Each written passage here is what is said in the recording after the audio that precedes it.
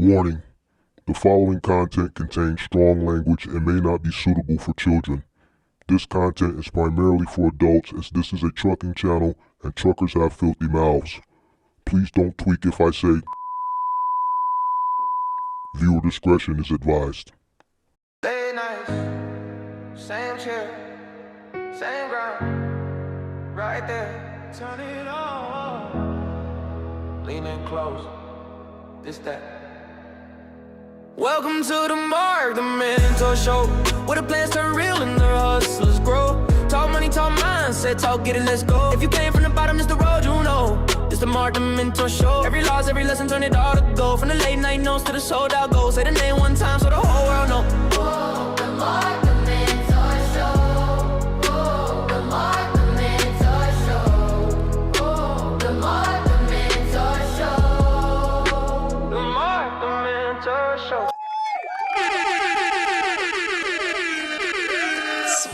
What up? Come on, make sure you guys hit the like button, subscribe to the channel. Turn on all post notifications and need a commercial insurance for your semi-truck, box truck, cargo van business. Link in the description below for Log Rock. Up for renewal, looking for a more affordable commercial insurance solution for your semi-truck, box truck business. Link and a phone number in the description below. Log Rock partner to the channel. Come on in, make sure you guys hit the like button. Subscribe to the channel, turn on all post notifications. How's everybody doing this? What is this, Wednesday afternoon? What's today? What's today? Wednesday, March 18th. Come on in. Let's get this show on the road. Shout out to Pippi. Shout out to the moderators in the building. Shout out to, who was this? Eddie. Shout out to Eddie representing New York. Shout out to Joseph representing Hickory, North Carolina. Shout out to Isdy Walk, MGM moderator gang in the building. Oh, let me turn this off. Shout out to We Carry. No, let me see. I skipped one. Shout out to MGC representing Baltimore, MGM gang. Shout out to We Carry Freight representing Tallahassee, Florida, representing that MGM gang. We Carry Freight. So I can definitely say I submitted the wrong answer on impulse. Funny blow nose emoji. Is that a blow nose emoji? Can't worry about how others operate. It's that impulse is a feeling, big dog. I keep telling y'all about these feelings, bro. Let's look at the poll anyway. We got, what's the bigger threat right now? And today we gonna cover this shit because somebody asked the question yesterday. I'm gonna go over that.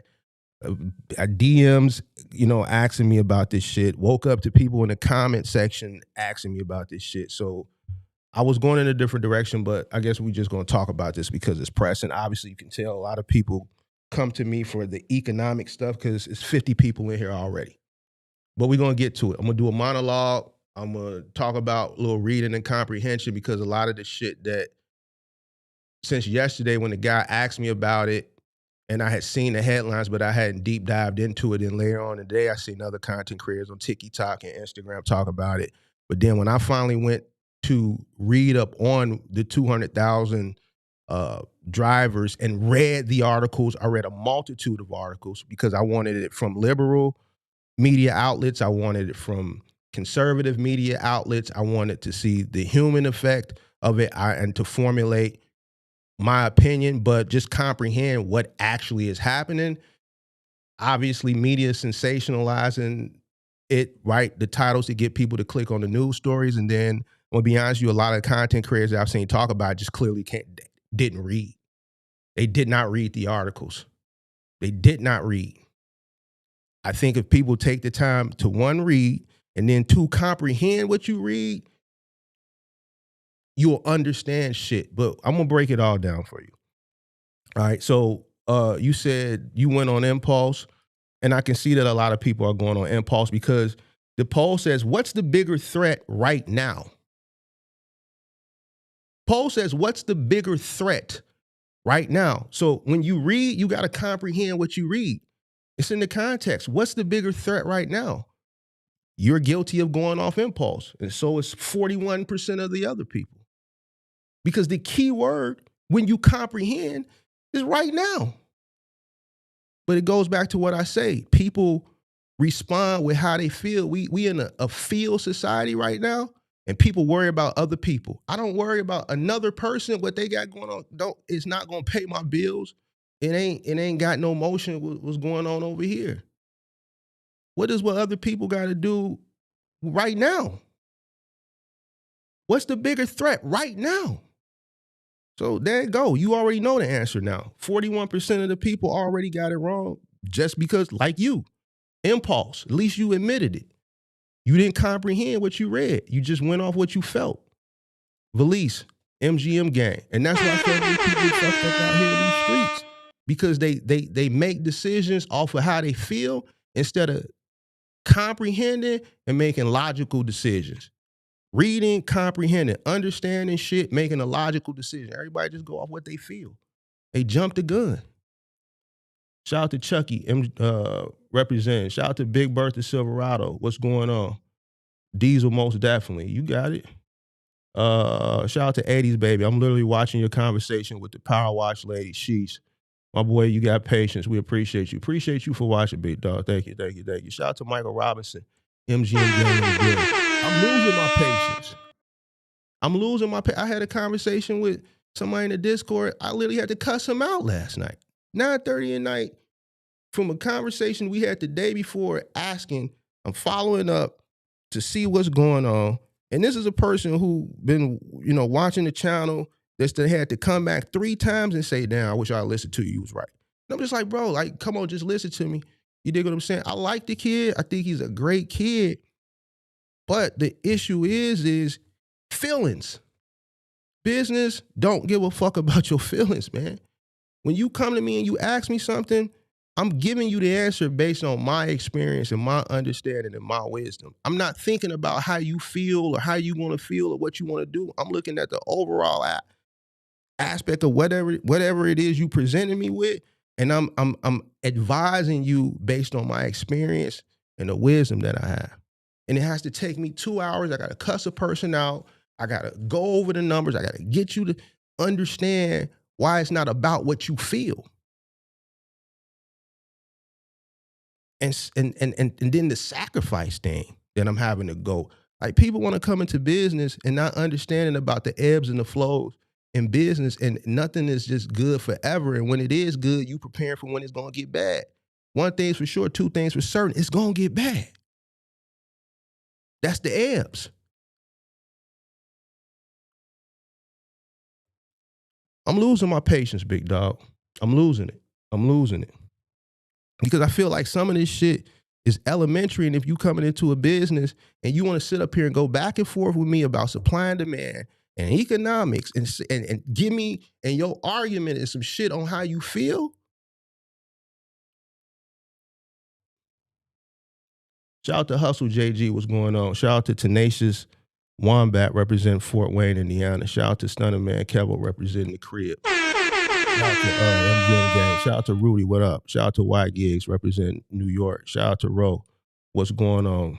Peace and prosperity. Shout out to Big Dan Fam, representing the Lou. Shout out to Yo Z, what up? It ain't bad operators, pimp. It ain't bad operators. Comprehension. What's the bigger threat? What's the bigger threat right now? How is an owner-operator a threat right now to you? First of all, ain't no another man that is in the industry that I'm competing is not threatening me. If I'm doing what I'm supposed to do, regardless, and I got my blinders on and I'm focused on what I'm focused on and I understand what I invested in, I know shit like this gonna happen. I don't care what's going on out in the world. Ain't no another man no threat to me in my business. And if you become a threat, then we have to eliminate the threat. The first thing in my mind is not what another nigga got going on. How is another man a threat to you? So you mean to tell me you gonna let another man take food off your plate? If another man is out here operating at a loss, that's a threat to you. If another man is out here doing dumb shit, that's a threat to you. If another man is out here winning, that's a threat to you. What another person got going on got something to do with you?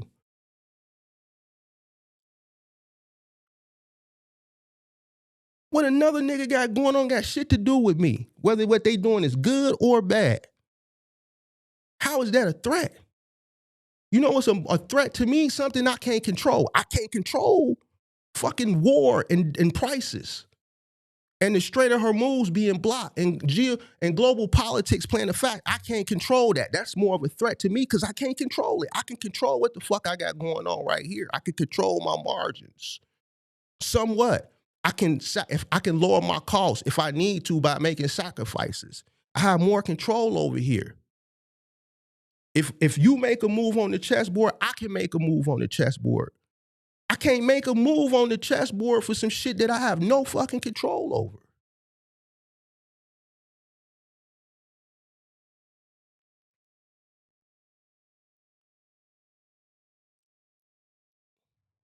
Shout out for police, MGM gang in the building. People up in their feelings about diesel, man. It's gonna come down soon over time. Bad operators. Man, bro, it's just like, man, y'all a nigga letting that motherfucker just come and you eating, gotta plate of food and you finna put the oatmeal in your mouth and you'll let a nigga just come take the spoon and just take the shit out your mouth. I don't understand. Biggest threat right now, like, come on, man. What's Roger Lacey, MGM gang in the Mark, gotta be patient with the young ones, bro. I've been patient for long enough, bro. It's not about the patience because I've been patient long enough. It's the fact that when you try to explain to an individual something based on business, right? Trucking, supply and demand, is always met with what they feel. The challenge is never something as it pertains to the education around business. If you challenge something as it pertains to business and it's based on how you feel, like, what are we talking about, bro?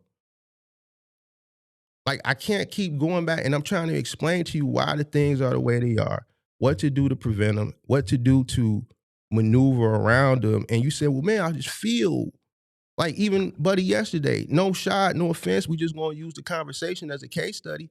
Well, Mark, what, can't they just build a road?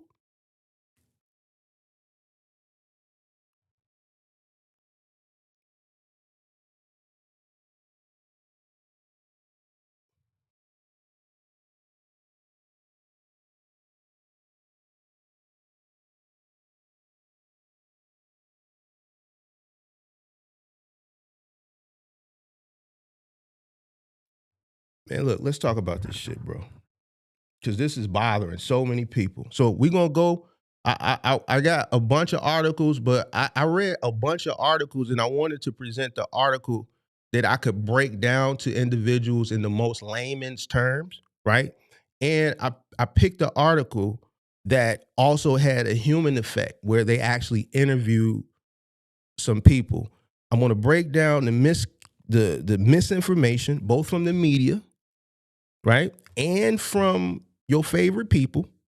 I haven't seen anything on Instagram, but I seen some shit on on YouTube, but I seen some people talk about it as they're trucking on Instagram and TikTok.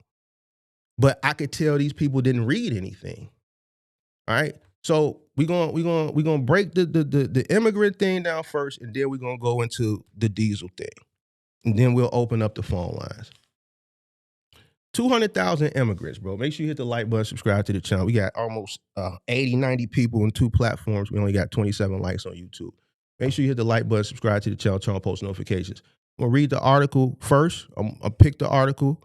I'm going to read the article, and then I'm going to come back down, and I'm going to break the article down and summarize it in layman's terms. And then as it pertains to the diesel, because I seen the argument that was in the chat yesterday about the layman's, and since a lot of people come up here and they're like, Mark, I'm a street nigga. I'm a retired street nigga, man. I don't understand. I'm going to break the diesel shit down in street nigga terminology. We're going to compare it to the dope game. I'm going to break the diesel down. I'm going to have to use a dope game analogy. so that you can understand it, bro. Because it seems like the shit that's going on with the diesel, people don't understand it for what it is. So I got to use the street analogy for a motherfucker to get it. You dig what I'm saying? So it is what it is. All right, let's. Where's my button at? This shit. All right, 200,000 immigrants, truck drivers are officially losing their CDLs, which will almost certainly make everything more expensive. So this is the article I'm gonna go with. First of all, the title, if you don't comprehend it very well, it could be misleading. 200,000 immigrant truck drivers are officially using their CDLs. Facts. But what most people are mistaken is when this shit happened the other day, Monday or Tuesday, when it happened, they thought it happened right then and there. Not true. All right. Which will almost certainly make everything even more expensive.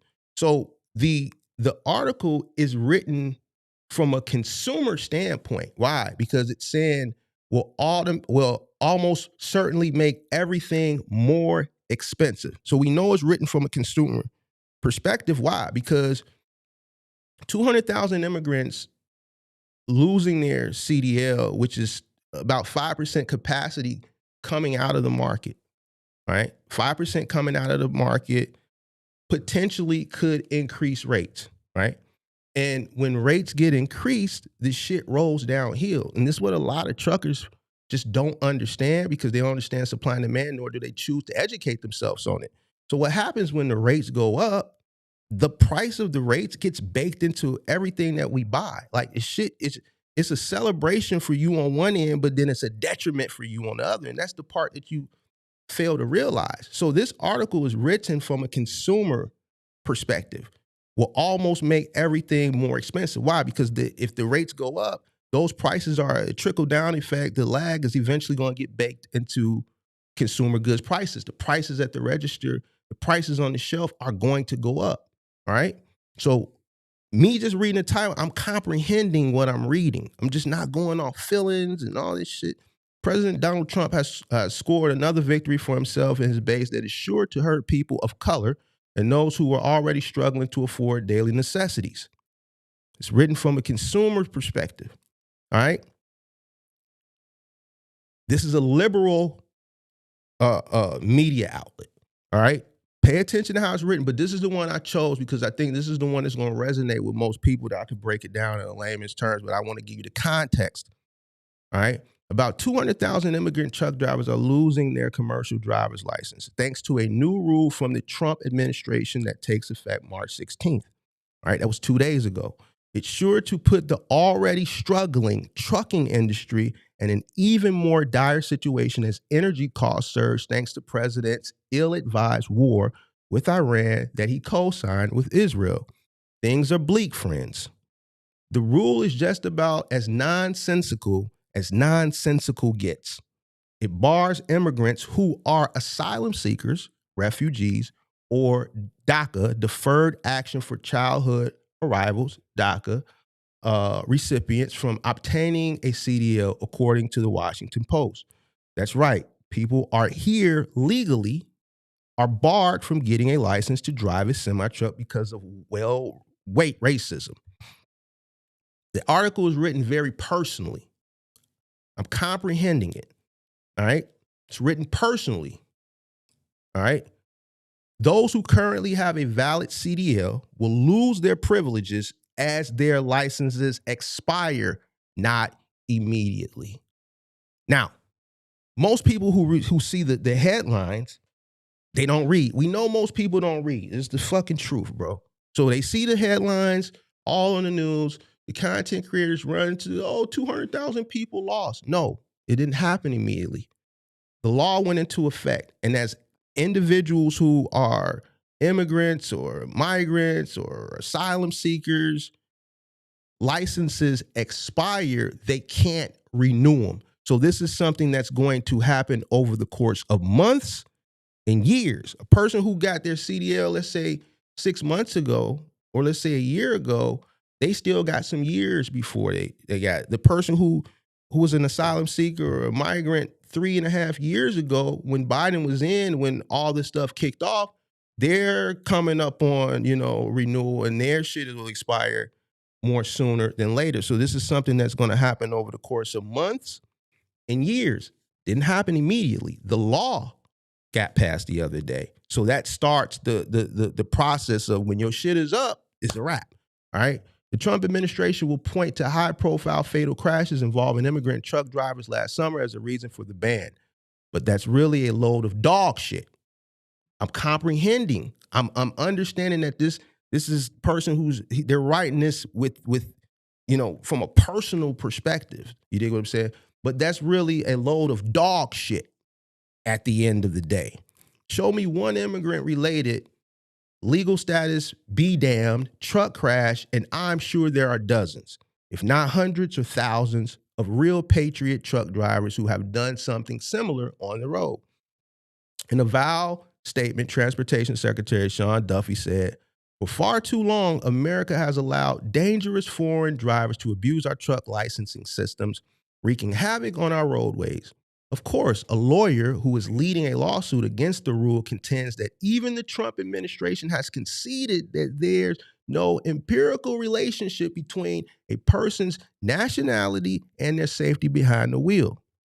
Now, let's get into the human effect. This is why I chose this article.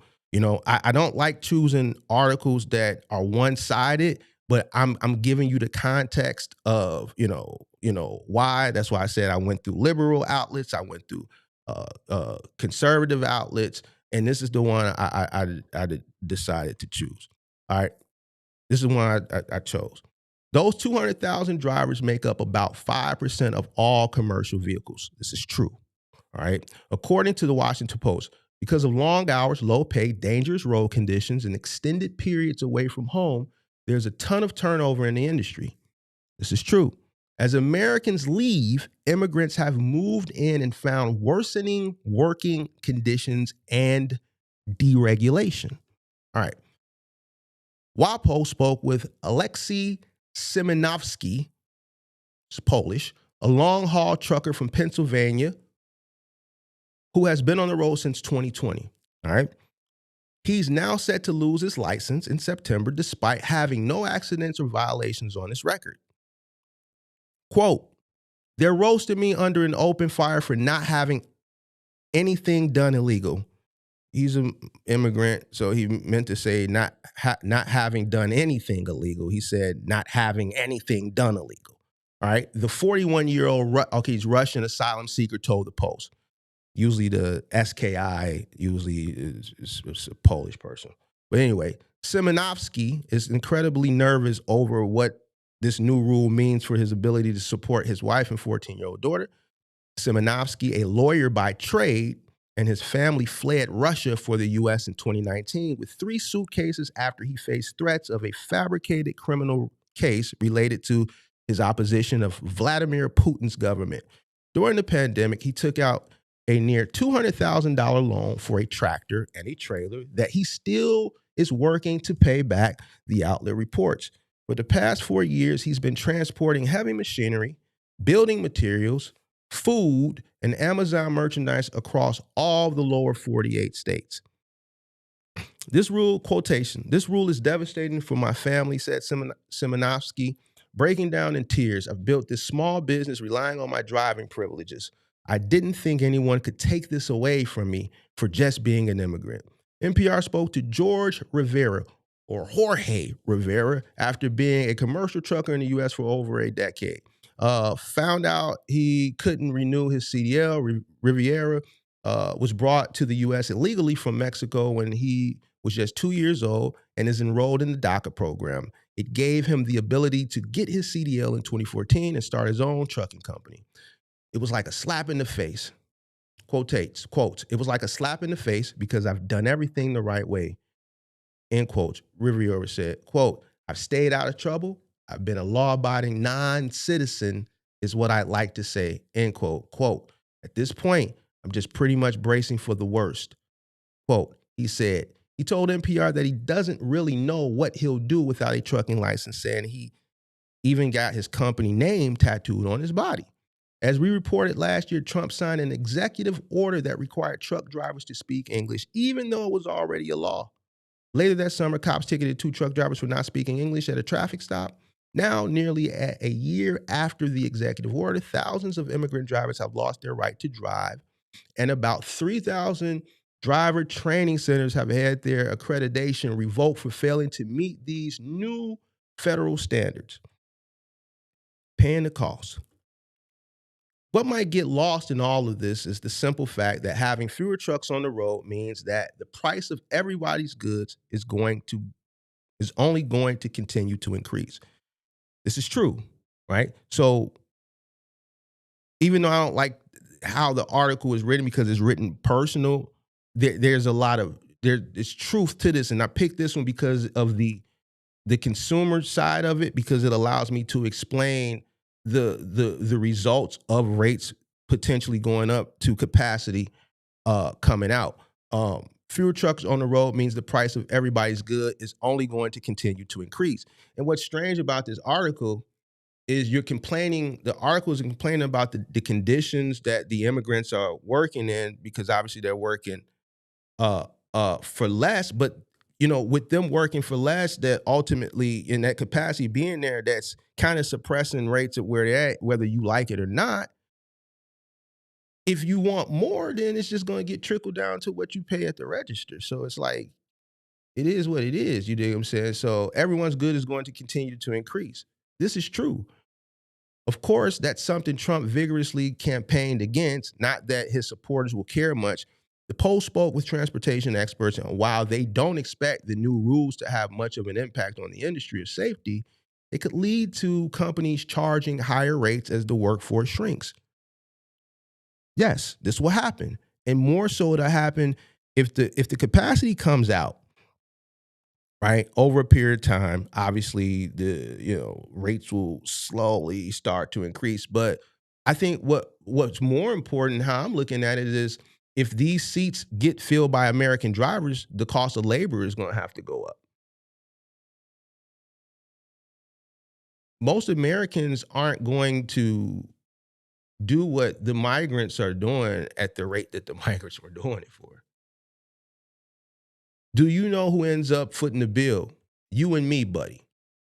Quote, I have not heard any concerns about labor shortages or significant disruption to the supply chain or transportation industry, but this change will be reflected in the cost of doing business, said Gregory Reed, a transportation attorney who specializes in regulatory issues. When you add in the fact that the average price of a gallon of diesel now is $5, $4.99 per gallon, according to the AAA, things are definitely not going to get cheaper, to say the least. Now, filling up a 300-gallon fuel tank on a tractor trailer can cost nearly $1,500. Just a month ago, when the average gallon of diesel was $3.65, the same full tank cost about $1,100. Not really sure how this all ends for immigrant truckers, the Trump administration, or for people who rely on the trucking industry. But I do have a real bad feeling that things are going to get much worse before they can get better, and there are going to be a lot of people going without a lot of necessities very soon. All right, so this is the article I chose. I had 3 articles up here. Obviously, the Yahoo article, LA Taco, is going to be similar to the article that I just read. And then the Yahoo article is more, conservative, So let's break this down. Let's break this down in layman's terms. We're going to open up the phone line. Make sure you hit the like button, subscribe to the channel, post notifications. What do we actually read? I'm going to break this down in layman's terms. Give me a second. I got to get some. Give me 1 second. I'll be right back. Give me like 30 seconds.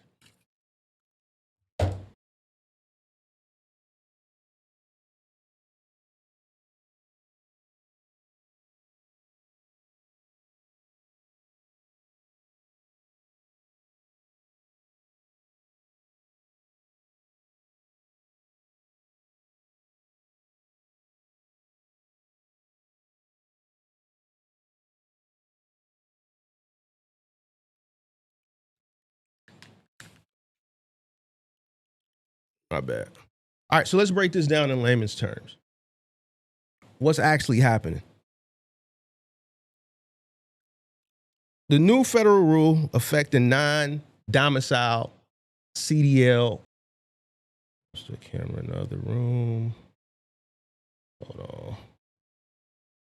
Where's the other camera? Where's the new camera? Not the camera in the other room. Give me a second here. Give me a second. I hooked the new camera up. Where is it at? Not that camera. Where is that camera at? 1 second. Where is this camera? Oh.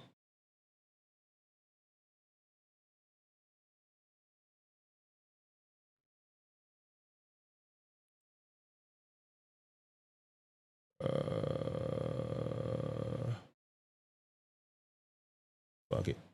I don't know, bro. I still gotta figure that shit out. I'll set that camera up. All right, anyway, so boom.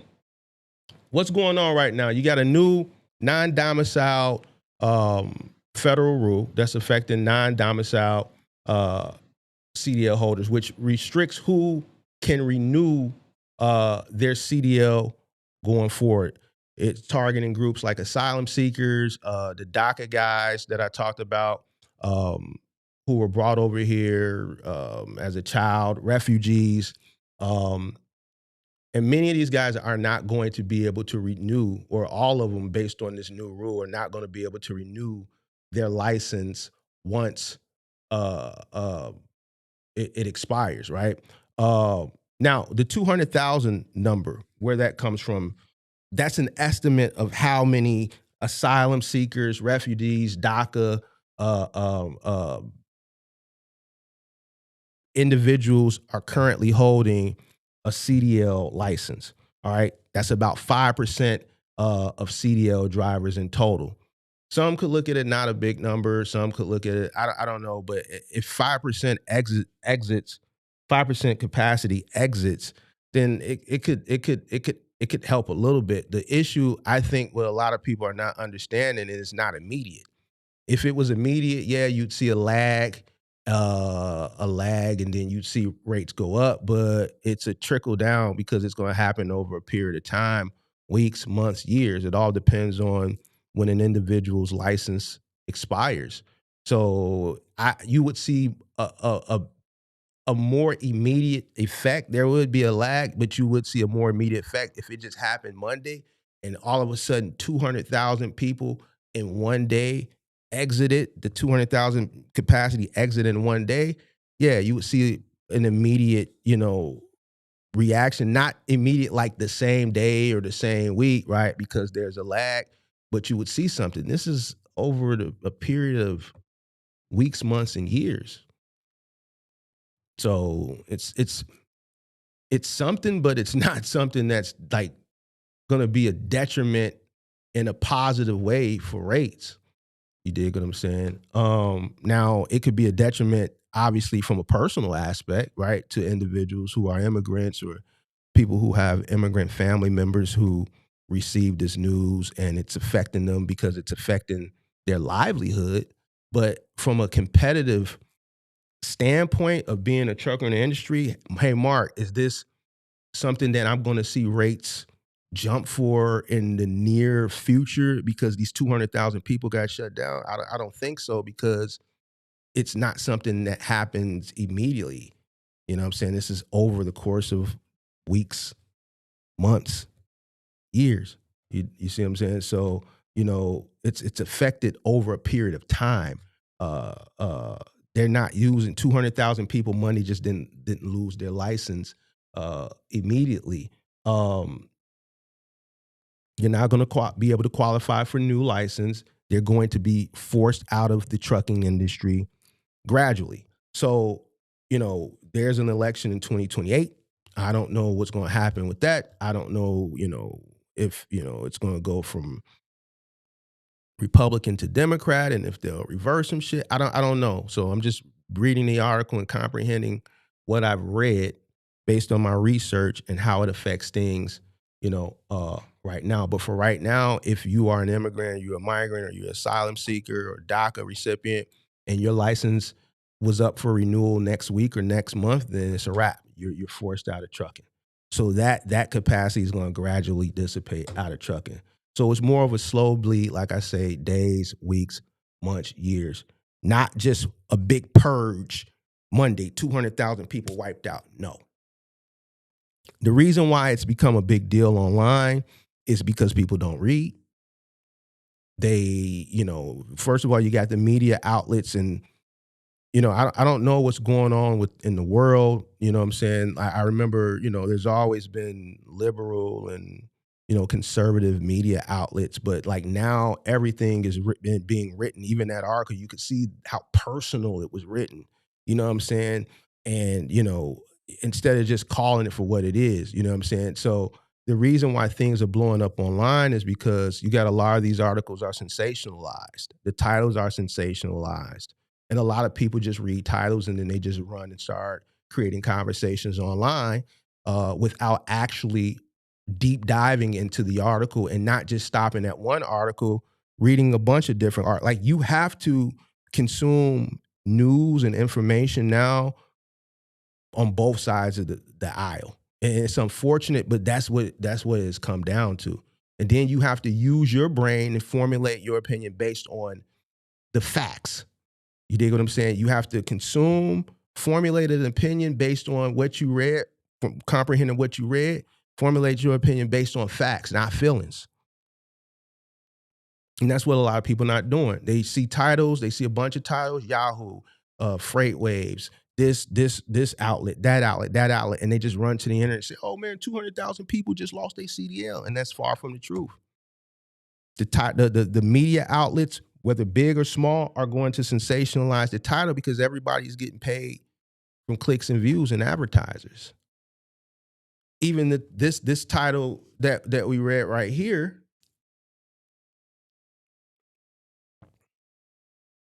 "200,000 immigrant trucker drivers are officially losing their CDLs, which will almost certainly make everything even more expensive." A person who doesn't really understand what they're reading and not comprehending what they're reading are going to just run with 200 immigrant truck drivers just lost their CDL. And that's what they're going to run with. And that's just not the truth. Social media is framing it like 200,000 immigrant truckers just lost their CDL this week. I've seen content creators say it. I've seen the conversations on Instagram and TikTok. And that's not true. And this is why people get misled. This is why people have conversations and then they run into somebody who's actually taking the time to read something and they're looking at you like you crazy because you just running off with something that you heard somebody else say that they never took the time to read some shit and comprehend what they read to even to be able to have a well-informed conversation in the first place. So I can easily see how people get misled in the trucking, get misled in the box trucking because everybody just take what a person say at face value. The reality is the rule went into effect Monday, the 16th. That's the reality. It went into effect the 16th. The reality is the impact will roll out over a period of time. That's the reality. Didn't happen the other day.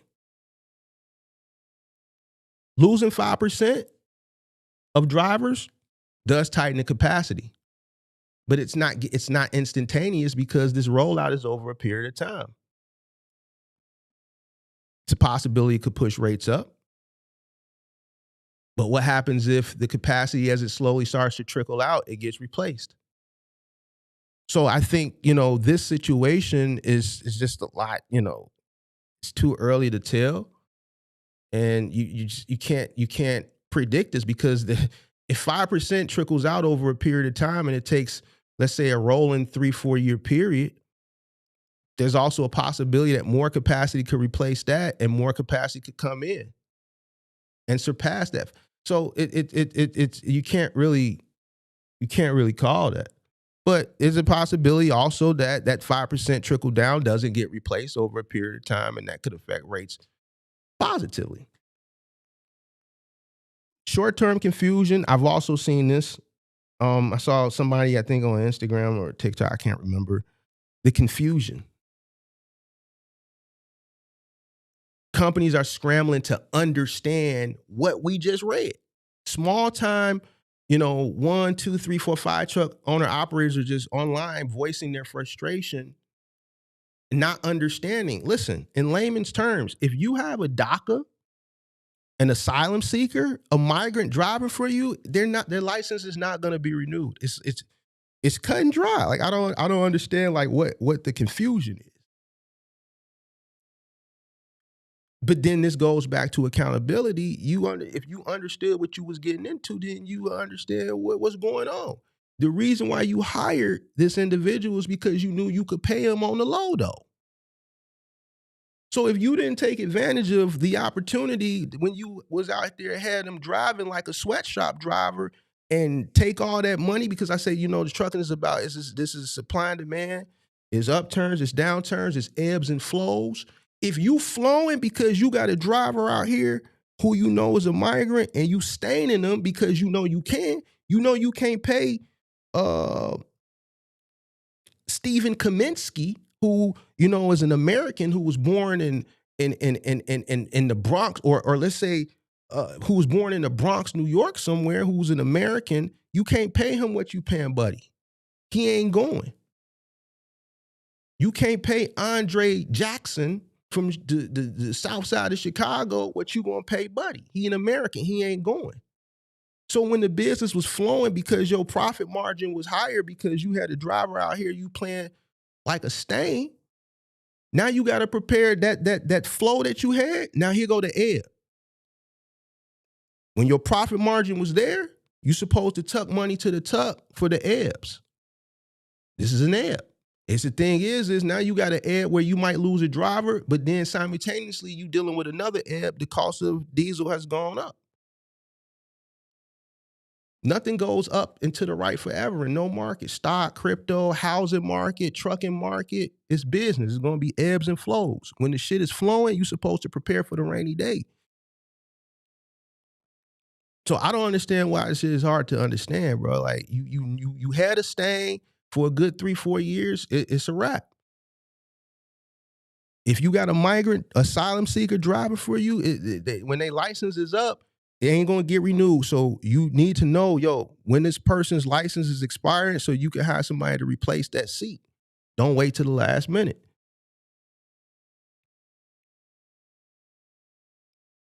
You got them until they shit expire. It's just what it is. Fewer drivers, higher freight costs, but that's over a period of time. We'll see. I think it's too early to determine that. But if the rates do go up, you got to understand, and this is where a lot of people still be complaining, is because depending on the individual, you might make a few pennies here and more, but you're gonna spend those few pennies here over here. And I'm gonna segue into this. I was having a real conversation after I did the live stream yesterday. I went to the gym. I came into the Discord a little later on in the night because there was somebody that came in there the day before who is having a profit margin issue, and I'm telling them what to do. I'm telling them what to do. But the rebuttal, and he's probably watching, but we have to use this as case studies. We're not going to divulge who the person is. If you were in the Discord, then you heard the conversation. For an hour, I'm arguing. I literally had to cuss this motherfucker out. When the going get tough, the tough get going. I don't give a fuck about what you feel and how you want to do. Like, listen, you're going to have to cut back. Well, Mark, I'm already sacrificing enough. Man, I lost my shit when he said that shit to me. He said, what you mean you already sacrificing enough? Man, Mark, I got to get, nigga, listen, when the going get tough, where I come from, in my generation, man, fresh socks, drawers, in the shower every day. Everything else get put on the back burner, nigga. If we gotta cut all the way back just to the fact, nigga, listen, all I need is a hot shower every day, a clean pair of boxers, and a fresh pair of socks, nigga, then that's what we gotta do. This nigga talking about, man, Mark, I might have to get some do-rag. What if I want to go to the beach and get a beach ball? Listen, this ain't for theatrics. I'm not making this shit up. This is what he's told me. I'm like, a motherfucking beach ball. If you having a profit margin problem with your business, and I've sat down for hours, 2 days in a row, to determine where the problem was coming from, his issue, and he's come up on the channel recently, like a few months ago, I broke down one of his truck costs. He thought he was paying this for the truck. He was paying this for the truck. And I determined, the issue is you got a pandemic truck that you bought that you still paying for that's not going to be paid off to 2028. And then you bought another truck 4 months ago that you shouldn't have bought because you already in a messed up situation on this truck. So now you at about a nickel with 2 truck notes and insurance a month. And because you're running these 2 trucks and the margins in this industry are small, but you have exorbitant costs. This is what's killing you. So now now he's coming to me to help determine what he needs to do to make things better. So now I have to, solve his issue. I'm a problem solver. So you know what I told him? I said, you can't pay yourself.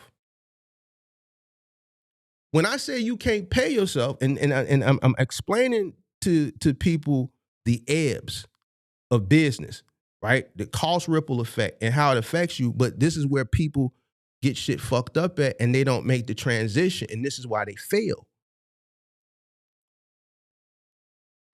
I'm already sacrificing enough. What? What do you mean you already sacrificing enough? No, you can't pay yourself. I listened to your plight. I've assessed everything. So now I'm going into problem solving mode. I say, you can't pay yourself. He comprehends it as, Mark, so you saying I can't cash flow the business? I got to take the money from the business? I never said that. I said, you can't pay yourself. That's when the conversation went into, well, what if I need to do this? What if I need to do that? You live at home. You've already moved back in the house to save more money, but you have to sacrifice more. You're already not paying yourself that much anyway because the margins are so small. So you're paying yourself less than $100 a day. You got 2 trucks, which means you got 4 people running. You're one of them, except the days when you come off the truck on a 5-day-a-week operation, which means you need to work on the truck every 5 days. You already paying yourself less than 100. You might as well not pay yourself nothing. He got something else going on the side where he's getting 100% of the revenue. And I'm telling him, you need to take the loss. You got the money saved up, live off your savings. You live at the crib, do that for 9 months. And that's going to solve the pandemic truck problem. It took me an hour for him to even just sit down and think and crunch the numbers and do the math. I wouldn't have told him to do it if he had to float his lifestyle, even if it was from a minimalistic perspective, but he lives at the crib.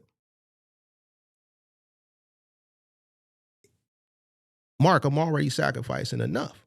The issue is when the going gets tough for a lot of people, the tough don't get going. You don't want to live like a Viking because you still want to, kick it and buy shoes and pants and trick on the broad and all this goofball ass shit. Nigga, listen, you come into business, it's God, then the business, then everything else. The sacrifices, this is the life you chose. These are the sacrifices that come with a business. If you want to continue to struggle in the business, continue to do what you're doing. If you can't take a step back for 9 months, a 9-month sacrifice so we can get rid of this fucking pandemic truck that you bought, you fucked up. And this is the problem people don't realize. It's not what no another man did. Ain't no another man. The last thing you will ever hear me say, man, I felt because of another man. What are you talking about, bro? Where y'all niggas from? Man, I felt because they was just taking, nigga, those words will never come out of my mouth because the motherfuckers who raised me, niggas I'm around, man, get your bitch ass on somewhere. You mean to tell me You fucked up out here in these streets because somebody else did something? What the fuck that got to do with you?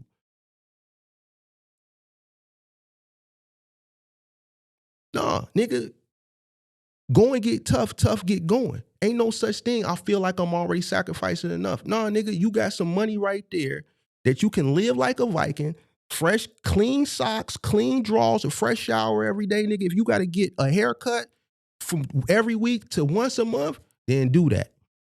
Man, you stop dating the broad. Stop taking the broad out. This nigga talking about the beach.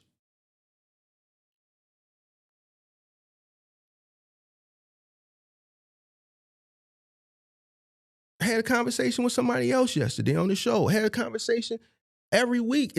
When it comes down to the sacrifice to cut costs, nobody wants to do that. Because guess what? If the prices go up, you're going to end up spending more money at the register anyway. So what you're going to have to do is lessen your lifestyle. See, motherfuckers don't want to hear that shit. Like, I literally had to argue with a nigga, and people was in there last night about, like, cutting costs. The only way we can cut is you. You're the only person. You bought the pandemic truck. You went out and bought the truck. So if anybody has to get punished, it has to be you. We can't punish the other workers. The trucks got to get paid. We can't really control what the 3PL companies pay you. The only thing we can do right now is make a sacrifice for 9 months. That's it. A 9-month sacrifice will take your collar from this to this. The chokehold you got right now, all we need is 9 months. We're going to go from this to this.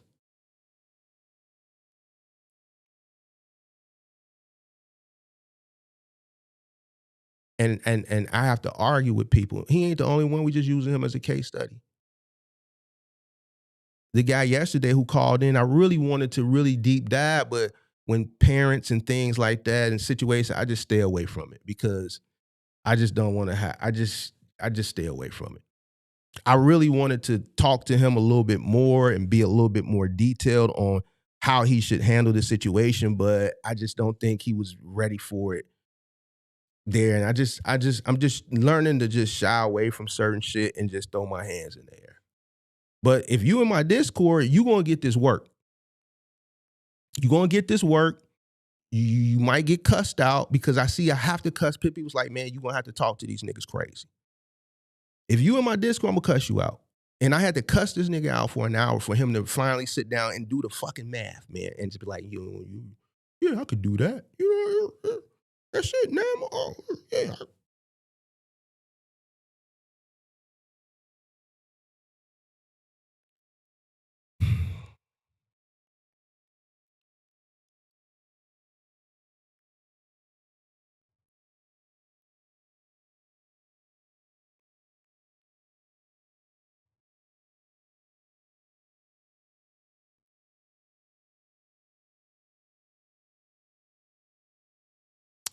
Let's go into the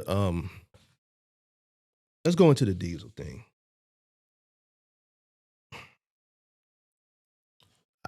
The reason why it's disappointing, I'm not frustrated. I'm just disappointed, bro. If I had to read shit 10 times for it to comprehend it and make sense out of it, then that's what I would do. This is what I'm accustomed to doing anyway, because this is the way I was taught in school. You don't read just to read. First of all, people ain't read no more. All right. But when you do read something, you have to read to comprehend. If you just reading it and you're not comprehending what you're reading, then this defeats the purpose. So if you got to read something a multitude of times to be able to comprehend it, then that's what you got to do. The problem is people ain't reading. They just running with fucking titles and then trying to have conversations and then just further misleading people. It's disappointing. And then you call me because, see, what happens is then when you go, y'all see what I be talking about. As soon as it come to economics and shit like that, I got 100 motherfuckers, 50 motherfuckers before I say a word. Because I'm known for the economics. That's what, man, Mark, one thing we know when it comes to the economic shit, let's listen to what he got to say. Because he improved himself right. since he been on YouTube. But as soon as I start giving the example using a real case study with the guy in the Discord at how the sacrifice comes in, it goes from 102 to 73. Nah, nigga, we don't want to hear that shit, nigga. We want to go turn up in the club. Nigga, we want to go to Houston for Black Rodeo. We want to go to fucking, what's that, Myrtle Beach, and we want to turn up. Mark, you ain't talking about nothing. I want to take the money from the box truck business. I want to go jag it off at Black Rodeo, and then I'm going to come back next week and I'm going to get it back. I'm just going to get it back next week, and we're going to run it up again.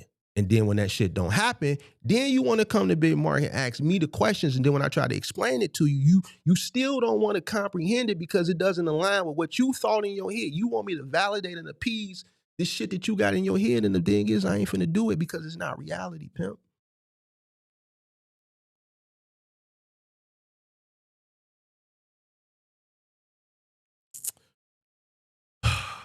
All right, let's get to the diesel shit. Let's get to the diesel shit. Let me share my screen on this shit. We're gonna read the article and then we're gonna break it down like we did with the where's that clip? We're gonna read the article and we're gonna break it down like we did the immigrant thing. Where's the button? All right, so first thing we need to do is we need to cover why. Because like I said with the immigrant thing, you just see people online just complaining and making up scenarios because ain't nobody took the time to educate themselves. So I went through a bunch of articles, and this is the article I decided to choose to break this shit down.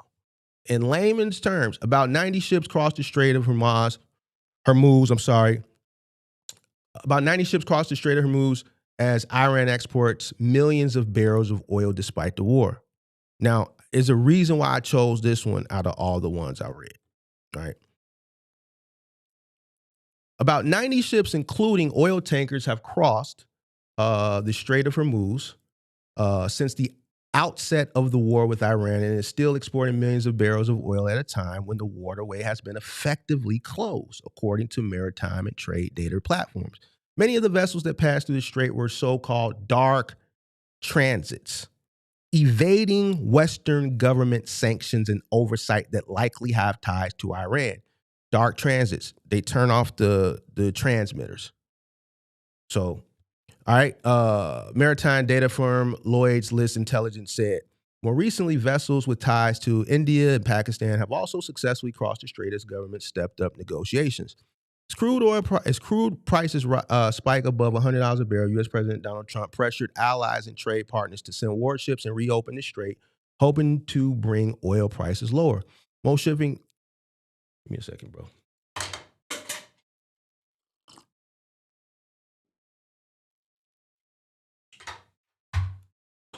Most shipping traffic through the Strait of Hormuz, a waterway for global oil and gas transport that supplies roughly 1/5 of the world's crude oil, has been halted since early March after the war started. About 20 vessels have been attacked in the area. However, Iran has still managed to export well above 16 million barrels of oil since the beginning of March. Trade data analytics platform Kepler estimated, due to Western sanctions and associated risks, China has been the biggest buyer of Iranian oil. There has been continued resilience in Iran's oil export volume, said Kepler trade risk analyst Anna Subasic. Iran has managed to profit from oil sales and also preserve its own export artery by using control over the choke point. Choke point is the Strait of Hormuz, said Kun Kao, client director at consulting firm Redl.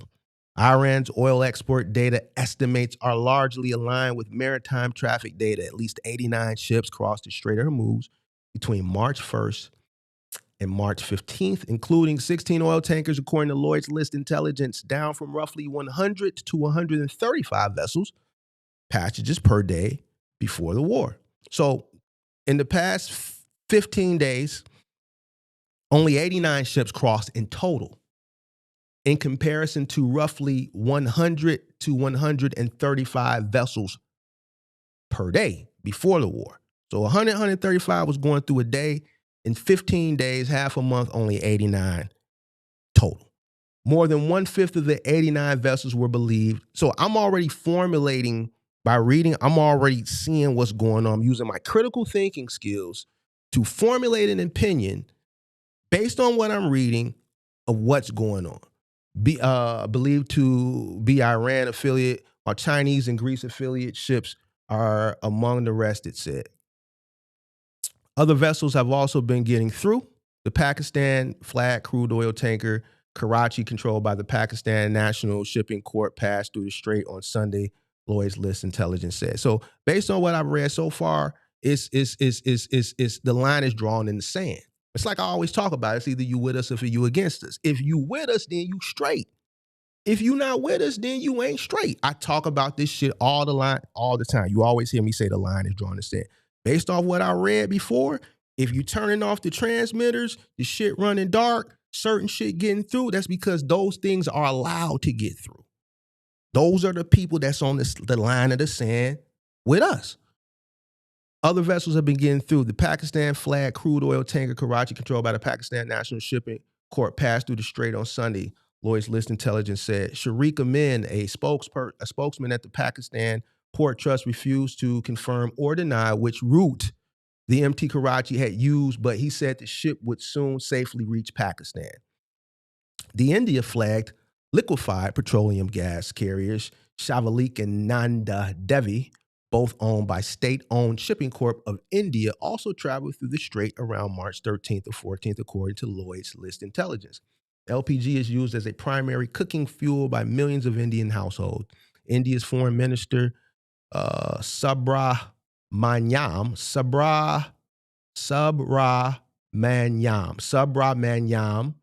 Jaishankar told the Financial Times the two vessels were able to pass following talks with Iran.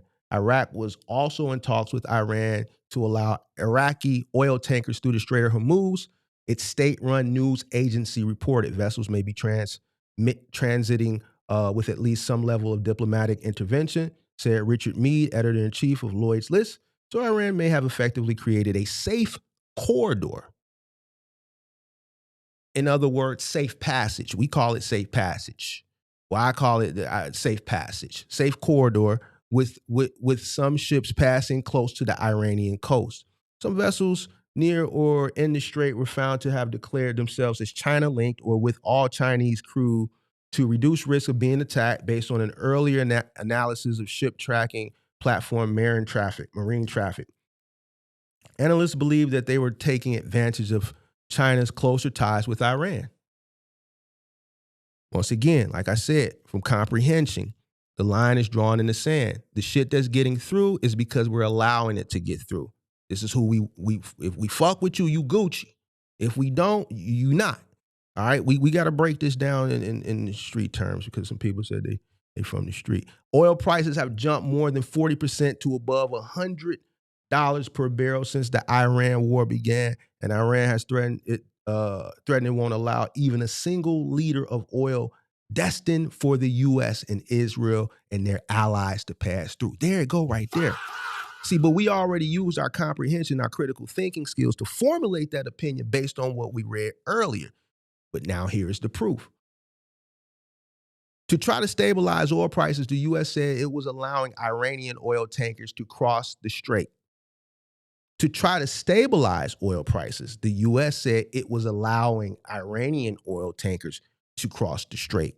The Iranian ships have been getting out already, and we've let that happen to supply the rest of the world, Treasury Secretary Scott Bessent said in an interview. So we ain't going to attack your shit. And the reason why we not going to attack your shit, the reason why we going to let you, that line that you got drawn in the sand, where you're meeting the needs of your allies, is because if we do go in and blow that shit up, then that's going to make it worse on us than it already is.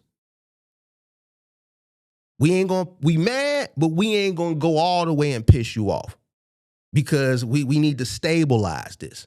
Key word, to stabilize oil prices. This is why I'm breaking it down. We comprehend it. if the powers that be, whoever pushed the button, say, you know what, you see them ships that's going through? Yeah, they got the transmitters off. But we see it. We got the intelligence to see it. We see it, we can blow that shit up, but we ain't gonna, however, what they gonna do, we gonna leave it alone. We ain't gonna fuck with it. Why? Because if we piss them off more, then it's gonna make it worse on the rest of us than what it already is. So just let that shit be. Let's just stabilize it. Right now, the diesel is at a nickel, and let's not, just be cool. All right, let's be cool. That's basically what they saying, all right? The U.S. bombed military sites of Karg Island off the Iranian coast, which is key for Iran's oil network and exports but President Donald Trump said he had left its oil infrastructure alone for now. Left it alone. The latest passages through the Strait of Hormuz show that the strait was not simply closed, KO said. It is better understood as closed selectively against some traffic while still functioning for Iranian exports and narrow sets of tolerated non-Iranian movements, he said. So now let me break it down for my gangsters and my street guys. They said, Mark, from the streets. We call this selective politicking. This is what we call selective politicking. For those that don't understand what we just read, selective politics. Man, they blew up one of our, the government blew up one of our laboratories. So we could supply this many people with the Fenty, with the Rihanna, but we only working off one laboratory right now. We can't supply everybody everything they want. So now we gonna create a drought. And what happened when it's a drought? The price of the brick go up. But it could get worse. Since we can't supply everybody, we gonna supply our main cats. The little cats, man, you ain't really buying enough, and we really ain't got enough to supply everybody. But man, they buying way more. So we gonna deal with them in this crisis with what we got because they spending more. They known to spend more, and that's gonna make it fucked up for you. So now the drought, and you dig what I'm saying? The prices of brick going up, pimp. You get it now? I hope you can get it now. All right? Selective politicking. This is what this is. However, if Iran's plan is to inflict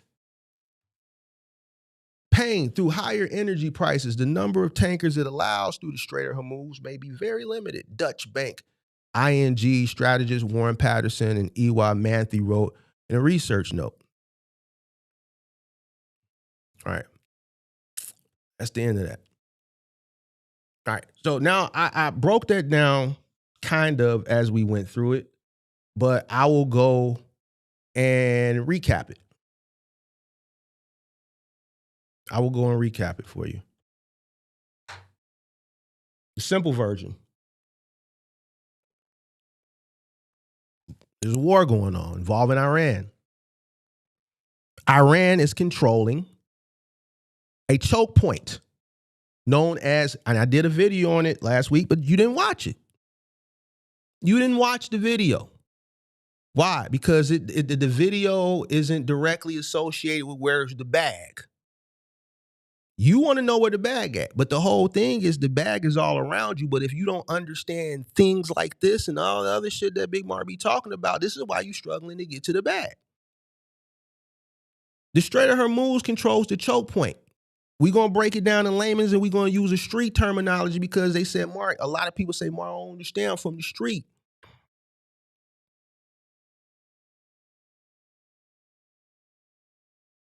They control the choke point, which is the Strait of Hormuz, which supplies globally 20% of oil. Globally.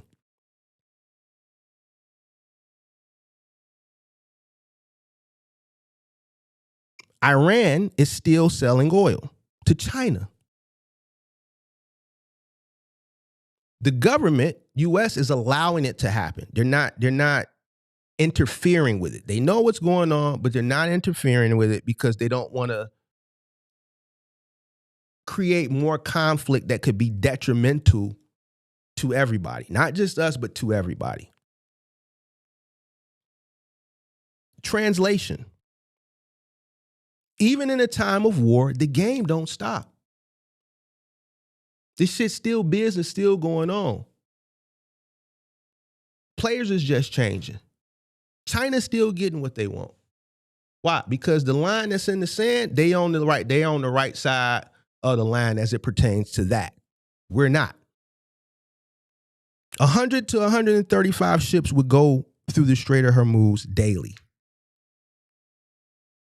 Now, in the past 2 weeks, only 90 have gone through.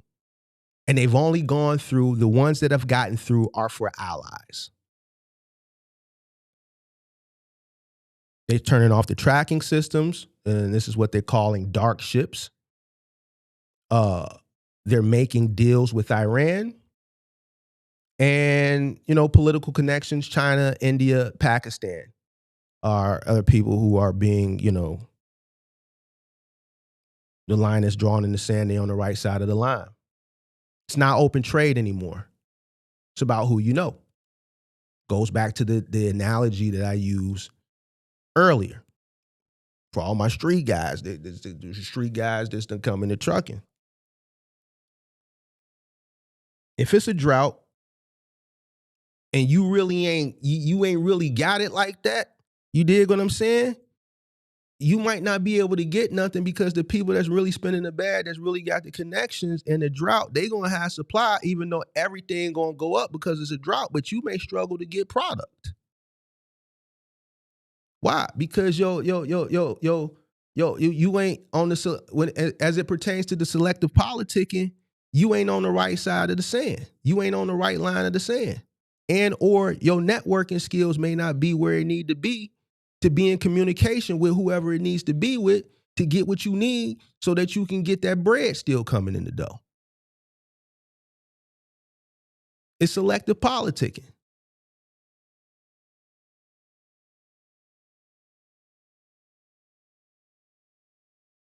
It's not open trade anymore.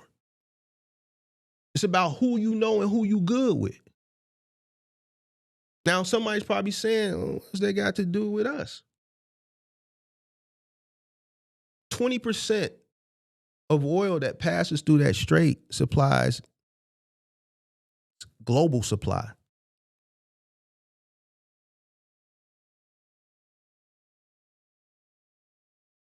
What you got to understand is when things happen as it pertains to like war and you're dealing with like a commodity, like a real high value commodity like oil, and I'm just using, historical because I've been through this 2 times. And not only the fact that I've been through this 2 times, like if you just take the time to go and read, anytime there's global tension and this commodity is affected, the price is affected immediately. So it's almost like a buy the rumor, sell the news type of situation.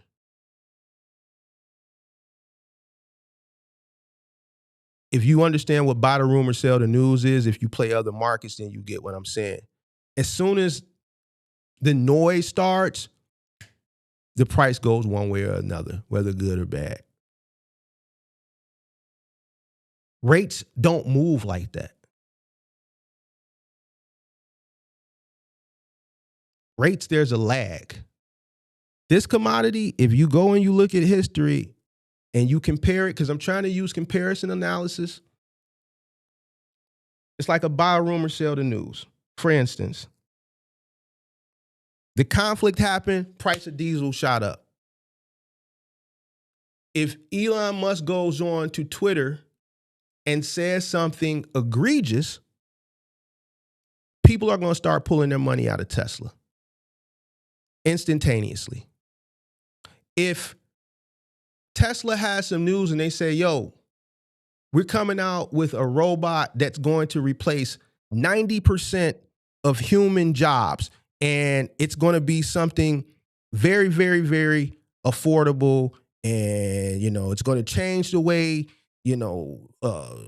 people work forever, and the people who are able to buy these robots are going to be, make a lot of money, and this is going to be good for profitability for the company. Just that news alone is going to be enough temporarily on a buy the rumor, sell the news to send that stock soaring. Instantaneously. Like if that news dropped right now, within 5 minutes, the price of the stock, you just gonna see it. Whatever it was doing early in the day. If it was down, you're gonna see that arrow go up. If it was trading sideways, you're just gonna see it trading sideways and shoot up and to the right.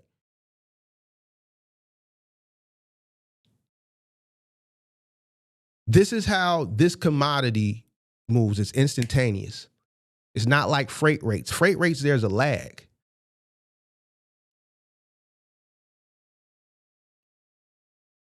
And this is one of those ebbs that I say people need to prepare for. This business is ebbs and flows. Iran is saying, yo, if you cool with us, you straight. You can pass. If not, nigga, we blocking you. I'm breaking this shit down in layman's terms, bro. If you with us, you good. We just turn your transmitters off, pimp. We're gonna run dark. Yeah, all right, buddy. He said he got it. All right, yeah, we're gonna let you through. Yeah, come through about 1 o'clock around this bitch. You did what I'm saying. Turn your lights off, pimp. Yeah, they watching, man. They got the drones in, but we got them where we need. China, they don't really want to fuck with you, no way. They don't want no smoke with you. Because if they do something to this shit, we just gonna fuck them up. We just gonna, don't piss us off. That's what Trump's saying. Yo, we want to stabilize the shit. Keyword stabilize, just leave the shit where it's at. Let's just stabilize it where it's at. Hey, everybody chill out, calm down, cool down. Just, all right, let them pass. Just let them get their money. Let them get that little money. Let them get that little money. Let them get that. Select ships are getting through. They're protecting their own. They're controlling who gets access.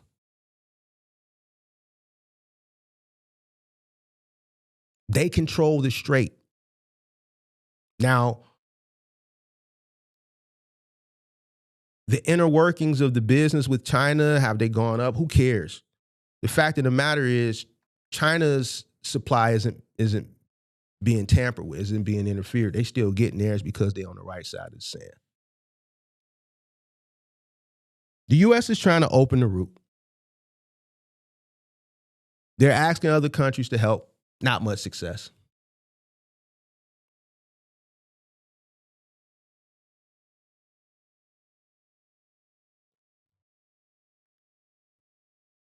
So when nobody else can get oil, and this is a global issue, it affects everybody. The guy asked yesterday, why can't they just build a road? Like, I really didn't know I knew how to answer that, but I didn't want to be sarcastic. So, I just, certain situations, depending on how you present yourself, it determines whether I use satire or not. And I just didn't use satire, but like, come on, let's think about this. A road to connect continents. Like, you know how many trillions of dollars that would cost? You know how deep the ocean is? You know how much time that would require? So I kind of ignored that because I understand he was frustrated and I didn't want to take that moment and turn it into a funny. You dig what I'm saying? But this is a global issue. This is not just us. It's not just us that's being affected.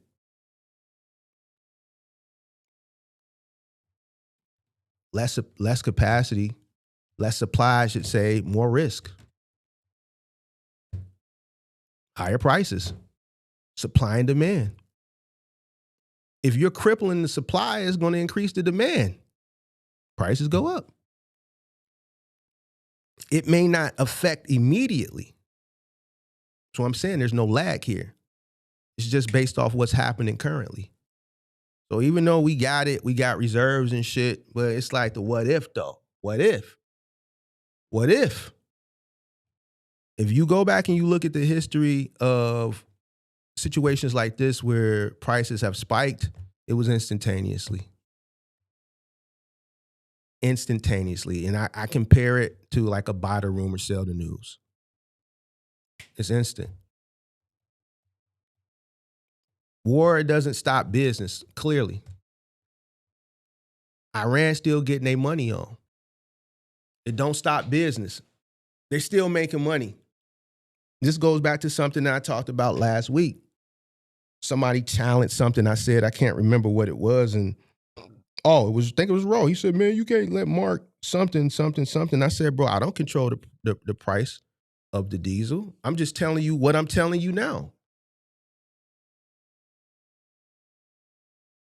Whoever controls the price got the power. And I used an analogy in another market like stocks and crypto.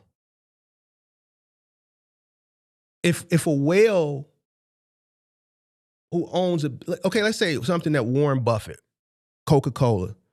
What happens if somebody tell me what would happen right now if Warren Buffett dumped his whole entire position in Coca-Cola? What would happen? What would happen? Not you, what you own in Coke. I don't own any Coke.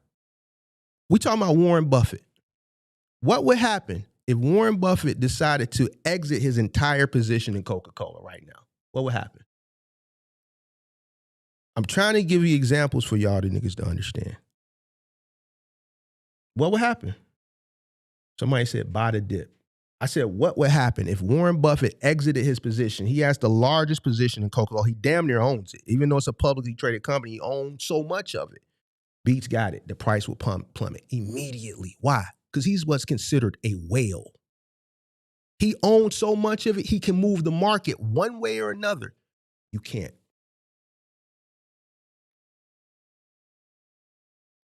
So when Rose said that last week, it was. I don't know if he was trying to be funny, but whoever in this situation, as far as Iran, the individual who has the power is who controls the infrastructure. And I'm using an analogy in comparison to like something like an asset, like a position in a company. Warren Buffett owns a large stake in Coca-Cola. He's the largest shareholder. He damn near owns the shit. Even though it's publicly traded, he owns so much of the shit. He owns so much of the shit. If he sold his entire position, it would go like that instantaneously because he's a whale. If someone like Michael Saylor decided to sell his entire position in Bitcoin, it would be enough to move the market. If Satoshi Nakamoto, whoever this person is, which I believe is the CIA, decided to sell their position in Bitcoin, the entire position, the market would move immediately. And not just the Bitcoin market, the entire market. Why? Because Bitcoin moves the market. And if you have a controlling stake enough, a whale, we consider a whale, you control it one way or another. If one of those individuals, let's say Warren Buffett, or let's say somebody like Michael Saylor, takes that same controlling position amount they have and invest it into something else, it's going to be enough to control and move the market one way or another. If they're buying in, it's going to be enough to whatever that shit was doing that day. If you take $1 billion and you put it into a company that's trading at $2 a share, and you take $1 billion and buy $1 billion worth of position in that company, whatever that company was doing prior to that day, at that moment, you're going to see that needle start to go up and to the right. Why? Because that's enough money to move the market. It's a controlling stake.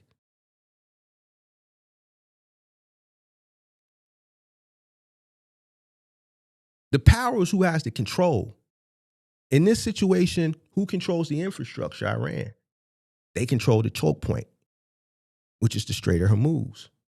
So because they control the infrastructure, they control the money. My street niggas, you got a block. If that's your block, that's your block. But guess what? Following them down the street, they say, bro, buddy ass tipping $50,000 a day off that block. But man, buddy ass he ain't really got no hitters like that. I think we can take that shit from him. Buddy ass been getting $50,000, his block jugging. He making 50 G's off that block. Man, we doing good. We ain't tripping, but shit, nigga, I'm greedy, man. And he ain't got no muscle down there. Man, phoning them from the other side, they done hit his two biggest hitters. His two biggest hitters, the niggas that we worried about, they already up out the way.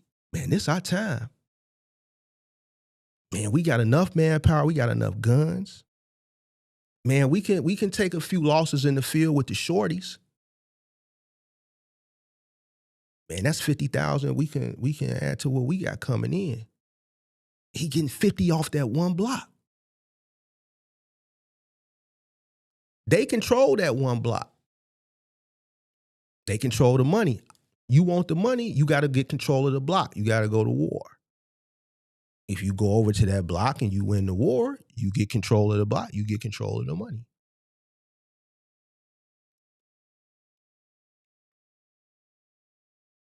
The infrastructure is the block.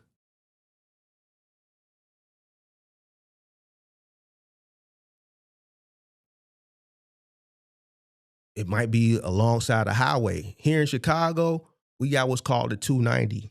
Out west has always been notorious. All the big dope dealers come from out west.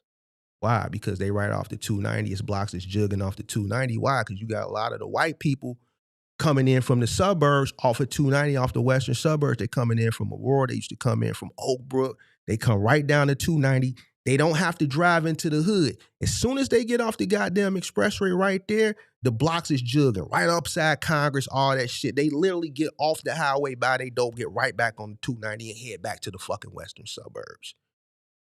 That's why them niggas always right there off the 290s always was getting to a bag. Because they control infrastructure right alongside of the motherfucking highway. White people who off the heroin, they don't want to go too deep in the hood, but they got to come to the hood and get it. They don't want to get off the 290 off of Independence and take Independence all the way down to, goddamn it, Chicago Avenue or all the way to North Avenue or all the way to fucking Augusta. I'm only talking to my Chicago niggas right now. You dig what I'm saying? They want to get off the 290, and as soon as they get off that exit ramp, boom, it's a dope line. It's a dope block right a block west of it. Boom, they get they dope, motherfuckers serve them in the car. They bust a left, get right back on the 290 and head right back to the suburbs. All the dope boys that's more inland, they don't have that infrastructure. These niggas right off the fucking highway, and they getting that white dollar. Them niggas ain't coming in looking for the show. They coming in buying enough till they don't have to come back to this motherfucker. They ain't dealing with the hypes that's in the inland areas who scruffing, walking around all day looking at the ground and shit like that, trying to find shit and scrapping metal and looking for loose change and coming to the dope boys with crumbled up money and shit. Nah, the motherfuckers that's coming from the burbs, they buying enough for the week, pimp.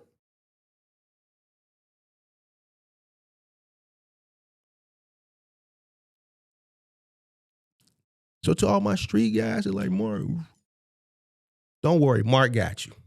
Mark got you.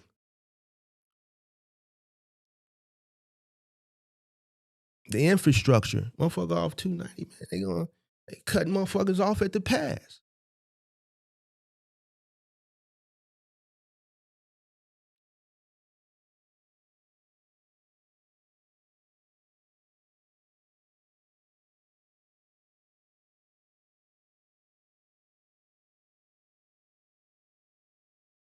Rules don't matter when money involved. That's why they turned off the transmitters. That's why you got backdoor deals. That's why you got selective enforcement. That's why you got selective politicking. This shit been going on forever. This shit ain't nothing new. That's why I just be like, man, y'all niggas is street niggas. Y'all tell me, Mark, we street niggas. All right, well, Ben Mark can tell you that too. So now I don't know how many more analogies I can give you for you to understand. I done broke this shit down all the way to the dope game.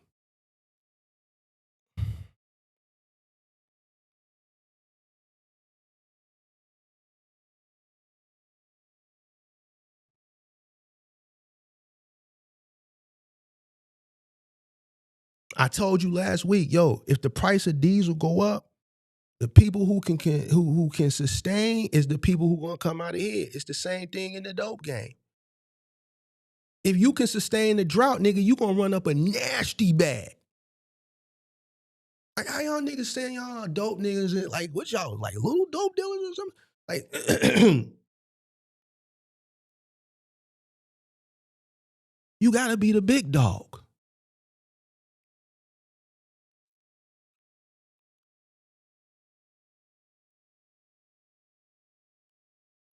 When I tell you ebbs and flows, and I'm telling you, yo, when the shit flowing, don't go do no goofball Jamal shit, because I'm telling you, bro, it's gonna come. We don't know how it's gonna come, but something's gonna come, because something always come, and you gotta be prepared for it.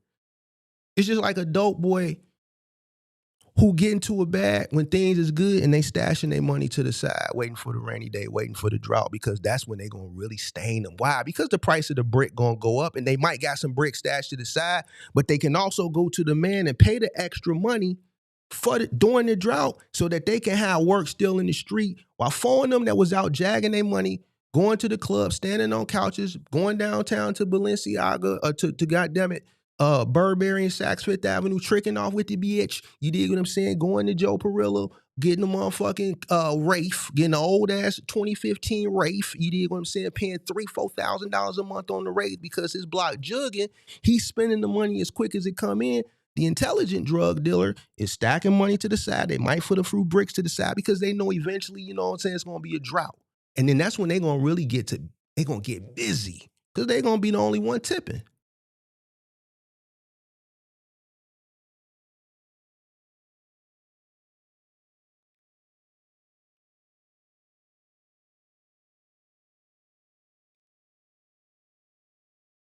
Somebody said great analogy.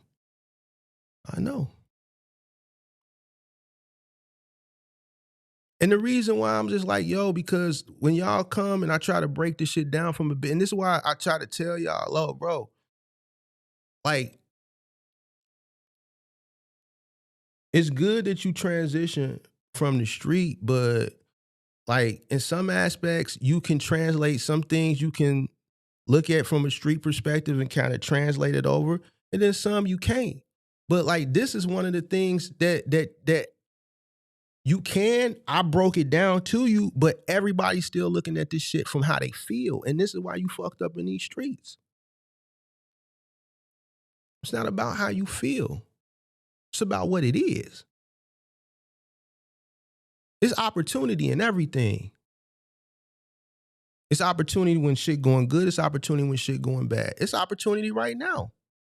I talked about it in the Discord. I'm running it up right now. Unfortunately, it's an unfortunate situation, but with what's going on, somewhere there's opportunity. It's just you got to know where to play the game at.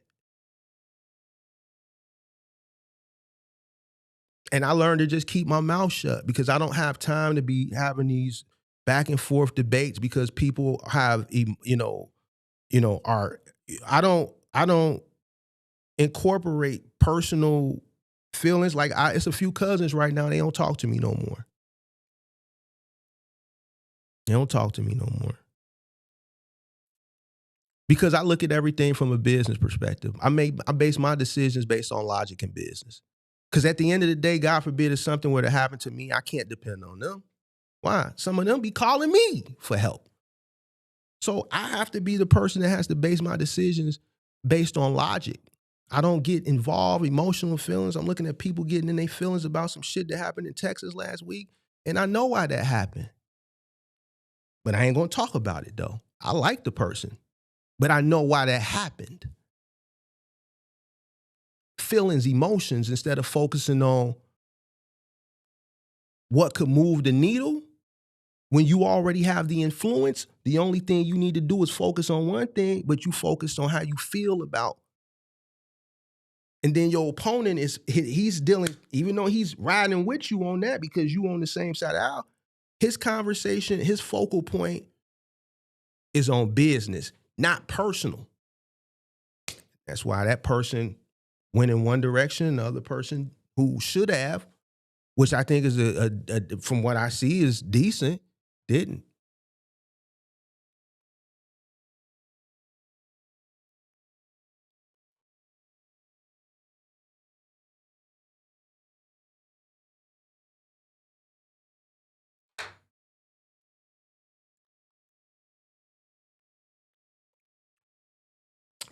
This whole situation just been proving everything that I've been saying.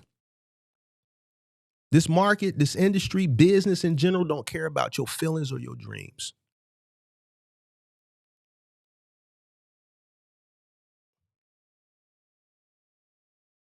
This industry responds to supply and demand, control and power. And that's why I say focus on the controllables and prepare for the things that you can't control. Hope for the best, prepare for the worst. You can't control the price of diesel. You can't control geopolitical politics, global politics. You can't control that. You can't control diesel prices.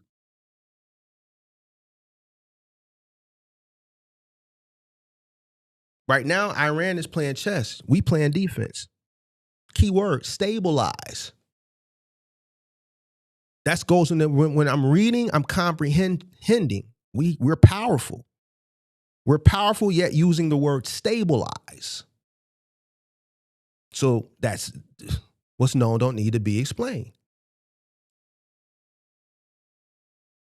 The market, since the beginning of this shit, reacted immediately. And if you go in history, 2022, 2008, the markets reacted immediately then as well. Wasn't a lag. And I compare that to like a buy the rumor, sell the news and like paper assets. It's an immediate reaction.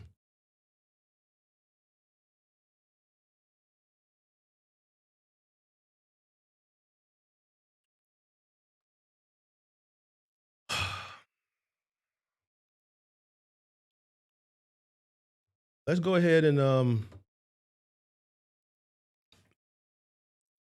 let's open the phone lines. What the hell? What the hell? What the hell? What the hell? What the hell? Phone line is open. 312 Shem 2 5483.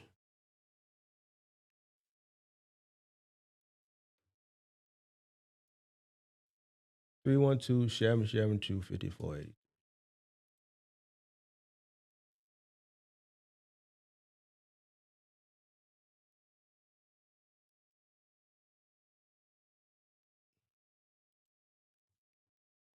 Is this opportunity right now? Absolutely.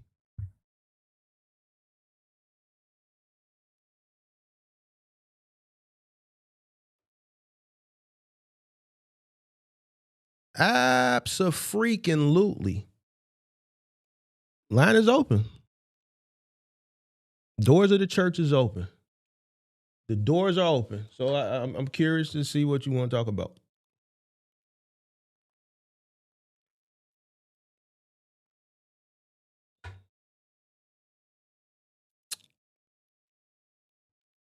Now I don't I done broke it down for people who understand supply and demand, who understand economics from a goddamn it educational perspective. I done took it all the way to the dope game.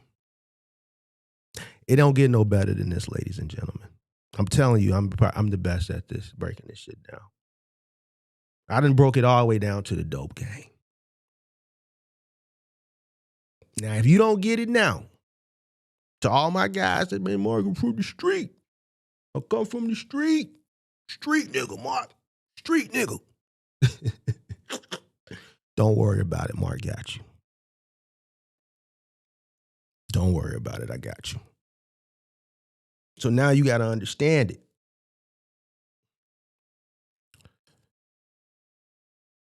Y'all think somebody gonna call in today? What y'all thinking, big dog? What y'all thinking? Should we put a poll up? You did. And I used the data. The immigrant thing, like that ain't nothing that's finna make shit shake no time soon. And the diesel thing, it could get worse.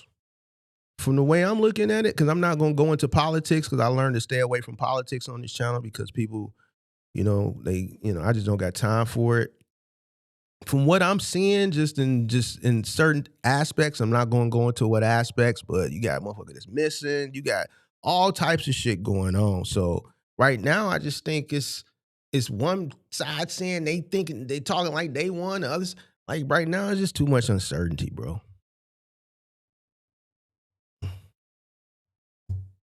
So I would do what's in my best interest. And what I've realized, the thing that is in everybody's best interest, nobody does it. Even yesterday, every single call is about how you feel. Okay, people call me, you want me to help problem solve with you. There's one key component that I need to problem solve. Even the situation that was in the Discord last night, it all leads back to one major component: numbers. Nobody knows the numbers. If you don't know your own numbers, that's a problem. Your fate is in your hands. There's no way on God's green earth I would ever check, goddamn it, bad operators. There's no way. What another nigga got to do with me?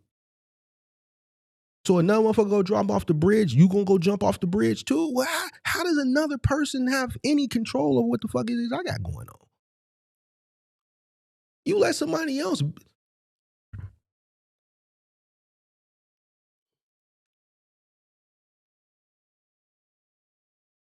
The doors of the church is open.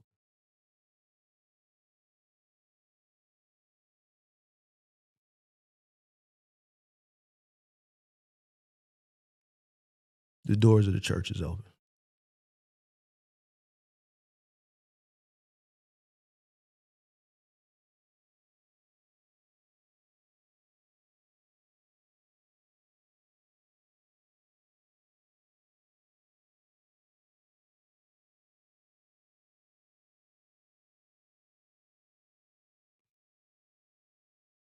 It ain't gotta be a ring.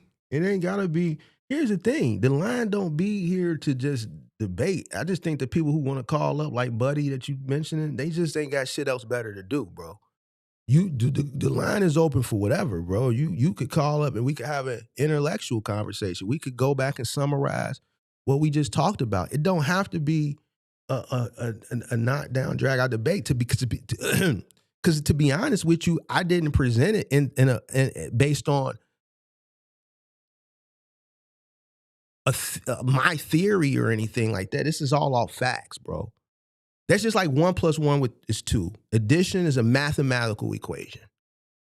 There's only one way to get 1 + 1 is 2. So if you want to come and debate 1 + 1 is 2, how to get to 2, there's only one way to get to 2. 2 ways. 1 + 1 = 2 and 2 + 0 = 2. So only 2 ways that I know from an addition standpoint to get to 2. Am I missing one? 1 + 1 is 2. 2 + 0 is 2.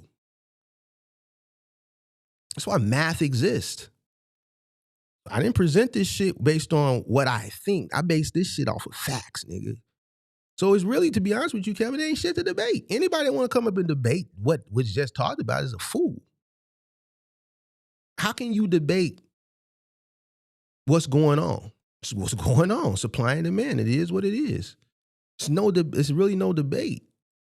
What the problem is a lot of people don't want to educate themselves because clearly it's very hard to do. You dig what I'm saying? Nobody wants to take the time to read and if I come into business, I need to know everything that's going on so I can be properly prepared. I'm under the 5 P's. Proper preparation prevents poor performance. And sometimes I add a 6 P and say pimp at the end. You dig what I'm saying? But at the end of the day, I'm not going to invest into nothing that I don't understand. Why? Because, nigga, I can't be out here fucking up the bag and losing my money, nigga. I don't want to be homeless out here in these streets. I don't want to go without, nigga. So I'm not going to put myself in a position where I'm out here willy-nilly and shit like a lot of these people that's out here doing right now, bro, because they listen to all this fucking ignorance that they hear on the internet. A lot of motherfuckers that's uneducated, whether they uneducated on a higher level of education or they uneducated as it pertains to what the fuck they invested in. I'm listening to them motherfuckers send me some shit, some fucking person the other day talking about why this person makes more than this person and why a person who works local don't make more than an OTR. But all the reasons the person said was fucking nigga shit. Oh man, because if you stay at home and you a local driver, you gonna be at the club every day. You gonna spend your money at the club. That's the most ignorant nigga shit I ever heard in my life. You gonna go do this, you gonna go spend money. Who like a person's fate is based on their mindset. It has nothing to do with OTR versus trucking from a cost perspective in a comparison analysis as it pertains to the operational cost, as it pertains to OTR versus the operational cost as it pertains to, you talking about all shit that a person can control based on how their mindset is. To me, I'm just watching this, looking like this ignorant ass shit.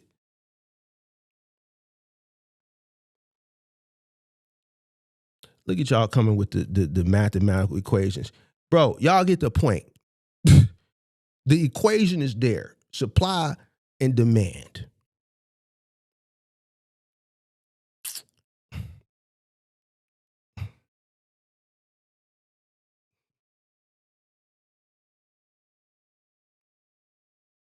Supply and demand, pimp. Lord have mercy. The doors of the church is open.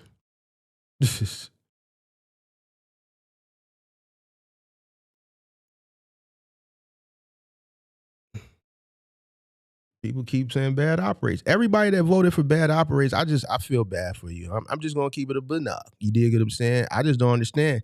I would like to talk to somebody that in the poll said, yo, what's the bigger threat right now? That said bad operators. Come explain to me why another person is detrimental to your business. Come explain that to me. I don't even want to debate. I just want to hear an explanation. I ain't gonna even have a rebuttal. I just want to hear what you got to say. I don't even want to rebuttal it. Yeah, I just curious to hear why another person is detrimental to you and what you got going on.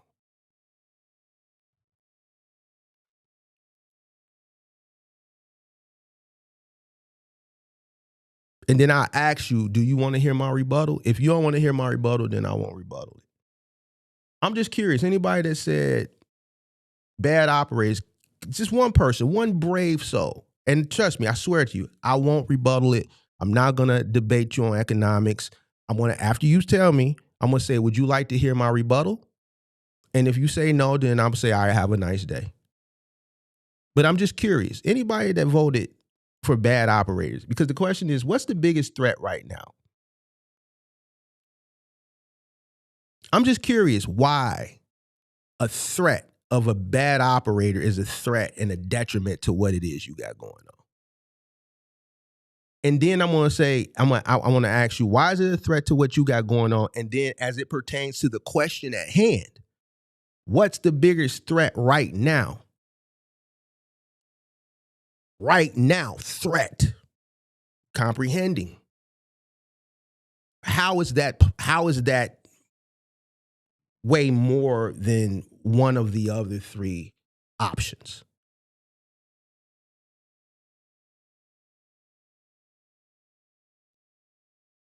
Because if you think that, you should be able to articulate why you made that decision. No. Don't say it in the chat. I want you to come on up. Let's have the conversation. Listen, name me one other person that's in this space that's even willing to have the conversation. Why? I'm going to tell you why nobody does it.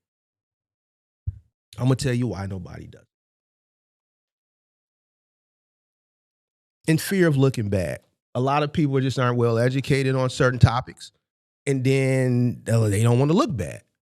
Because if they look bad, it's detrimental to whatever products they have to sell.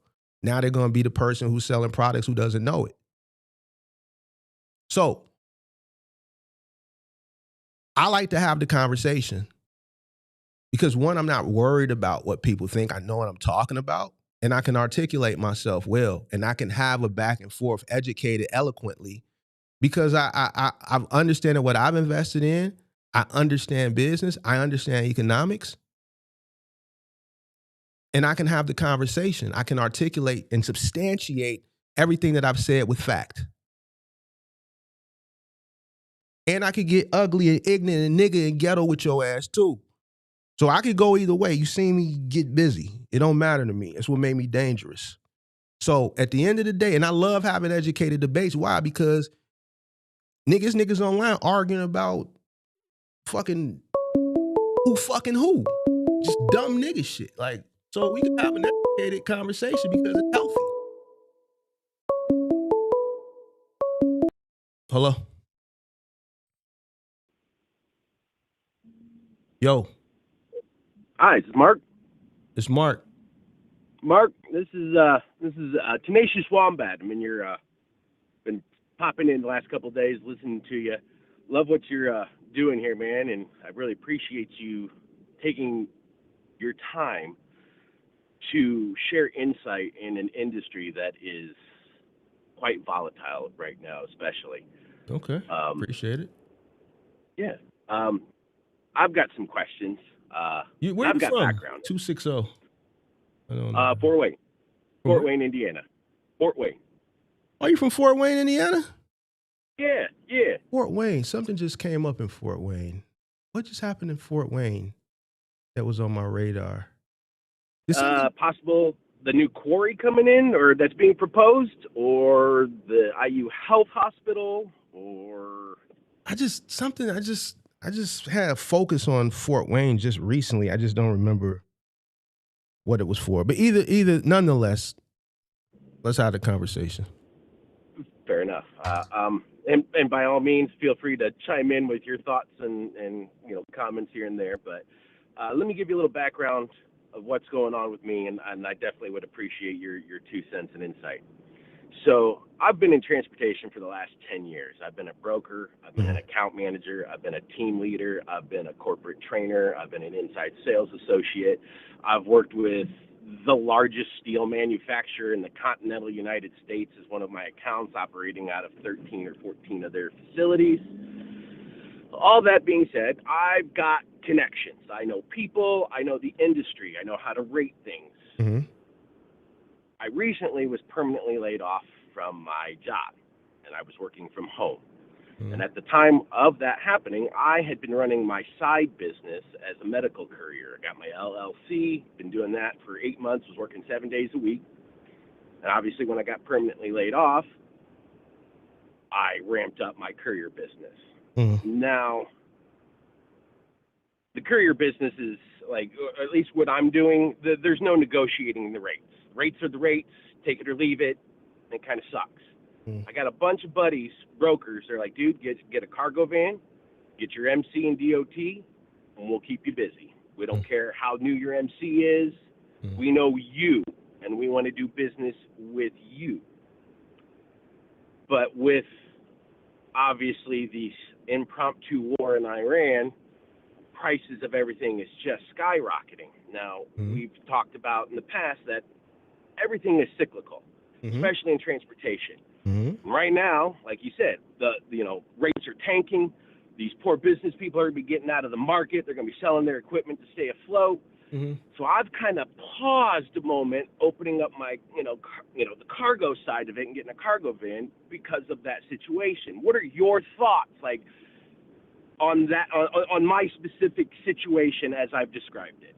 You said you paused entering into the market?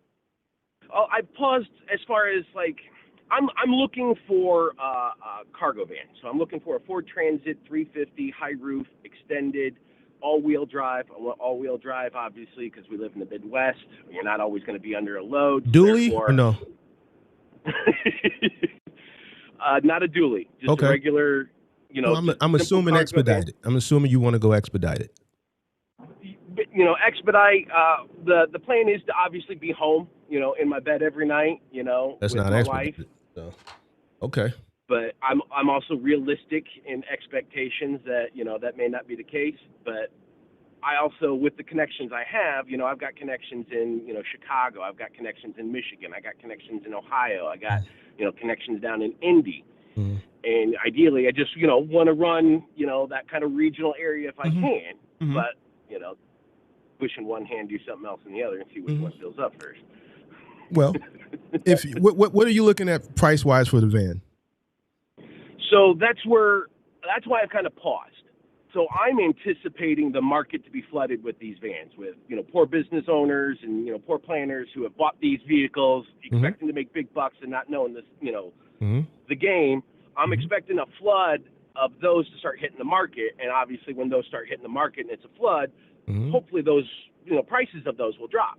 I've got, I hate even throwing this out like this, but I can spend $35,000 right now and buy a cargo van outright.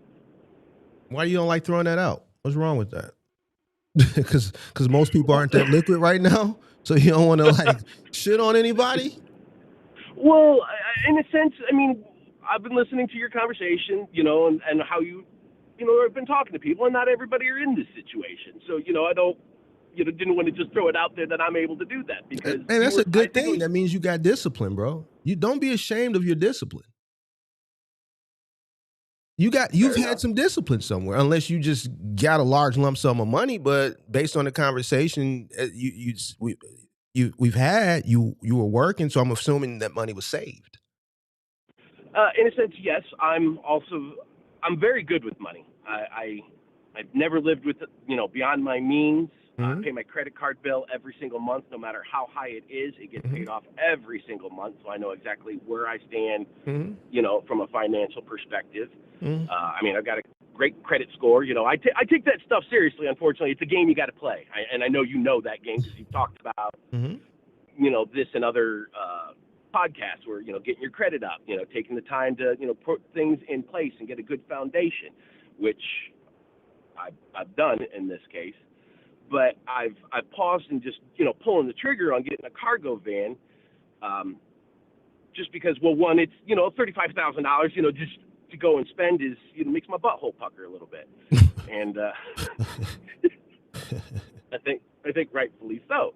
But with the current state of things, is now the time to try to open up, or should I wait a little bit longer when rates are starting to change ever so slightly? Because timing is going to be everything on this. It's what's going to make or break me.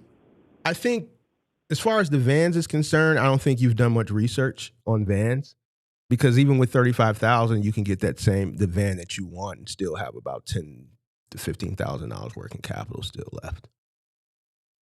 I mean, those vans are flooded up here.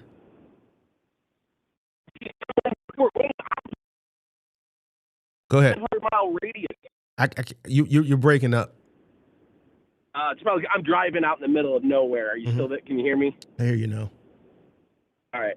And I'm doing searches from Fort Wayne, 500 miles out, and I guess maybe my parameters of what I'm looking for are a bit strict, but I've listened to what you said to look for in cargo vans, and you and I are right in tune with one another. I'm looking at how many miles are you looking to have on one? Because I know. So, go ahead. I'm listening. Well, being realistic, so you say I haven't done the research. I understand why you would say that. I do research, and the reason I've settled on the Ford Transit is because it's within my price range. It's a common vehicle. It's going to have parts just about anywhere if I were to break down. Reasonable maintenance. The reason I'm looking, I want to get 85,000 or under, because typical transmission issues start to show signs around 150. So I want to try to get at least a full year's use out of it before I start anticipating major breakdowns, that of transmission, whatnot. That changes the conversation a little bit. Then you want a little bit lower miles. I would go for something with higher miles, but I mean, if you want lower miles, then I get it. Okay. So now, why would you? Well, quick question. Why would you go for a van with higher miles? Because transmission doesn't scare me. I'm looking to come in with a low cost of entry as possible. On a Ford Transit or like something like that, it's American made. I'm not scared of a transmission. We'll just swap it and keep going. It's not a big deal. Well, I'm also thinking in the grand scheme of things, I'm a one-man operating crew at the same time. So downtime, wheels not turning, you're losing money in every which way. I get it. If sourcing the vehicle was the issue, like I'm looking at the vans now, and I'm looking at a 3500. Like I know which places to go because I'm looking at Amazon vans. I'm looking at vans that came off the Amazon, out of the Amazon fleet. Right, commercial use. Yeah, I've been looking at those too. Right. So I know which dealerships here in Chicago that have access to those auctions, and that's all they buy. So right now, when you said that, I went straight to my source and started pricing those vans, and I'm looking at one for 18. I'm looking at I'm looking at 18.9. I'm looking at one. Well, you want a 350, so high roof. Well, I wanted the 350 to 250 for capacity. I don't want to So you'll take a constantly 250? talking about. You'll take a 250? I would take a 250. Okay, I'm looking but I at didn't one wanna right now, 2020, high roof extended, Ford Transit 2020, 23,000, 87,000 miles on it. Is it all-wheel drive? You want an all-wheel drive? Give me a second.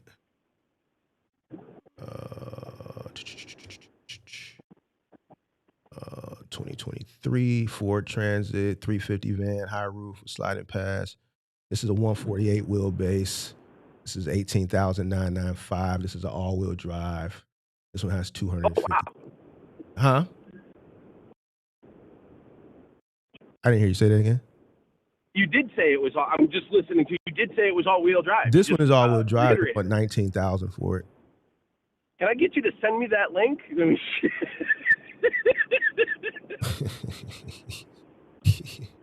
I'm not joking, dude. I've been email looking me, because I can't. I don't want to. Because I gotta keep my value, my stock, as far as you dig what I'm saying? No, I got you. So because 100%. some of your favorite content creators, they watch Big Mark and they steal the sauce and then they run off with it like, yeah, and then they don't want to give me the credit. They make it seem like they the GOAT.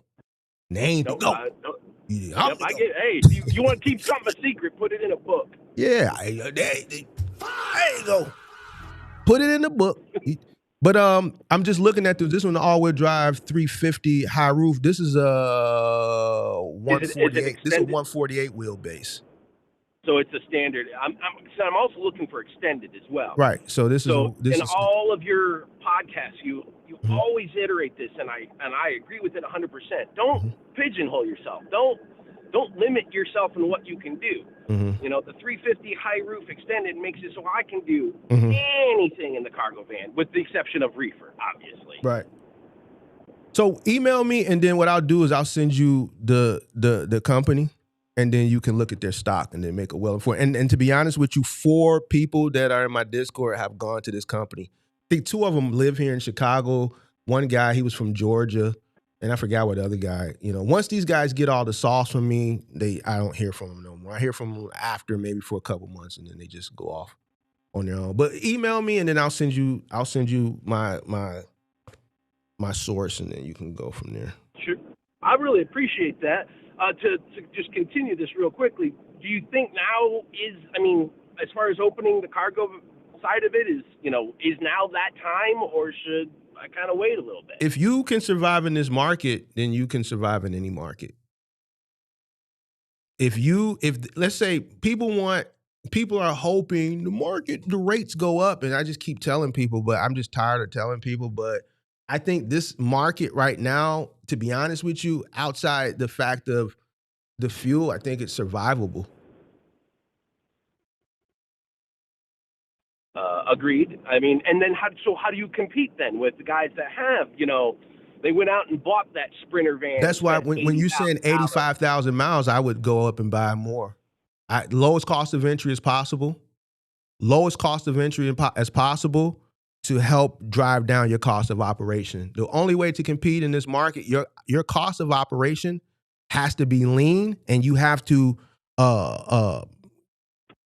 constantly be abreast of your operational costs. The competition in this market, I'm saying 99% of these guys don't know what it costs them to operate their business. If you've been watching my podcast, everybody that comes up, it always leads back to the numbers, and when nobody knows.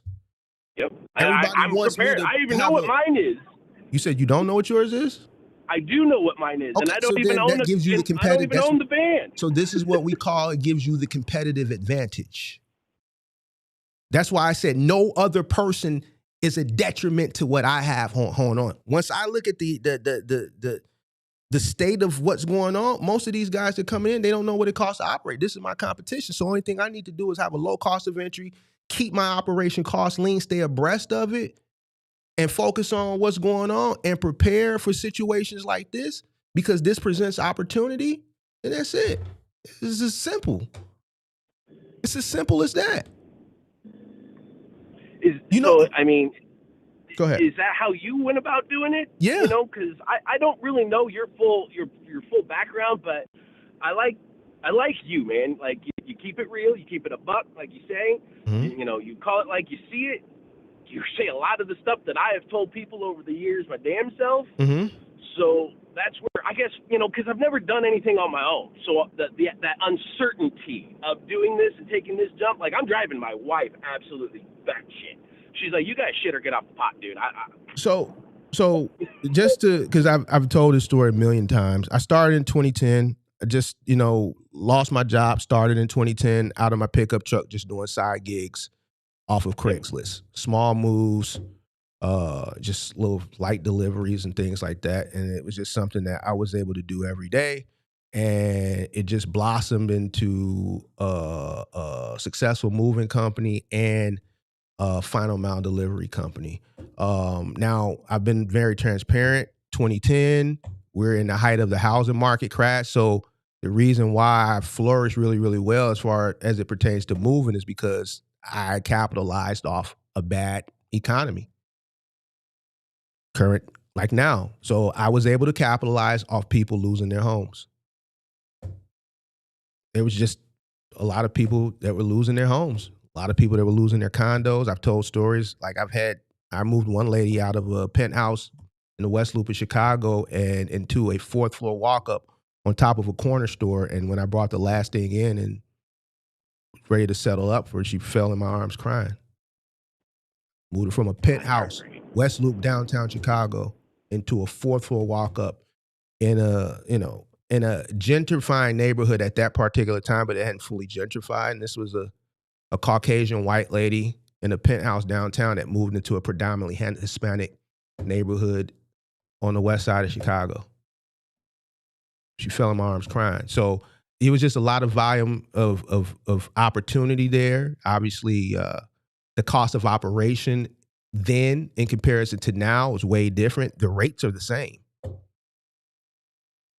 The sourcing talent was way different. It was like manpower was just like nothing today. Like if you had opportunity, finding manpower was like stepping on your front porch. It was like there. You dig what I'm saying? So, you know, it was just, you know, it was a great, and it was unbeknownst to me. It's not like I was just this guy who now is the time to do this. It was like divine intervention for me. And I came to understand why things were the way they are as I was doing it every day. And I just kept seeing these situations of me moving people out of these better conditions into these worse conditions. And once I realized it, I started renting trucks, and then I rented another truck and I rented another truck and turned it into a legitimate moving company. Then an opportunity presented itself to do home delivery, which I didn't even know Final Mile existed. I got a call because this was also during the evolution or the evolution of e-commerce. When I say evolution, the growing, heightening demand of people starting to really buy things online, right? So right, the instant I want it now. Right. So as I'm, navigating through the household goods in a time period where it's very, very beneficial because of the bad economy as it pertains to the housing market, I got a call from a company called Dynamics, and they were taking on not household goods, but big and bulky Final Mile. And most privatized companies prior to then, when, Final Mile wasn't a thing because people traditionally would want to go into the store and sit on a couch or lay on a mattress and things, that people weren't just buy certain things blindly online like furniture. It was starting to evolve, and a lot of these privatized messenger companies, I would say that they were prior to them, because even 10 years prior, a lot of your big box retailers service their own deliveries in-house. So once they started to transition over to 3PLs 10 years prior, and then the, mindset of how people buy things online started to shift and change. Now we're in this organic growth, I would say, of people shopping online. And a lot of these messenger guys that were trying to convert over to Final Mile delivery, big and bulky, they just weren't accustomed to delivering bigger items. So there was a lot of claims. And this company, you know, they were on the verge of losing this contract. And some person in corporate said, hey, why don't we reach out to some moving companies, because these guys are accustomed to moving large items around and knowing how to navigate them. I happened to get a call. I went in for a meeting. Obviously, we had to leverage. The deal that they offered the numbers were good. I didn't really even have to negotiate it. We took it, and it was a great addition to my business model. So the market started to, that market continued to grow. Obviously, I mean, you sound like you're old enough to understand where I'm going with that. So that business continued to evolve throughout the 2010s. And then the moving business is just, I'm in Chicago. You know what I'm saying? So I'm 2.7 million people in the city, 9.2 million city and suburbs. But I made a lot of money due to the crisis, right? The economic crisis for the housing market. But what happened in the mid 2010s? The market started to get better. The people who lost their homes, they got their credit fixed. They started to buy homes again, right? So we took advantage of the crash, but then we also took advantage of all the people who were buying homes in 2016 and 2017 and 2018 and 2019. And then the pandemic hit. It was a detriment to my business as far as manpower, but I was able to capitalize off the ignorance of the people following influencers and buying these expensive trucks. So I was able to offload my equipment at an appreciated value, which never happens. And also I was able to capitalize with what I still had on premium prices, because it presented another opportunity where the interest rates were very low. So it also created another boom of people buying homes. So now I'm charging $300 an hour, right? For the household goods moving service. At this point, I've dissolved the final mile because I'm preparing for my exit. I moved my exit from 2025 to 2022 and took advantage of that opportunity, and here we are today. Hey, I mean, that's a hell of a story. And with all of that being said, I thought of a question, and this is one of my biggest issues, because I have a lot of friends, I got a lot of people that I know in the industry, and they're like, man, if you do this, you can start hiring people, because I have standards. You know, I'm a perfectionist. You know, so I'm one of those people where I get spreadsheets, I analyze this down to the penny, I look at graphing, graphing everything out, I do the whole kit and caboodle. But the biggest problem I have is trusting people. All right, you go ahead. I'm gonna let you finish. Well, I don't know how to, in a sense, if I get this going and it takes off like I'm hoping it will, I don't know how to trust another person, like to bring another guy on, like buy another cargo van, bring another man on, to drive that. Like, how do you trust, man? Because it's so hard. So I don't know. You say you watch the channel, but you probably missed a lot of the intricate moments, like the story, and you probably missed some of the stories that I've told, employee issues. I actually had an employee find the channel organically 2 weeks ago, and the first thing he did when he came on was apologize.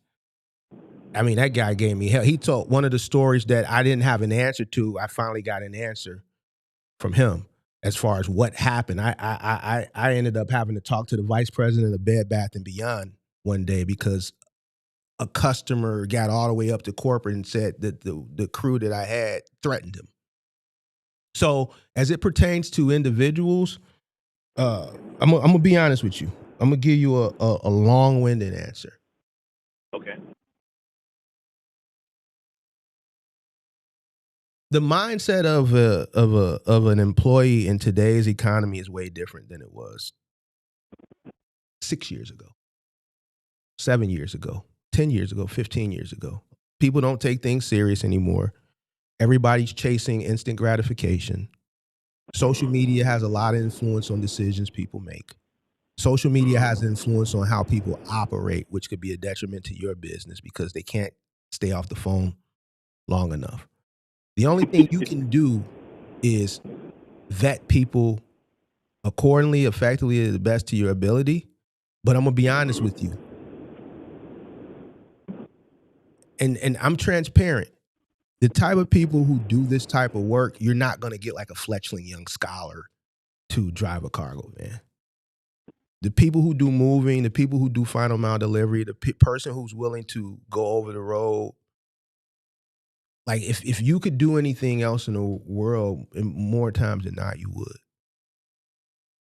So there's a certain type of individual from an employee perspective, from a mindset perspective, where you have to put into the back of your mind that eventually they're going to fuck up somewhere. And you have to be prepared for it. So let me break it down to you like this. You're not never going to be able to duplicate you. Right. The way you hit the gas pedal, because in the back of your mind, maintenance, the way you're going to lean and finesse into the accelerator, they're not going to finesse into the acceleration like that. They're going to do like that. This is why you got to get something like I've all my trucks have Fleetmatics, which is now Verizon Connect, right? Because it's going to let me know, it's going to send me a notification if a driver is harsh braking or harsh acceleration, and then we're going to do some form of corrective action. Right. So you're never going to be able to duplicate another version of you. So if that's your worry, you got to work on getting that out your mind, because you're going to deal with knuckleheads, shit's going to happen, and it's going to cost you money. It's inevitable. You may find, some diamonds in the rough here and there. True. You know what I'm saying? But people make mistakes. I had a guy tear a roof off because that morning he came to work, and he's a great guy. But life happens. I can't control what happens outside of work. His wife she served him divorce papers before he came to work. Oh. He still came to work. He brought work with him. It cost me $15,000.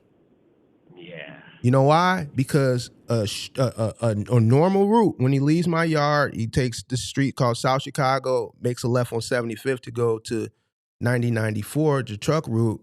His mind was off that day. Instead of him making a left on 75th, he made a left on 76th. The viaduct. He was working. He was working, but he wasn't working. He was working, but personal things going on in his mind altered his decision making, and it just had his brain.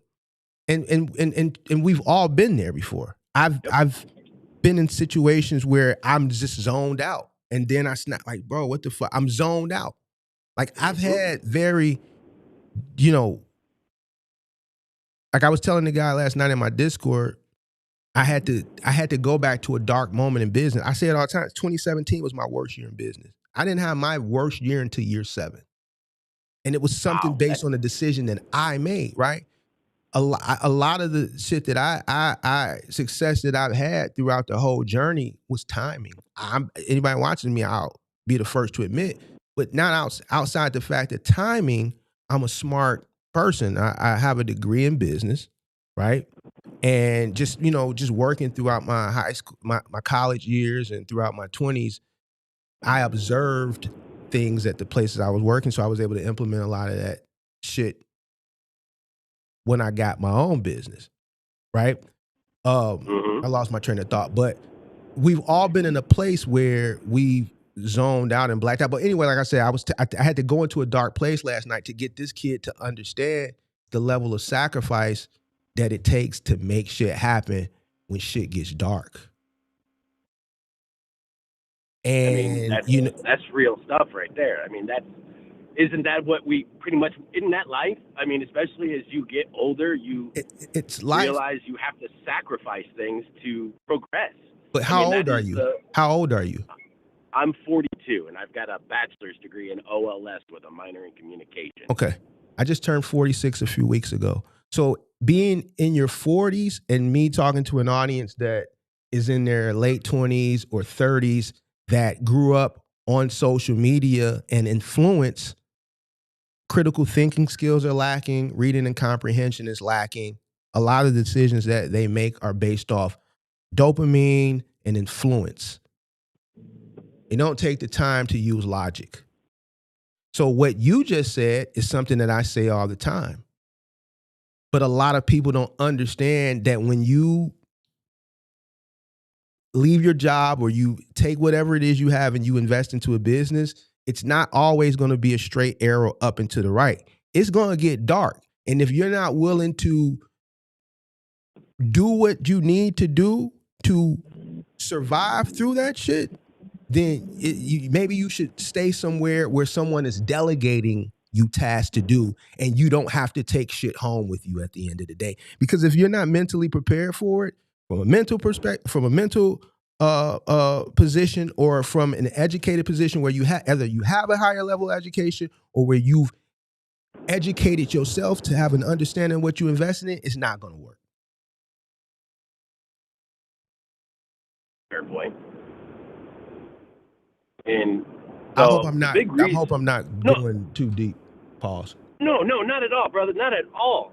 In fact, I prefer the deeper the better in a sense, because the deeper we go, the more things that pop up that I didn't think about or didn't possibly, really consider. I wanted to do this more than anything is because, and you hear it all the time, the freedom. I'm tired of working for trucking companies where I don't agree the direction that management is going. I don't believe or agree in the business practices that they exhibit on a daily basis. I believe, like you, transparency, honesty, straightforward. I do what I say and I say what I do. You know where you're going to stand with me. If I don't like you, you're going to know it. I'll deal with you. I'll work with you, and and whatnot. But if I don't like you, you're going to know it. And I don't sugarcoat it or nothing. I tell you exactly how I feel and what I think, and I think that's important. But it also kind of bites you in the ass. You said a word, freedom. What is freedom to you? That's a good question too. Freedom to me in the instance of, like, I think of past experiences I've had working for trucking companies, right? And I believe we should tell a broker, like, hey, we need to be honest about what's going on with this truck. This truck is broke down. And not only that, he doesn't even have the hours of service to make on-time delivery. Like, we knew that going into this. But we're not going to say anything so that the broker can pivot with his customer, and try to, make this work. Nah, we're going to wait till it's just a bad situation all around before we start giving more information. And I don't agree with that. Okay. So where's the freedom? Where are you looking for the freedom? Well, I guess freedom for me is, I'm not having somebody, micromanaging me, checking to make sure I'm doing what I should be doing correctly, even though I know I'm doing it correctly. And I understand that does still kind of come with the business. Again, I was a broker, I understand that there's going to be brokers. There's going to be people calling me, hey, where's your ETA? What's going on? But that's where I also over communicate those things naturally. So to me, that won't, for me, feel like micromanaging or somebody, staring over my shoulder being like, what are you doing? What's going on? How can you speed that up? Can you get faster? You know what I'm saying? Mm-hmm. And so that freedom for me is kind of a big thing, as well as being able to operate my business how I see fit. You know what I'm saying? Doing good, honest business. Mm-hmm. So freedom for you is just not having delegation. Well, in a sense, yes.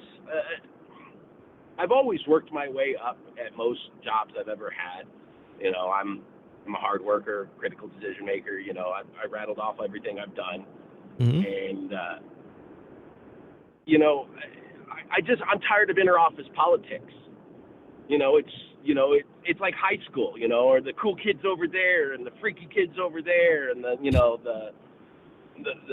outcasts over there, and then you have upper management who's tries to cheer everybody on, but at the same time says one thing, does another. You know what I'm saying? Like, I'm tired of all that nonsense. We're all adults. We all got problems in our lives. We go home, there's problems there. We come to work, there's problems here. But if we all work together, and understand how my job affects your job, and do things together as a team, and realize we're all working towards a common goal, things might be a little bit better. But again, I digress, because I can wish in one hand and do something else in the other. I've, tried to do these things at places, and all I ever did was get me in trouble with upper management.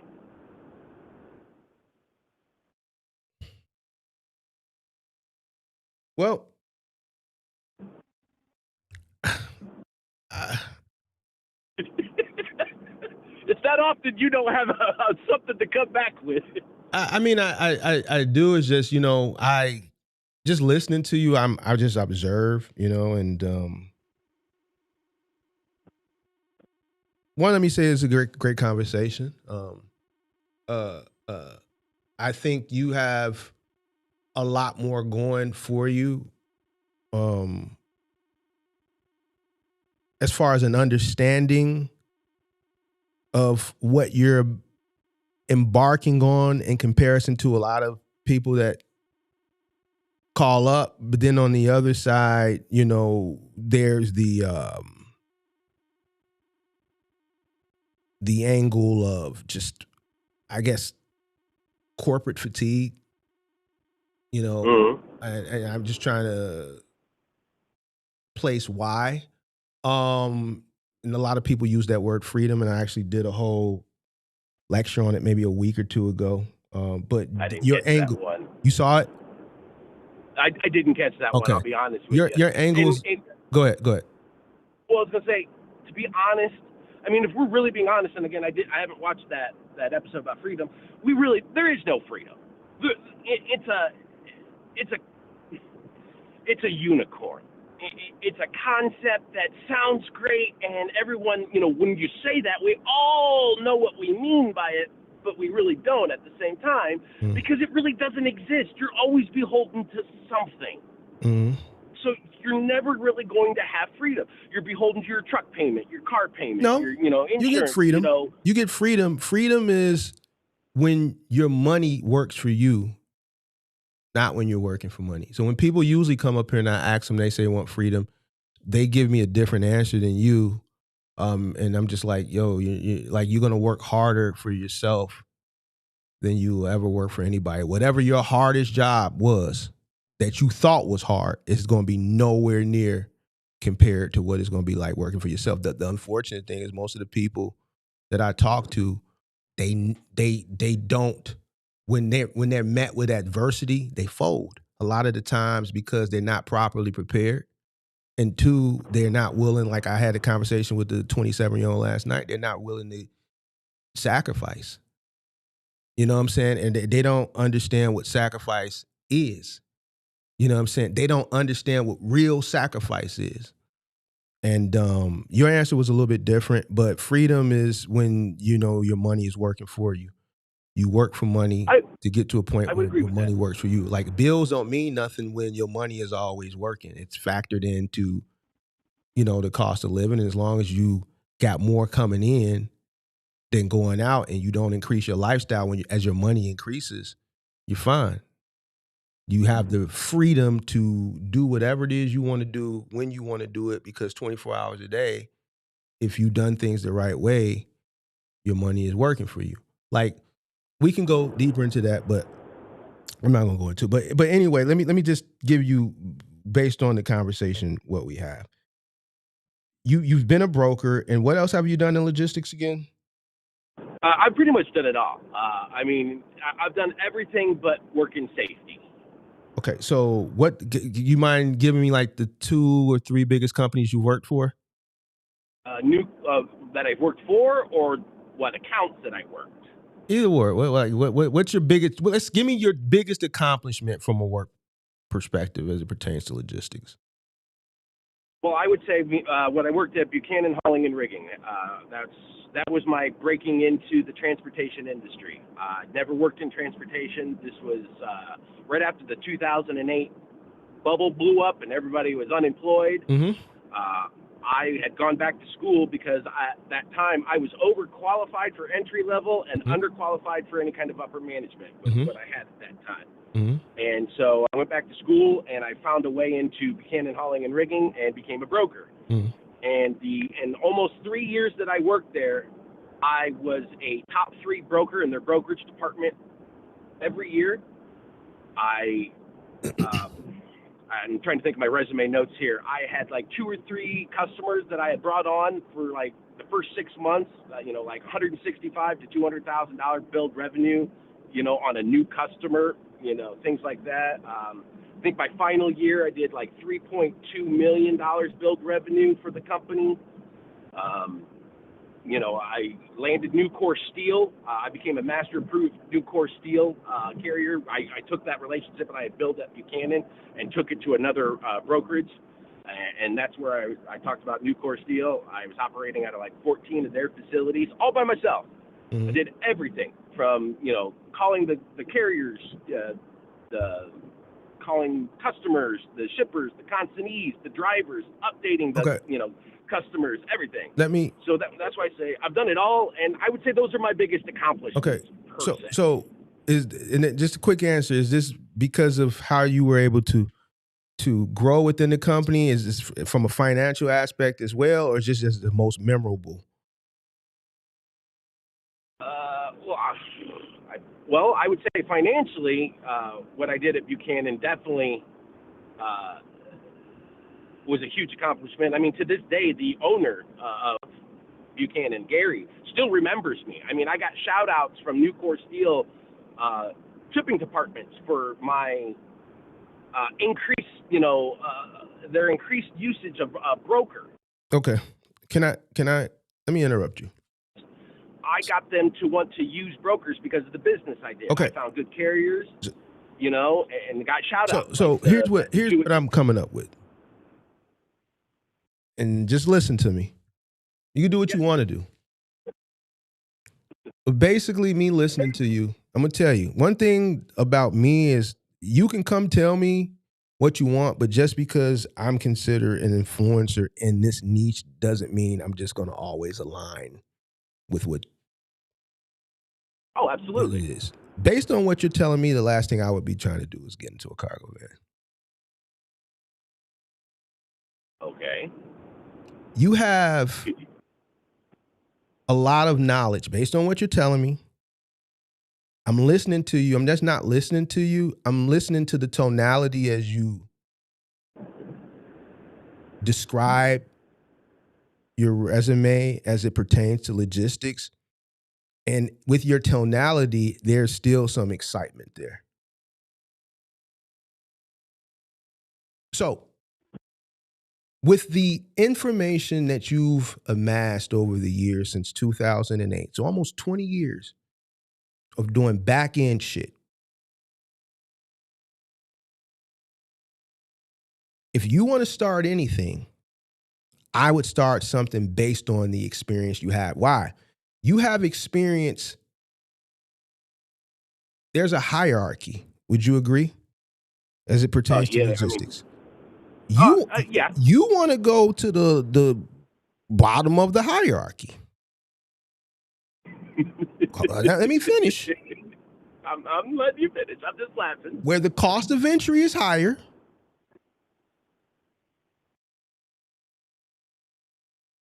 When you have experience of an individual who eats prior to that person that's on the bottom of the totem pole, where the money that you said you have, you could start a business somewhere in there with a lower cost of entry. Why would you want to come into something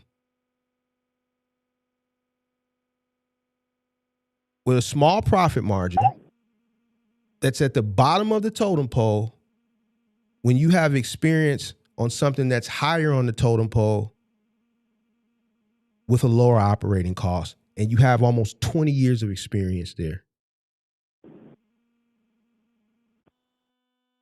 Well, as I stated, the inner office politics. No. Is why don't you start? That's what I said. Brokerage? Why don't you? I didn't say go back to work. I said start. Well, that's what I don't have an interest in doing. I do not have an interest in starting a brokerage. I already don't trust people as it is, my friend, and you want me to start a brokerage where I've got to hire people. Can't you start a solo broker and just focus on specific niche clientele and just build from there? You can, to a degree. So I did that when I opened up White Hawk, when I left Buchanan. I opened up White Hawk for Bourne Logistics. They had a retired MC that they weren't using, and then I had to build that up from nothing. And if you're a brand new broker, brand new carrier, nobody shows you the time of day until you've been in the business for 6 months, a year, 2 years, some of them require. You need to have a credit score, you need to have all kinds of stuff. So the only way that I got that up and running was because I had a company behind me backing me, and I was issuing T-checks, hey, I'll pay you half up front, half upon delivery. And I had to do that for 6 months before I finally, had been in business long enough that people were, rolling with me. And that's where I really don't want to have to do that all over again. I think the with you having this fear of working and hiring people, one, you got to lose that fear no matter where you land, because and you keep mentioning that, so that means you have ambition to scale. But just based on what you're telling me, like, I want the best outcome, the more money with the lowest risk. Agreed. 100%. And if you got 20 years, almost 20 years experience, not just as a broker, you said you've done other things from the let's say the white collar perspective, which you have better margins, lower risk, your cost of entry is lower. The type of individuals that you'll be dealing with are a little bit different type of individual from a mindset perspective. There's liability. I mean, there's risk on both, but I'm just being honest with you, man. I mean, with what you do you want there's no. Do you want to know why? Do you want to know why I settled on doing this, or why Sure. I came to this? Sure. I came to this because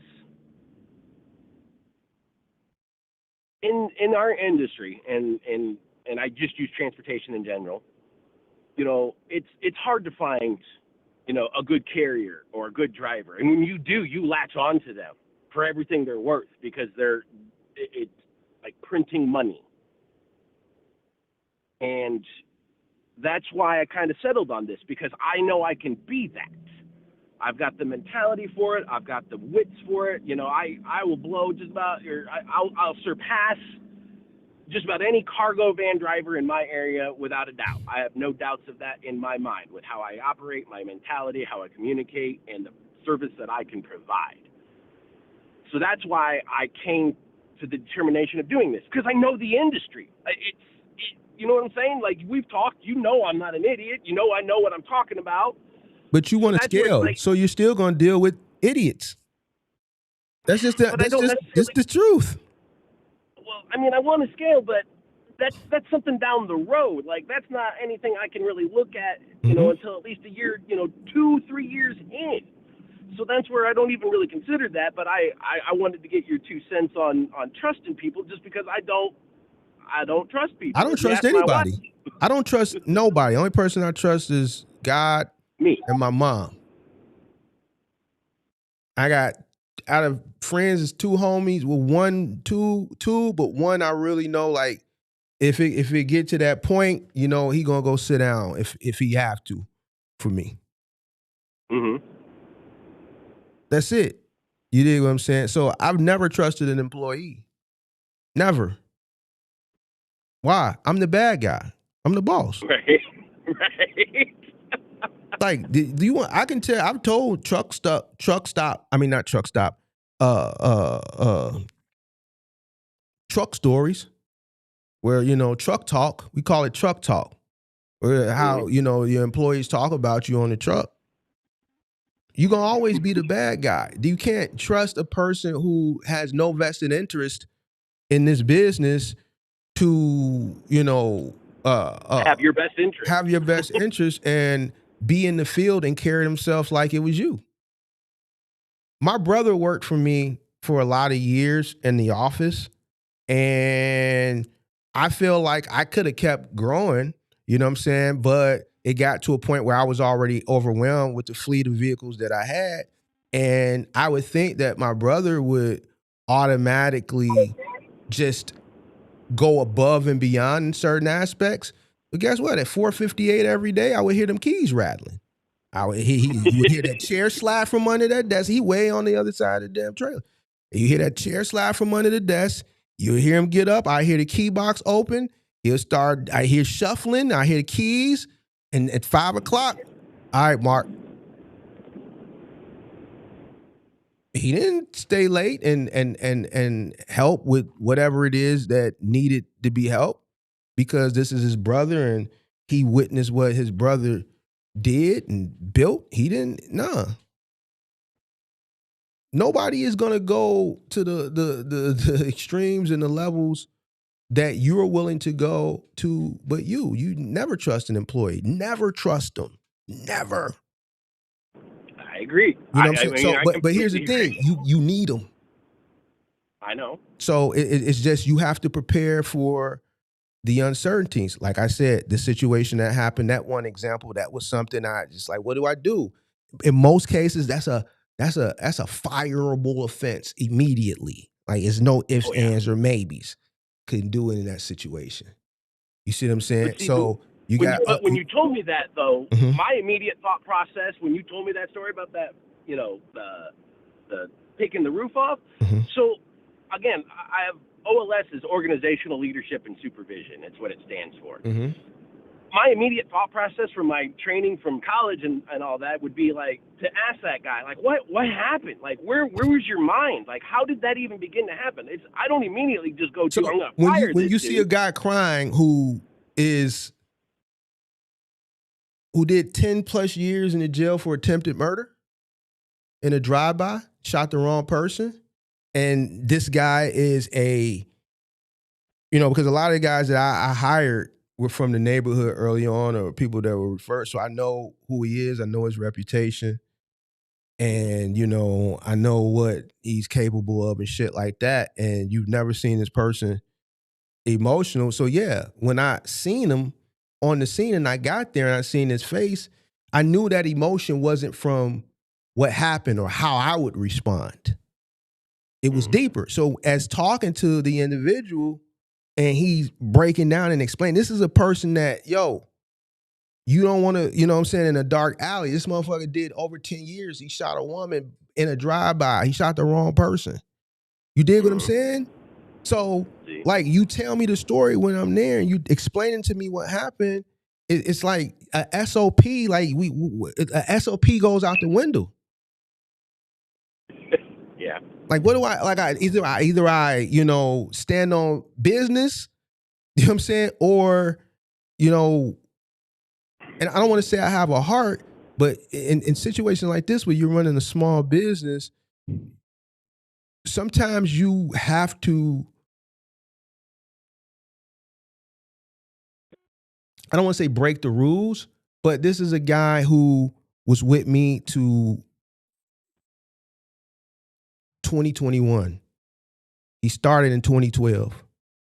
And this happened back in the earlier years, like 2013 for him. So like a year after being there, maybe a year and a half, 2 years, maybe 2013, 2014. So he was a good guy then. He was a great guy then. This was a go-to guy then. He wanted to work. I remember, listen, this wasn't a guy that I was willing to lose. This is a guy that I'll take the hit for. If it was a guy that was just a dun-to-dun, then I don't give a fuck what she said. You're out of here. You did what I'm saying? But this guy, I made the right call because the money that I spent, this guy was with me for another 9 years. 8 years. But you're highlighting a very good point here, and I think you'll agree with me on this. And this is something that I've dealt with my entire, adult career. Not everything is black and white. Not every situation demands, looking at it from the 10,000-foot view and saying, well, you messed up, you got to go. Sometimes there is more to it than meets the eye. And then it's also, as you just talked about, that guy wanted to work. You made probably more money off of him, even though he cost you that $15,000. You made that money back plus. Oh, yeah. And good people are hard to find. Now, and like you said, nobody's perfect. We're all gonna mess up. We all do that. I'm not perfect. Lord knows I mess up all the time, and I'm a perfectionist, so I'm harder on myself than anybody. Mm-hmm. So that's where, for me, it's like I can't even articulate it. Just I want to trust people. I'm a humanitarian. I believe in people. I want to help people. I want everybody to do better. I think there's more than enough business around for everybody to be doing better. I agree, but then I disagree. Well, yes, obviously there's not enough for everybody to go around because if it was, everybody do it, and the economy wouldn't like how would the economy sustain? Unfortunately, we need people who have the money up here to pay people down here to do the things that they don't have to do because they can afford to pay the people down here to do it.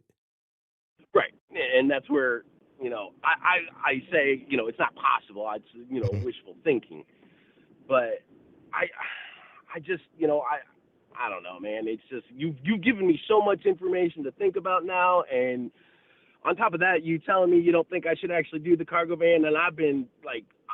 I was flip-flopping on that so damn much, and I had finally made my decision, and my wife was happy, and now you're telling me you wouldn't do it. So now I'm going to be back on the fence again. If you want to do it, do it. I'm just, I break shit down. Here's the thing. I'm about the money, man.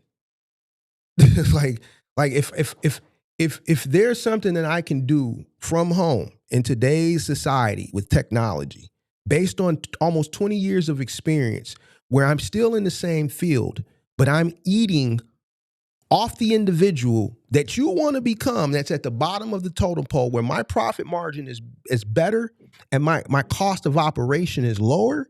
Like, why would I want to take the risk with a lower profit margin with a higher operating cost, who has to deal with all the ebbs and the flows of what's going on, when I could just take my money off a bunch of these guys and let them deal? Because this is a reality channel, and just deal with the issues. If you had what a lot of these guys wish they had, which I didn't have it, I have it now. That's why I'm able to articulate to you based off what you told me. If you are here on the totem pole based on your years of experience and education, why do you want to do here?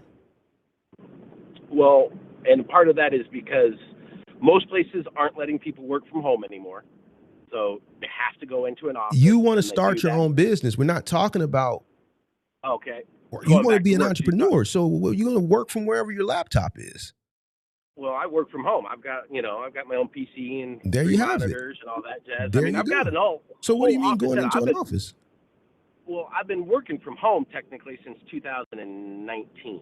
Okay. So I haven't been in an office since 2019. Okay. And I guess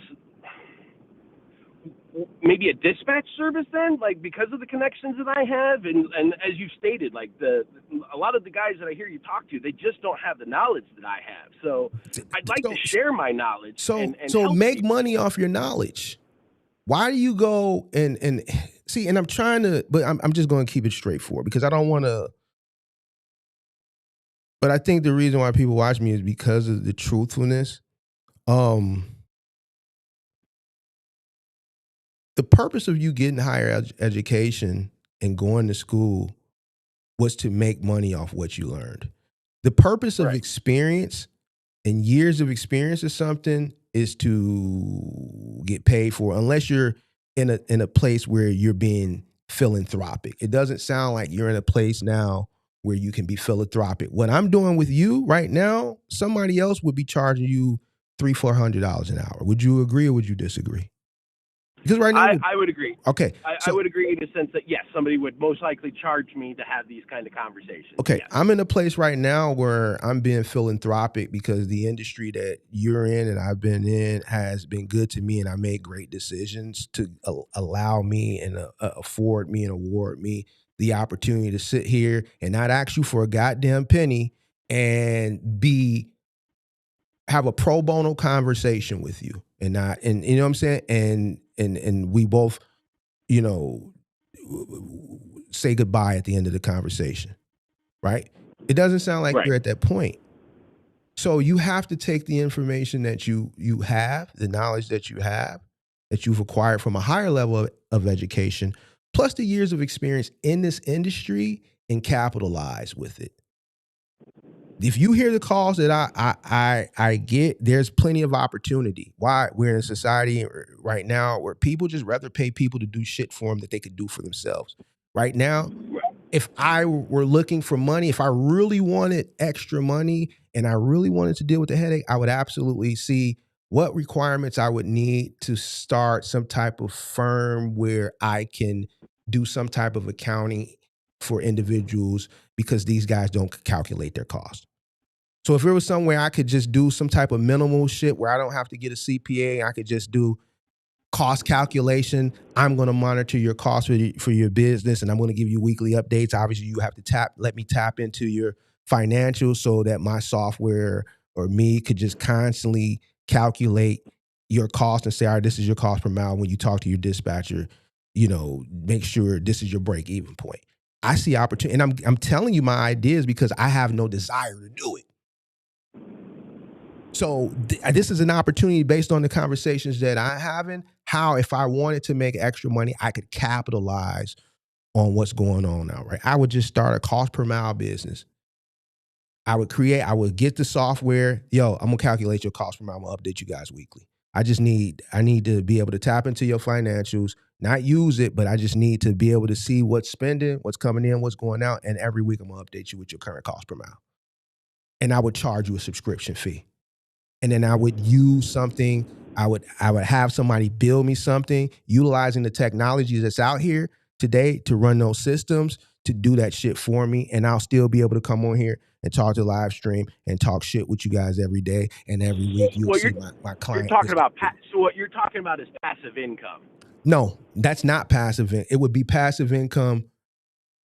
It wouldn't even be passive income for me. What that is, that would be a business. It would be a business monitoring people's cost per mile. That's not passive income. That's something active. But I'm utilizing my knowledge and I'm utilizing technology to be able to automate it for me. So I'm not like it was 1990 and I'm sitting here doing this shit in a ledger somewhere. Right. Well, that's what I mean by passive income, in the sense of it's not something you would have to, like, it's not like data entry where you have to punch in the numbers every single day, be there sitting at the desk to, spit out the numbers. If you're, from the way you described it, saying automating it, using the technology to, automate it, and so you could come on and still do your podcast and everything. Mm-hmm. So to me, that makes it almost passive income, because then you make money off of this as well. So, I mean, it would be another stream of income, but there was, the software would need to be managed, and from here and there, things are going to happen. But here's what I'm saying. Here's an idea of something just based off, the conversations that I have and the void. See, from a business perspective, as a businessman, the things that I'm going to get, I'm looking for voids in the marketplace. Because that's where you make money at. You want to be the early adopter. You want to do something where there's a void. There's a void there. I just don't have the desire to do it because I don't need it and I don't want to be bothered with it. That's why I'm able and willing to just give the idea away. I don't care who's listening. My biggest op could be listening to me right now and take the idea and run with it. I wouldn't care. Or I wouldn't have verbalized it. So what I'm saying to you is there's so many opportunities that you can capitalize. There's so many voids in the marketplace where your cost of entry will be way much lower, but the earning potential is way, way higher, bro. And I'm just saying, in your case, this is a case, like I'm saying this based on what you've told me. This only pertains to you based on the information you gave me from your education, from your resume. I would utilize what I have here to make money in the same industry versus buying a cargo van. Even though I know you could compete on a high level against the competitors based on the conversation that we're having. But why, if you have the knowledge higher up the totem pole to make way more money with far less risk and far less operating cost? But higher stress levels at the same time. Because you can utilize technology to do a lot of the work for you. You can't utilize technology to communicate with brokers. They're using technology to communicate with you, but you can't. You can't utilize technology to drive your van for you. Yeah, fair enough. Yeah. I mean, yeah, very very valid points. I understand what you're saying. I've never thought of it that way. You know, mainly because I don't know. I've never seen it, and I guess because I've just been shit on so much at all these other places that I just didn't, like, who's gonna listen to me? It's not about who's listening to you. It's about, based on what you told me, it's about the decision you make and how you apply yourself going forward. Nobody has to listen to you. You're telling me you want to be an entrepreneur. Based on what you're telling me, I'm just based on what you're telling me, I'm processing what you're saying to me, and I'm listening to you, and I'm just not the person that's going to tell you, oh yeah, do it. Based on what you're telling me, I see better opportunity here. I'm just presenting you with the opportunity. I'm just giving you something else to do a comparison analysis. If you still want to go that way, go that way. Like, Oh, absolutely. But- and I appreciate you actually bringing this to my attention because nobody else has. You know what I'm saying? And that's why I wanted to call in, because you bring perspective, and that's one thing I always like doing, is talking to multitudes of different people, because everybody has a different perspective. And you have definitely given me a lot to think about and chew on, for sure. I appreciate that. I appreciate that. So, you know, I look at business.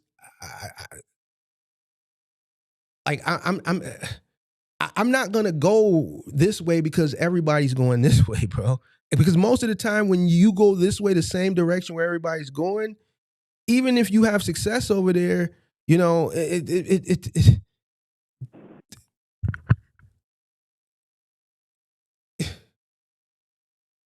the struggle to get and ascertain that success may be a little bit more difficult than utilizing what you already have based on your higher level of education and your experience, finding a void in the marketplace where the competition is less, the cost of entry is lower, and the return on investment is higher, and take advantage of the void in the marketplace. I mean, that's smart business. 100%. I agree wholeheartedly. Like, that is a smart business plan. 100%. See, and then you're gonna always have somebody. I ain't seen this guy in the chat in a while, but I did see him on DJ Academics in the chat about a week ago. I said he one of my subscribers. I ain't seen him in a while. I saw him on DJ Academics about 2 weeks ago, going back and forth in the chat. He said, but you can't control the unsubscriptions or disputes as you can control payroll and employee. See, this is the type of shit that I have to go back and forth with. Here's the thing. You think Netflix cares that 100, let's say, well, Netflix has got 100, and I'm not saying you're going to be Netflix, but let's look at this from an educational perspective. You think Netflix cares if 1% of their people cancel a month? Do you think it's detrimental to the bottom line? No. Okay. So you know who's going to unsubscribe to you? Let's say if you were able to build a healthy business of 1,000 clients, right? And let's say you're going to understand that month by month, case by case, what's going to be the biggest thing that probably the biggest reason why individuals are unsubscribing month to month? Financial difficulty. Failure. Well, yeah, okay. Let's just sum it all up into failure. Okay. But guess what? You're going to always have people coming in every month.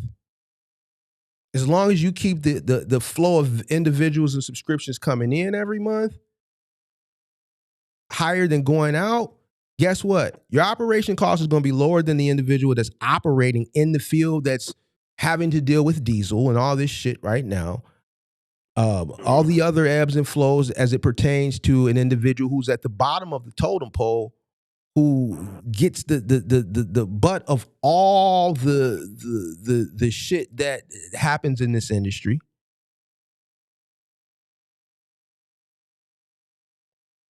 you make out like a fat rat because you're eating off that individual too. You're eating off their ignorance. Every person that calls up here doesn't know their cost per mile. And I'm just using this as an example. I'm not saying this is the model for you to take. Everybody calls up here and don't know their cost per mile. So I pull out my calculator there. And I say, yo, where's my calculator?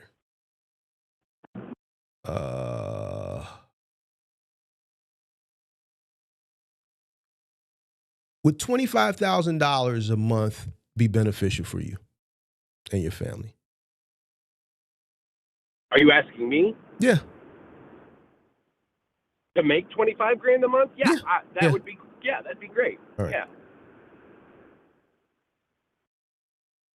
Would $50,000 be good for you a month? I mean, anytime you're increasing it, if I've already said yes at the lowest increment, going up would only suffice to say a yes would be considered on that one as well. Yeah. Now, let me ask you this. Could you survive at $10,000 a month? Yeah. Okay.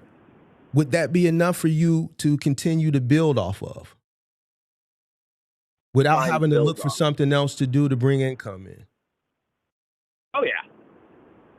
Based on the information that you have, building a white collar business in the back end, do you think you could market yourself to the point where you could get 100 people to pay you $100 a month? I do. If I'm being honest, yes. Okay. I think if you could have a system built where it has to deal with each person one time a week and it's doing the work in the background and then you can continue to build from there, is that something that you would be willing to do? Would that be more profitable than operating a cargo van? Well, of course it would. There you go. So when I listen to shit like that in the comment section, you know, that's a person who just responds, but they didn't process it. They didn't do what we're doing right now. We're doing a comparison analysis. Like I just don't understand like why people and I'm a guy who has dealt with the ebbs and the flows of trucks, people, bullshit, fuel, dumb shit, roofs. I've had a motherfucker get stuck in the snow in the same location 2 days in a row. You think you learn the first day, and then the very next day you go do the same delivery. And instead of you staying on the path, you just want to turn in the thing, and I had to get winched out 2 days in a row. Fired the guy. Just dumb shit. I can tell you a bunch of dumb shit people's stories. Okay, so being a person who, at this point in my life, with the age and the wisdom, plus the years of experience of operating from that aspect at the bottom of the totem pole, and I'm speaking from the final mile spot, I'm not speaking from the household goods side because I'm dealing directly with a consumer. Knowing what I know now, if I would know what I know now, then, and had the resources that I have now, then, and I had to do a comparison analysis on which direction I would want to go in today's economy, I'm definitely going that way. Just because I've done it and been successful at doing it doesn't mean it's the fucking answer. You dig what I'm saying? So I don't think minimalistic. I'm looking at, I need the maximum. I want the lowest cost of entry. I want the lowest operational cost, and I want the biggest return on investment. And I don't want to have to compete with less. If I can compete with less people, less ignorance, and find a void over here, that's the direction I'm going. I'm gonna let y'all go over there, and I'm just gonna eat off of you. I mean, that's brilliant. Bullshit. It's brilliant. I mean, honestly, you'd say the same thing about finding your niche in the cargo industry as it is. So this is no different, just on a different scale. Am I wrong? He doesn't understand. We're just doing But go ahead. You say that again. I'm sorry. But I mean, well, you're what you've just intimated. You know, finding the void in the industry and everything. It's the same thing you tell everybody that calls in. That, find your niche. Find where it is in the transportation industry that's lacking. Find that void and fill it so that you're not competing with 1,000 other drivers. Mhm. So I mean, it's no different. Am I wrong? Yeah, and forecasting. So can I share a conversation that I had? The first conversation I had in the morning with one of my best homies. And it's for a potential new business because we're monitoring robotaxi. So he said, well, would you think about partnering? Because we're both going to do it, but he wants to do it, roll it out at a higher scale. And I'm just more like, yo, I want to do it, few vehicles at a time. But the conversation was about the early adoption because we understand that it's going to get oversaturated and we want to make the most money out of it as soon as possible. We're looking for the voids in the marketplace. All right, we got capital. He's coming to me like, well, we're both going to do it. But Mark, you got all the logistics experience. I don't have the logistics experience. So why don't we just collaborate, put the money together, boom. So I'm like, the money got to be made in the first 3 years because we need to be exiting by year 3.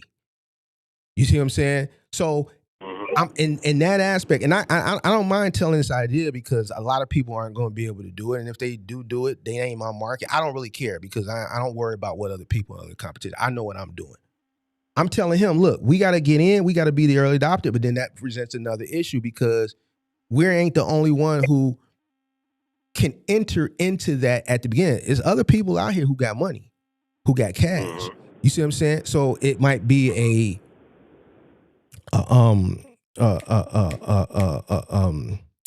what's the words on the tip of my tongue right now? Congestion, pre-order, right? With people who getting roll out doing pre-order. It's things that I'm questioning when I'm meeting with him as far as the technology inside of the vehicle to determine, when things arise in the vehicle, is there technology in there that's going to be able to down the ride and things like that. But the point that I'm trying to make is we're having conversations now on something that hasn't even rolled out.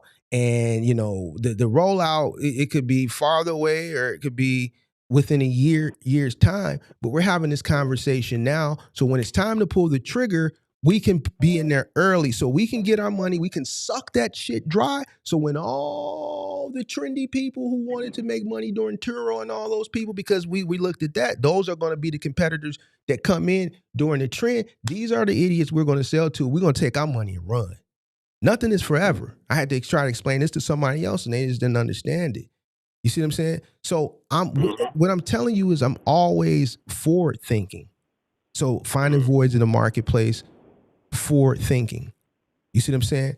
I no longer desire to do, and especially if I'm witnessing the issue in society and urban culture is that people lack the ability to have critical thinking skills. Why do I want to compete when I can utilize something that most people aren't utilized to make money off the people that aren't utilizing this? I mean, very, very valid point. Yeah. And it's like common sense. It's just not common. Critical thinking skills. It's not. So, he's in the chat talking about disputing subscriptions. Like my whole goal, if I went the subscription-based model, my initial goal would be 1,000 people. 100 people, I'm doing good. I'm shooting for 1,000. You think I care that people are there's going to be turnover? Of course, there's going to be turnover. Amazon has turnover. Netflix has turnover, but we're going to keep marketing. And the longer people refuse to do it, he's saying one thing, but he doesn't have the data that I have. The more people that don't, and I'm not saying I'm going to do this business model, but I think it is a good business model. The more people who remain ignorant, and as social media, as long as social media is here, more people are going to get ignorant. They're going to remain ignorant. They're going to get more ignorant, and they don't want to do things that they can do themselves, which means they'll pay people to do these things. There's going to always be money to be made. He just doesn't know because he doesn't have the data. He ain't watching the channel in over a year. He's watching academics. You see what I'm saying? Every day people come up here and they have a problem, and then in order for me to solve the problem, it goes back to one thing. What's that? The numbers. Nobody knows the numbers. All right, give me $100. I'll make sure you know your numbers every week. I'm going to have a system. It's going to be automated. It's going to send it to you. It's going to be $100 a month. Yeah, you might pay me for 6 months, but that's all right. I replaced you with 10 other people who signed up within that 6 months. You fall off, we picked up 10 more people for you because the marketing don't stop. The marketing don't stop. Man, we're going to go pay a few influencers, man, give you a few bucks, man. Tell them to sign up for this. We might go hit Sam over there. Hey, Sam, man, I'm going to run you a nickel a month, man. Go ahead and you dig what I'm saying? Promote this CPM automator for me. You know, we're going to make it a work for person's while, and we're going to use the internet, the influence, so that we can make sure that our bottom line stays what it is. I'm not worried about what he's talking about. I know how to get to it back. I'm not worried about the negative aspects of it because I understand about ebbs and flows. I understand eventually I'm going to have to get tires. I understand somebody is eventually going to call off of work and leave me hanging. The shit that you worried about, I don't worry about that. I understand the truck going to break down. I understand I'm going to have to get a tow. I know, okay, this dude is a single dad, and I know Chicago public schools have a holiday that day. So it's a possibility. See, these are things you ain't thinking about, and I can tell you about these things based on experience. I know he's a single dad, so guess what? Chicago public schools have a holiday that day, so it's a high potential that he's going to call off that day. So you know I ain't going to put him on the schedule that day. All these things I know are going to happen, but I'm prepared for it. I'm not worried about somebody unsubscribing. Why? Because I'm steady getting subscribers. I mean, I just look at shit different, bro. I don't got like, I'm not talking to you. I'm just responding to the chat, bro. But like, this is the shit, bro. This is who you make money off of. Mm. This is the people. I would make money off of him. He's paid me. I'm engaging with the chat right now. I'm trying to rile him up so he can get mad and just say more things in the chat. It's a trick. They think I really be caring, but this is a trick right now. They thinking, oh, I'm getting under the skin. No, I want you to keep doing it because it engages the chat. I don't really care. But I'm listening to you, man. Yeah, it's engagement, man. No, I get it. Dude, you keeping it a buck, man, and I appreciate that. I look forward to your podcast. Like the whole time we've been talking, I was on a run. Like I'm back here at the hospital, ready to drop off now. So I'm gonna jump off here. But I gotta be honest with you, Mark. I appreciate you, sir. Like thank you for taking the time, giving me a lot of perspective and things to think about. And I'll keep you apprised. I'm pretty sure you're an individual who would like to see how I turn out per se. Yeah, I mean most people we don't hear. Well, we hear back from some people, but yeah, I hope things work out for you. And I'm really interested because you got almost 20 years in the industry, so I'm curious to see which direction you go and how it turns out for you either way. Wish you the best of luck. Yeah, I'll definitely reach out with that email. Just to keep lines of communication open, and again, I'll stop in. I'll keep listening to you and chiming in when I can. So again, I appreciate you, and everybody that's listening, you got to listen to Mark, man. He's not gonna steer you wrong. He's telling you the things you need to hear. That not the things you want to hear, the things you need to hear. Appreciate you, man. Hey, anytime, Mark. You have a good one, my friend. All right, you too, man. You want the money or not? You disappointed in me? Why are you disappointed in me? I ain't seen you in my chat in over a year. But I'm over watching DJ Academics talking about Jada Waiter. I like Jada Waiter. I like her.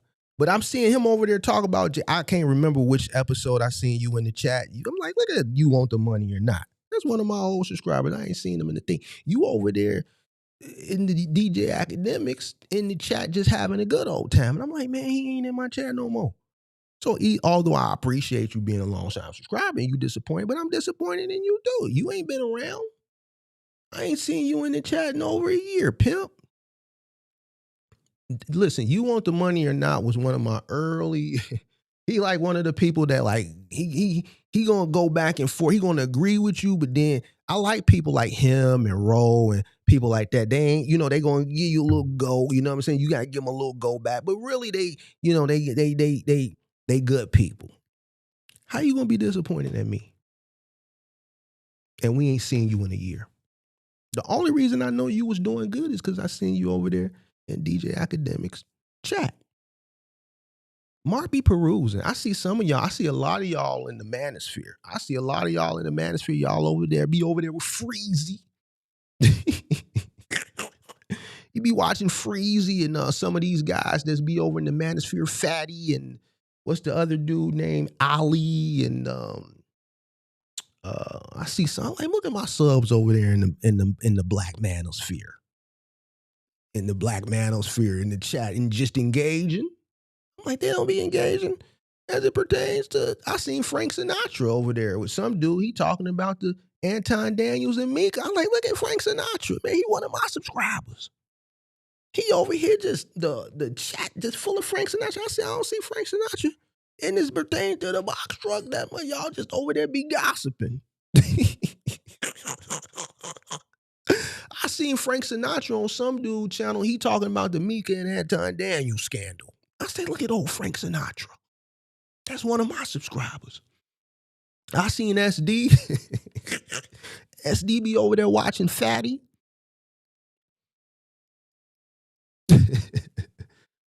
SD be watching Fatty and I think Ali be watching them panels over there. Clearly, I'll be watching too. You know what I'm saying? What else I see? I seen You Want the Money or Not academics. Low key, I seen Ro. I seen Ro one morning on the Millionaire Morning Show in the chat. Just an engage. I said, look at Ro over here watching the Millionaire Morning Show. Look at Ro watching the Millionaire Morning Show. I just seen Frank. I seen Frank over on Anton Daniels too the other day on the Millionaire Morning Show. I seen You Can't Hear Me one night watching Room Now. Yeah, I be Big Mar be perusing. I see, I perusing through the internet. I might catch a little 10 little minutes of it, then I click it off. I catch 10 minutes of it, I click it off. Yeah, I see y'all. Y'all just be having a good old time in the little manosphere. I see you over there looking at Angry Man.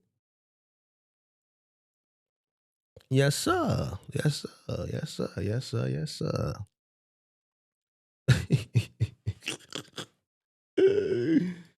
Oh, Lord have mercy. Jesus Christ and Latter-day Saints.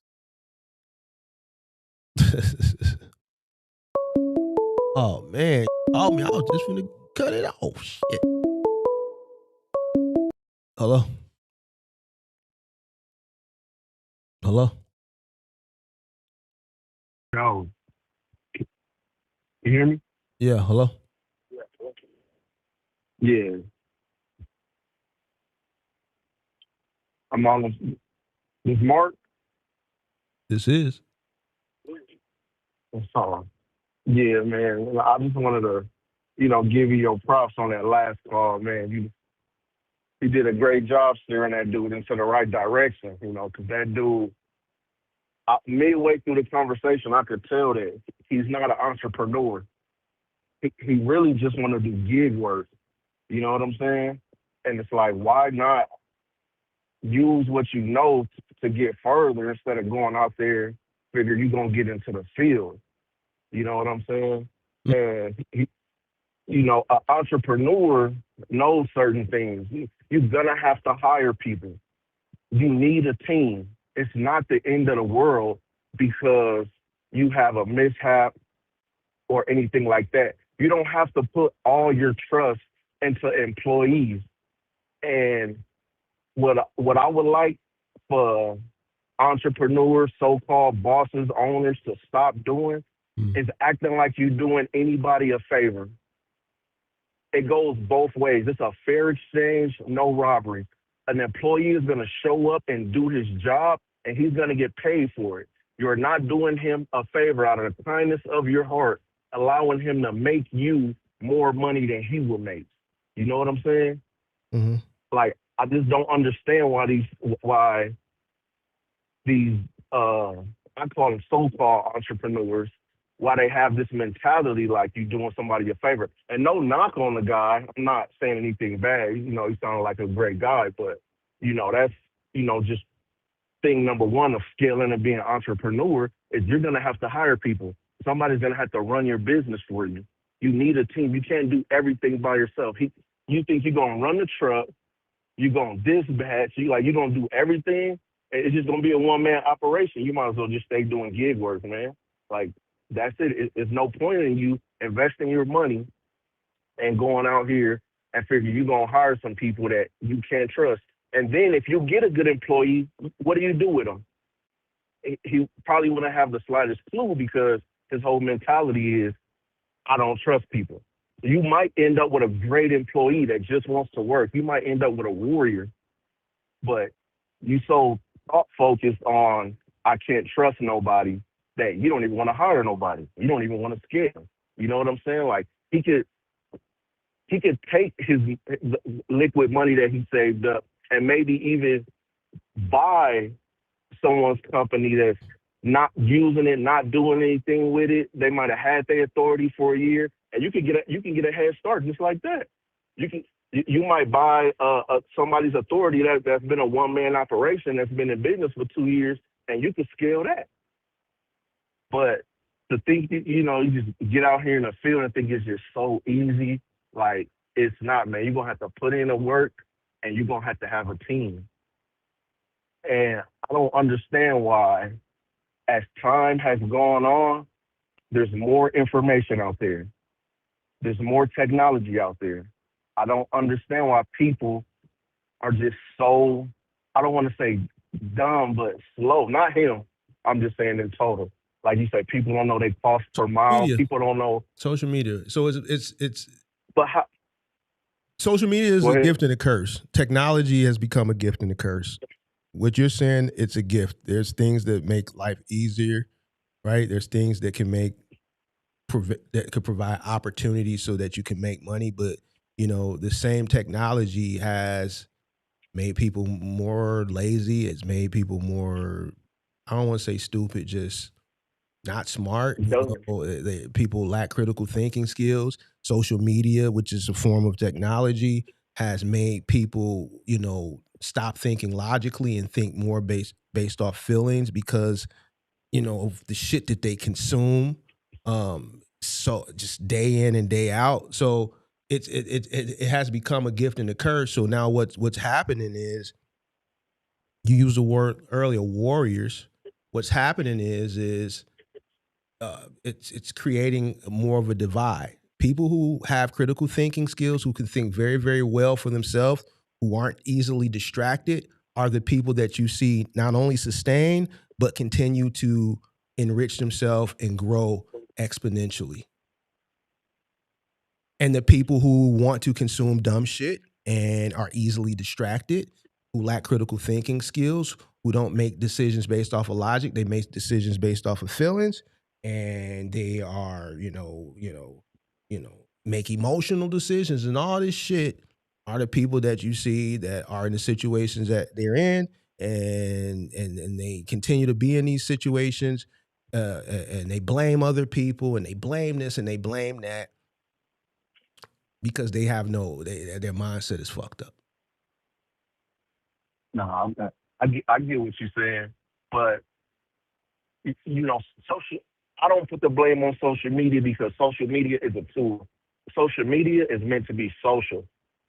Within these last couple of years, we've been using social media to sell things, but still, in its entirety, it's meant to be social. You can learn things from social media. You can make money from social media, but you do not base that as your core knowledge. If I want to do something, I am going to research. I'm going to deep dive into it.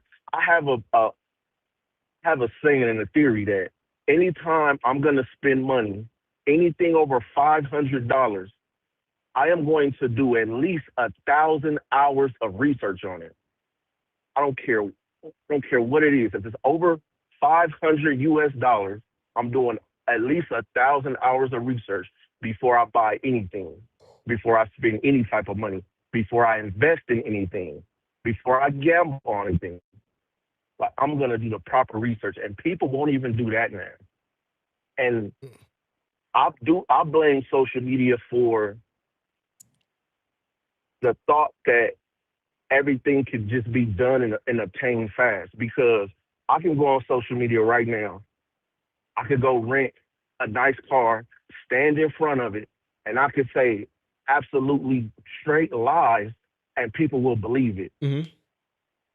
And I can make it look like I got all of this off of having one box truck, and people will say, they will believe it and say that I'm that guy just because I'm standing in front of a rental. So I blame social media for stuff like that, this get rich quick stuff. But as far as the people still doing their own research, getting involved the way they supposed to, that's on us as the people.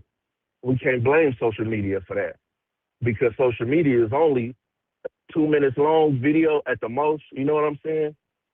It's just I just don't understand it. Like it's getting worse and worse.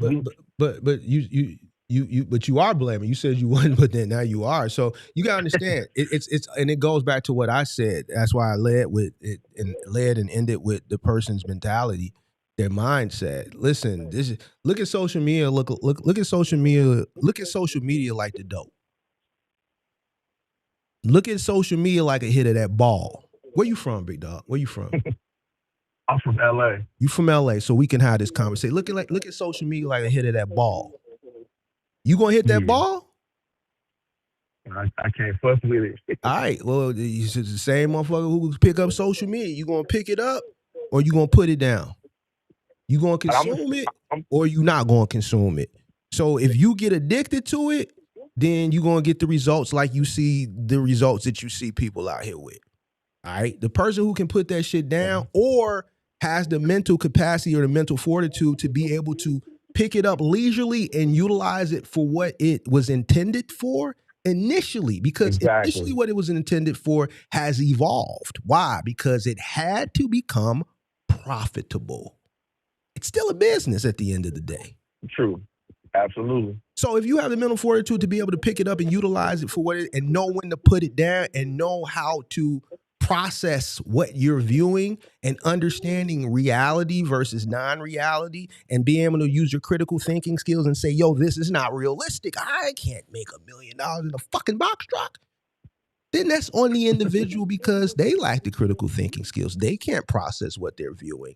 They're not going behind what they're consuming and doing their own research, right? So if they want to consume and fall victim, it's no different than the motherfucker taking a hit of that ball.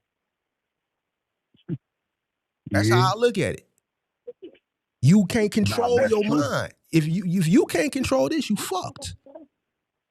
Facts. You control this, then everything else follow. People don't have control over this. Social media controls your mind. They listening to you. You say Cadillac Escalade, every single fucking ad you see on Instagram and Facebook is Cadillac Escalade. Cadillac Escalade. They're going to get you to buy that Escalade. Whether you can afford it or not. You know what I'm saying? Because now they got some shit where you can go ahead and you finesse it. You know, the car dealerships is taking then stretched it out to 144 months right now. And guess what? Yeah. They know it's coming back. But we're gonna get that down payment from you. We're gonna get the finance. It's gonna finance company, not technology good. We skip tracing it. Some of these cars, man, fuck it. You don't pay it, nigga. We just gonna take how the car drive itself back to the goddamn recovery place. That's why Tesla don't care. Dude, you can go order a Tesla right now today. Before the deal is done, the Tesla be sitting out front of your crib. They'll tell you themselves, don't worry about it. We're going to get to it. Man, y'all ain't even processed to them. Man, don't worry about it, man. We're customer service. Man, enjoy it. Why? We not worried about it because if the shit hit the fan, man, you going to wake up, that motherfucker going to be gone. We ain't got to send no skip trace. We ain't got to send man in them auto recovery where they driving around in the black tow truck with the dark tinted windows to come get it. Man, that motherfucker going to cut on. It's going to bag out and it's going to take itself right back to where the fuck it is it came from. Yeah, it's a low jack. They know where it's at all times. So it's the mentality, bro. As long as you got a strong mind and you got a mind in today's society, you're gonna be straight. Yeah, I know I'm gonna be straight, but everybody else, it's like we got to get it together as a people. You know what I mean? Especially our people, like because we had that mentality. And then we call into shows like this, like, yeah, I just want to get a little step van, get a little, cargo van, and, and the information just be so wrong. And it just be like, where did you even get this shit from? Like, you know what I'm saying? Like, a lot of these dudes think they can do this and they never even been out here in the field. Like, you don't even know how hours of service working. You know what I'm saying? You never had to be on these roads late night. You know what I'm saying? Not getting your sleep. You know what I'm saying? Like being away from the crib or being away from the family. You know what I'm saying? Like, man, it's a different ballgame, especially from an office like the last guy. And you start a business like that where you can use your mind. It's minimal overhead. You could keep most of that 35K that you want to spend on a cargo van. You could keep that in your pocket because your overhead is going to be so low. You using that computer you already got, that room you already got as an office in your house, and you making money off of your brain. You know what I'm saying? And that's not passive income because you still got to work. But you grow into that. You could, but he's so scared to scale and hire people that he won't even be able to get to the next level. Yeah. If you're doing a proper vetting process, you will get somebody in there that cares, takes pride in their work, and they will do a good job. And it could be a reflection of your training. If you are not able to properly vet people or properly train people, of course you're not going to have a good business, a profitable business. And if you're not able to retain good health, because let's keep it real, a lot of good people leave these companies. They don't stay in one place 20, 25 years no more because I'm going to go work for you small time, just getting started. You probably can't pay me a proper wage. You can't offer me no benefits. You can't offer me no 401k. You can't offer me no retirement. But you acting like you're doing me a favor. You know what I'm saying? Like it don't work like that. Yeah, it's just it's I've lived long enough just to see how the just the mentality has diminished, or just the thought just how we have gone since you brought up our culture has just how we just where we were to where we are now. And it's very disappointing. A lot of the times you see me up here, I don't think I'd be frustrated.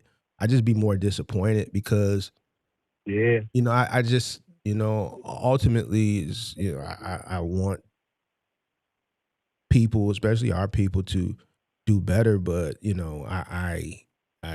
I'm disappointed. Like some of the conversations I have, and like, I just don't understand why certain things that are cut and dry have to become a debate. And it always leads back to not understanding numbers, not understanding why understanding your numbers is important, or how you feel, and having to explain a person that, fuck your feelings and this, that, and the third. And it's just like I have to realize that, the battle is social media. And I'll never beat social media. So, I just, if I can, help one person out here and there, and they consume the information and take it for what it is, and that's it. But for the most part, I think we're doomed. I think we're cooked. And I don't see us going back to the mindset of the culture in the 60s, the 70s, or even the 80s. Or even the 90s. I just think as time goes on, it's just going to get where it's too far gone now to go back to anything that I would say, this is where we need to be. You dig what I said? This is where we need to be. So you got to just focus on you, the people who draw the line in the sand, the people that's with you is with you, the people ain't with you, man, we just going to stain you. It is what it is. We going to get money. You want to be ignorant? You want to be a fool? Cool. I'm not going to get you like how your favorite content creators are getting you with that bullshit. I ain't going to get you that way. I'm going to wait for you to follow a trend. I'm going to sell to you high. I'm going to wait for you to come buy something from me that I bought for pennies on the dollars. I'm going to sell to you high. You dig what I'm saying? I'm going to try to educate you over here. But if you want to remain a fool, then go ahead and just go on out there and do the done to done. Do you also think the big part of it is, the people like me and you that think the way we think, maybe it is because we actually went to school for business? It's not necessary. If I didn't go to school for business, I would still think the way I think, because I think so as well. I was raised right. Regardless of the environment that I was raised in, You from LA, I'm from Chicago. So environment, Facts. regardless of the environment that I was raised in, education, it starts at home. A lot of the reason why a lot of these shorties out here is fucked up and they uneducated and they can't read is because when they come home, their parents ain't saying to sit your black ass down and go read a book, and then they standing over their shoulder. What was that word? Because they reading out loud while they mama cooking in the kitchen, and when they mama hear them stumble over a word, they gonna lean over their shoulder. Say it again. Say it again. Now read it. Read it. They not making sure that not only are they reading, they're comprehending what they read. Why? Because when they go home, they get an iPad shoved in front of their face, and then their mama is scrolling on the goddamn phone too, looking on Instagram.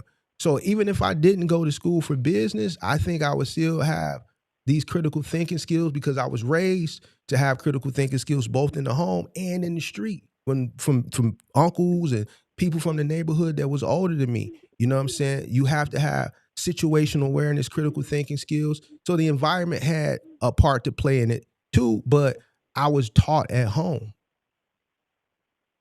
I was taught at home. Right. So it was schooling and then it was home.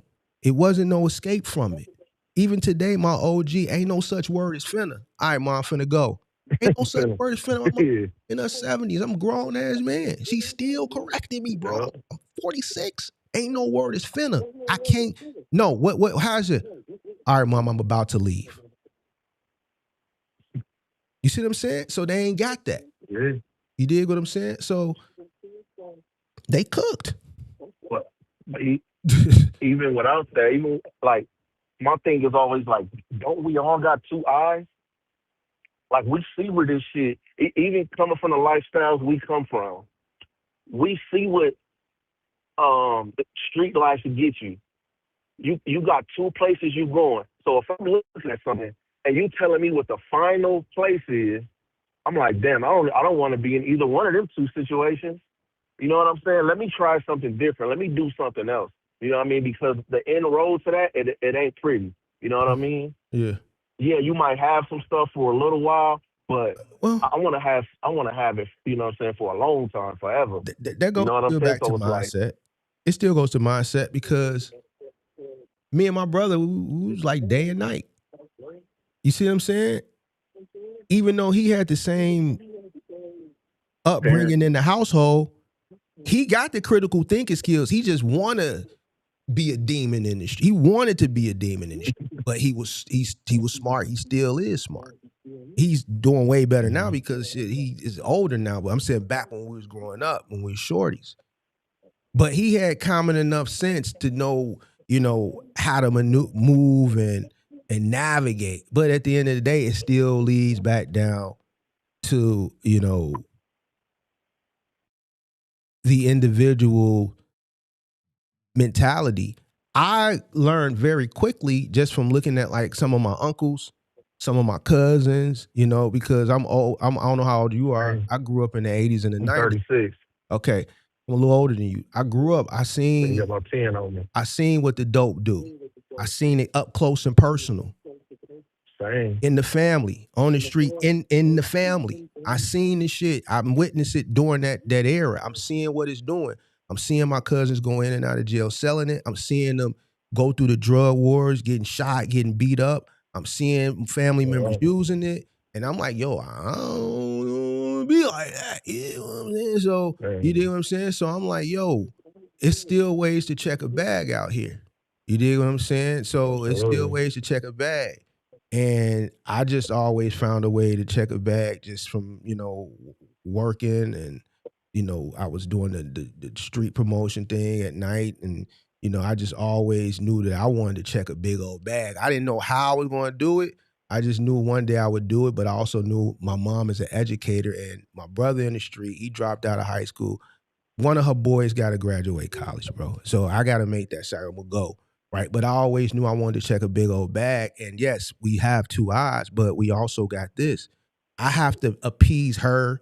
I got to appease myself. And I have to, you know, have common enough sense that I'm looking at the situation around me, not just from a family perspective, but I'm also looking at the homies that I come up with. And like a lot of homies that I went to high school with that still live in the area. When I go see mama, guess what? As soon as the weather break, they're going to be sitting on the front porch.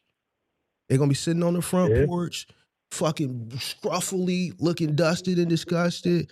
And I don't even, some of these motherfuckers, I don't even tap the horn. I don't even hit them with the horn no more. They don't know what I'm in now. We done switched it up, man. You did what I'm saying? It's 5%. They can't see it, this motherfucker. So I ain't even hitting the horn on these niggas no more. Yeah.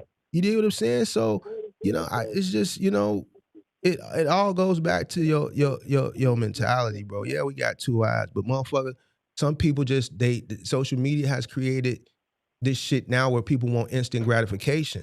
We kind of grew up in an era where you work hard, now you get rewarded later. My OG used to tell me, if you get everything now, you ain't got nothing to look forward to later. Yeah. You dig what I'm saying? So it's just.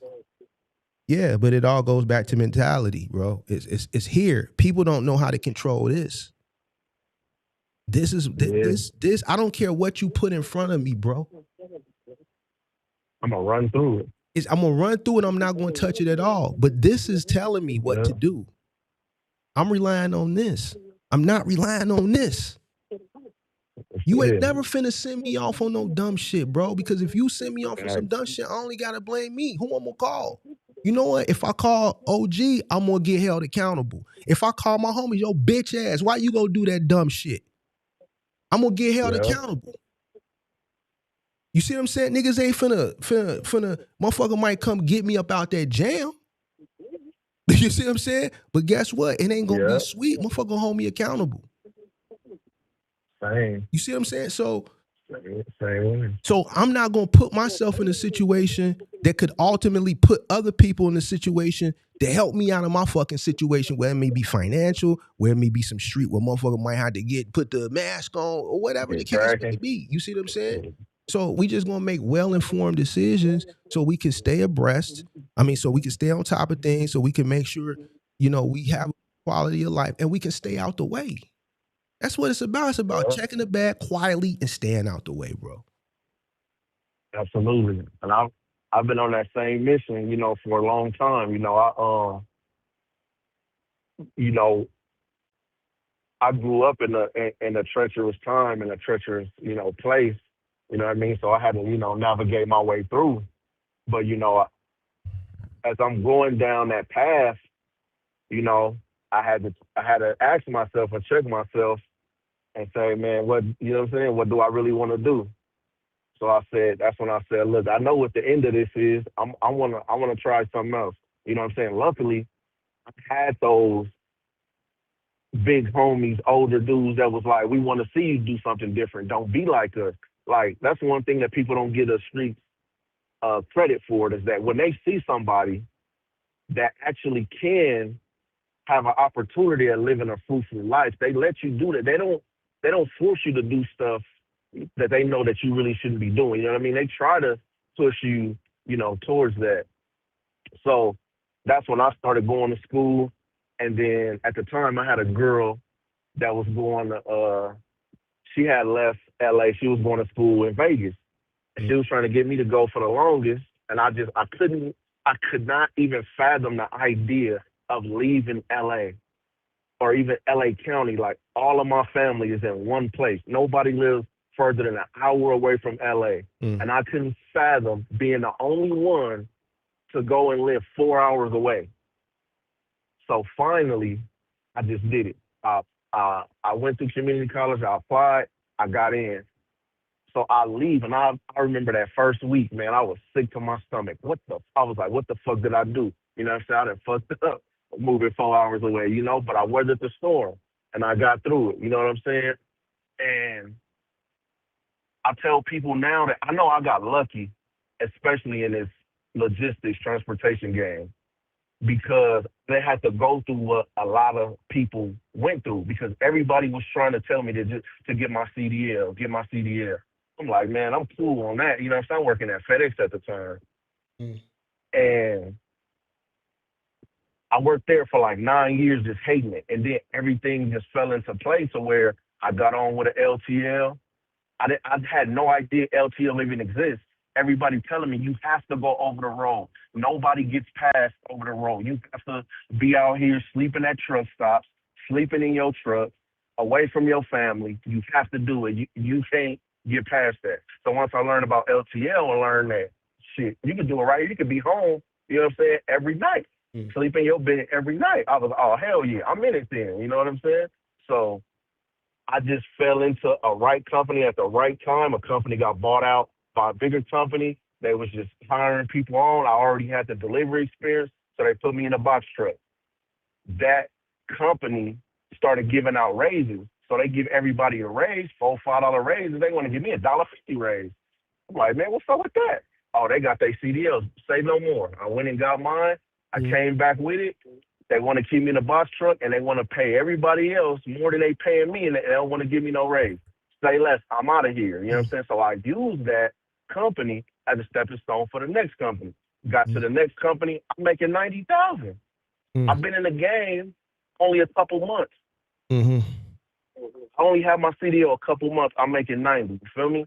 I'm going to use this to another company. I'm going to be making over 6 figures the next company I go to. You know what I'm saying? After that, I'm going to get into the contract game. I'm going to be a contractor, you know what I'm saying, for one of these big companies. And then, you know what I'm saying, work for myself, have my own team, have my own drivers. You know what I'm saying? The money damn near guaranteed because I ain't got to worry about all the fluctuating, you know what I'm saying, this and that.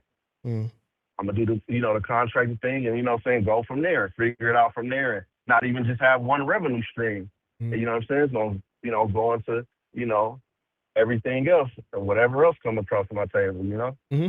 So, but I know I got lucky with this, you know what I'm saying? So, to a certain degree, you know what I'm saying?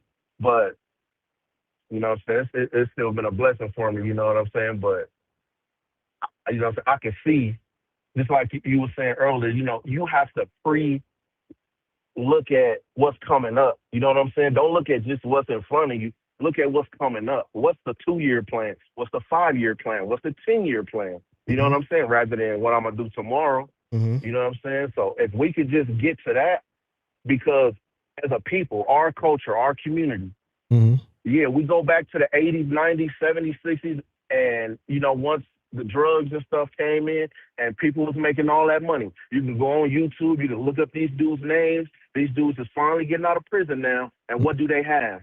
They have nothing. When they was making 50, 60,000 a day or a week or whatever, they could have transitioned out of that. They had so many opportunities to get out of that, get into legit business at some point. A lot of them, not all of them, but a lot of them chose not to, and they wanted to keep living that lifestyle, and they got nothing to show for it. 30, 40 years later, they're barely getting out of jail, coming home to nothing. Let's be different. Let's change this. We got people behind us. It's not just about us. Us in our 30s and 40s, we got kids, we got nieces, nephews, we got whole generations coming up behind us. Let's make it better for them. Let's get out of the fast money and let's get into the legacy and the longevity.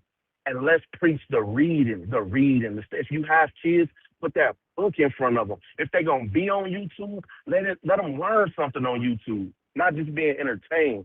But like, that's the only thing we run as a community, as a people, is entertainment. All of our people is in entertainment. When you bring up black millionaires, billionaires, 9 times out of 10, you're going to name somebody that's an entertainer. Let's get into business. We don't have anything. Nothing. We might have a house and a car, but you can't help nobody else if you broke. You can't help nobody else with your house and your car. Get business. Hire your people. Look out for your people. You know what I'm saying? So I agree you know, with you, and that's my mindset. I agree with you as far as the mindset, the reality as far as forecasting that, and I'm just going on 46 years of experience of just living in the direction I've seen things go in since I can, you know, remember. My earliest memories were maybe 3 years old. You know, I got some memories from 3 years old, so 3-4 years old. So, you know, just remembering things from back then to where things have evolved now, it's just gotten worse over time. And I just, you know, what I see coming up in the future, as far as what I'm forecasting, as far as technology and the direction I see things going now, the mentality is just going to continue to be crippled. And I don't think we'll ever get back. Unfortunately, I don't think we'll ever get back to that. And it's sad. And as a person who's approaching his 50s, you know, and I get up here and I talk shit, swallow spit, and kick it with y'all, but deep down, I want the best for my people, but the unfortunate thing is my people don't want the best for themselves. Man, it got to be something we could do though, man. Like The only little thing by little. the only thing we can individually do is just not be crabs in a barrel, and continue to try to Teach one. teach one. But the problem is when you talk education and you try to teach, you're demonized for it.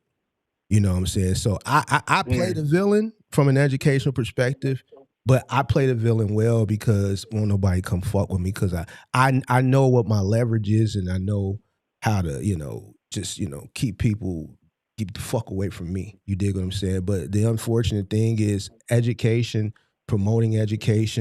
promoting, like the conversation we had this type of direction. That's not what our people want to hear. Our people want to hear shit that is going to lead to instant gratification. And Entertaining. and when you don't preach instant gratification, then one or two things. You're going to be deemed as people are not going to want to listen. They're going to exit the conversation, or you're going to be a hating ass nigga. So you're going to be a hating ass nigga because you told a person, yo, you know what, you need to go do some research so you can have an understanding what you invested in. That's not what, I hear what you said, buddy told you, but I'm going to be honest with you, based from experience and just critical thinking skills, that's not realistic. If you give me a chance to explain to you why, no, I don't want to give you said. My favorite person said I could make $1 gazillion doing this. You a hating ass nigga. There you go.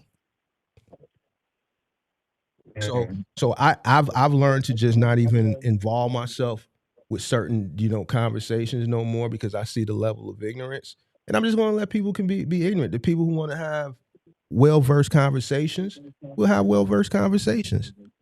The motherfuckers who want to be fucking ignorant, let them be ignorant. And then in 3 more years, if I still have the patience to sit here and indulge some of this fuck shit, I'll sit here and be like, yo, what I told you.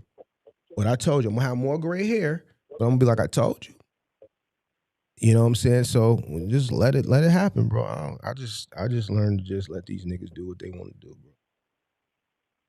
But man, I appreciate you calling, man. This was a very good conversation, man. Thank you so much. All right, man. Appreciate you for having me, man. Yes, sir. All right. Yep.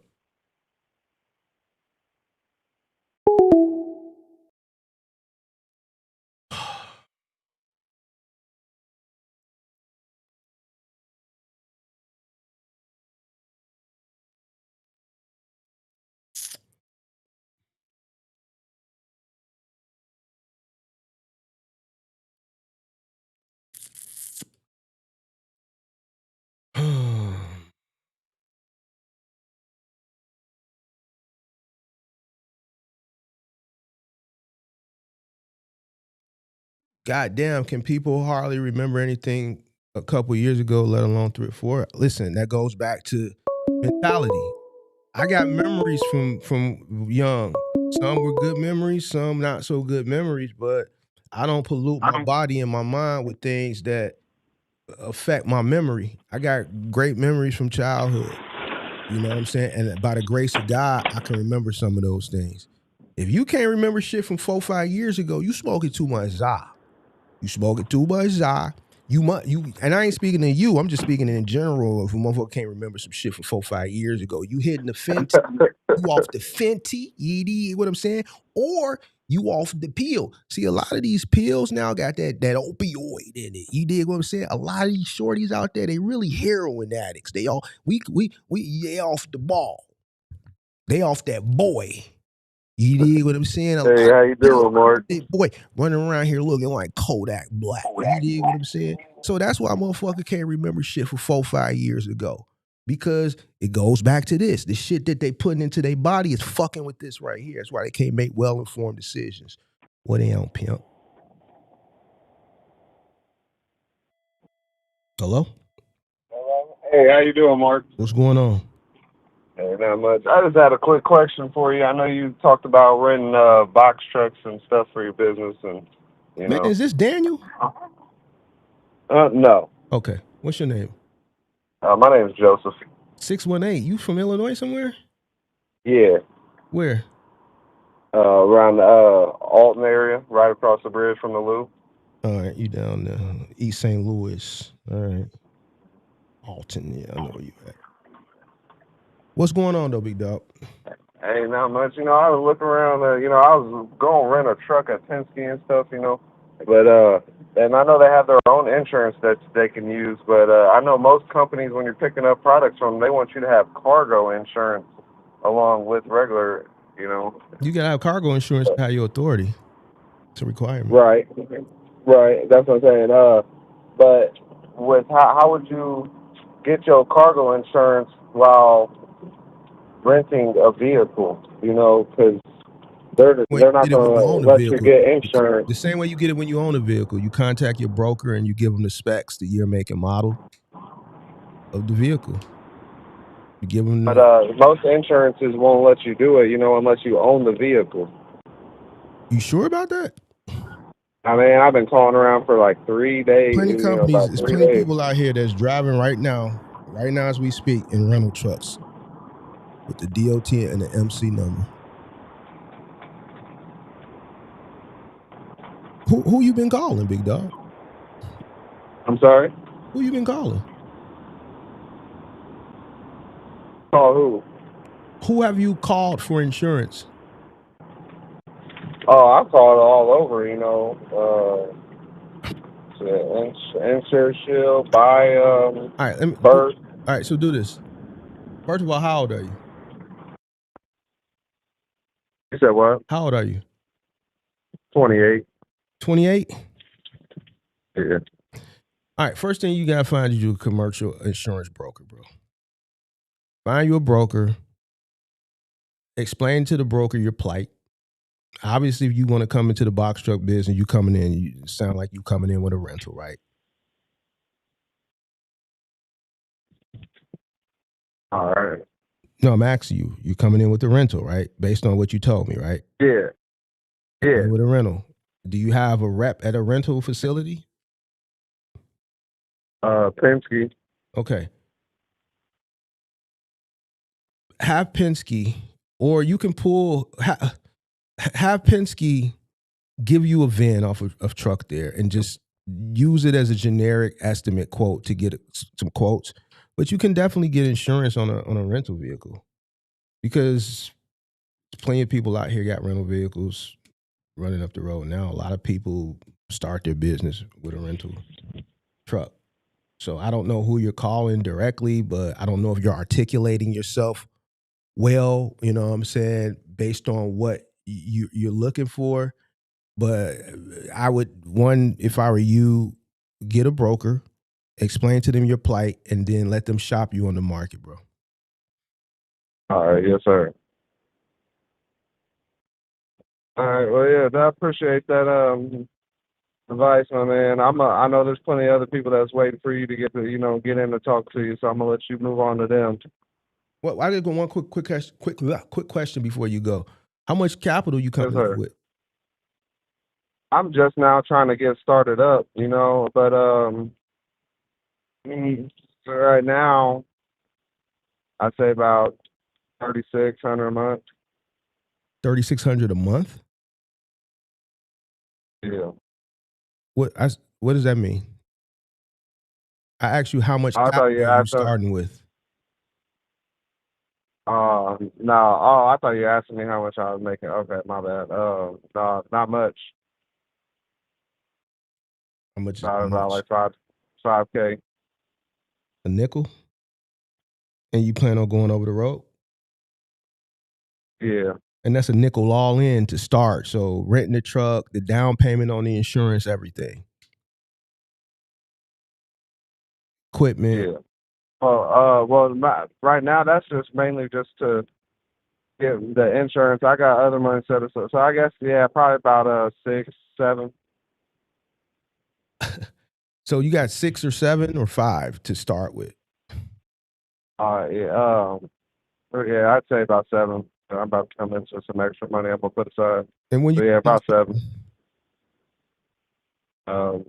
soon as I can figure out the insurance, but hopefully by May. You can figure out the insurance today.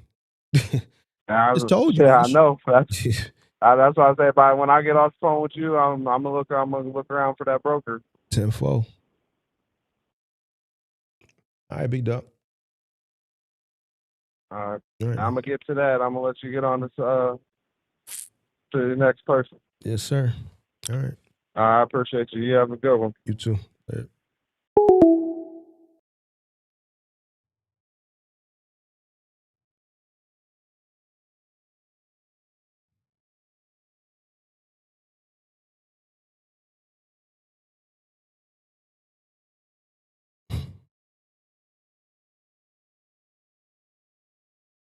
No, today is the last day, so we only doing 3 days a week. So I ain't doing no more shows this week, bro. Oh, bro, I don't know, bro. I don't know.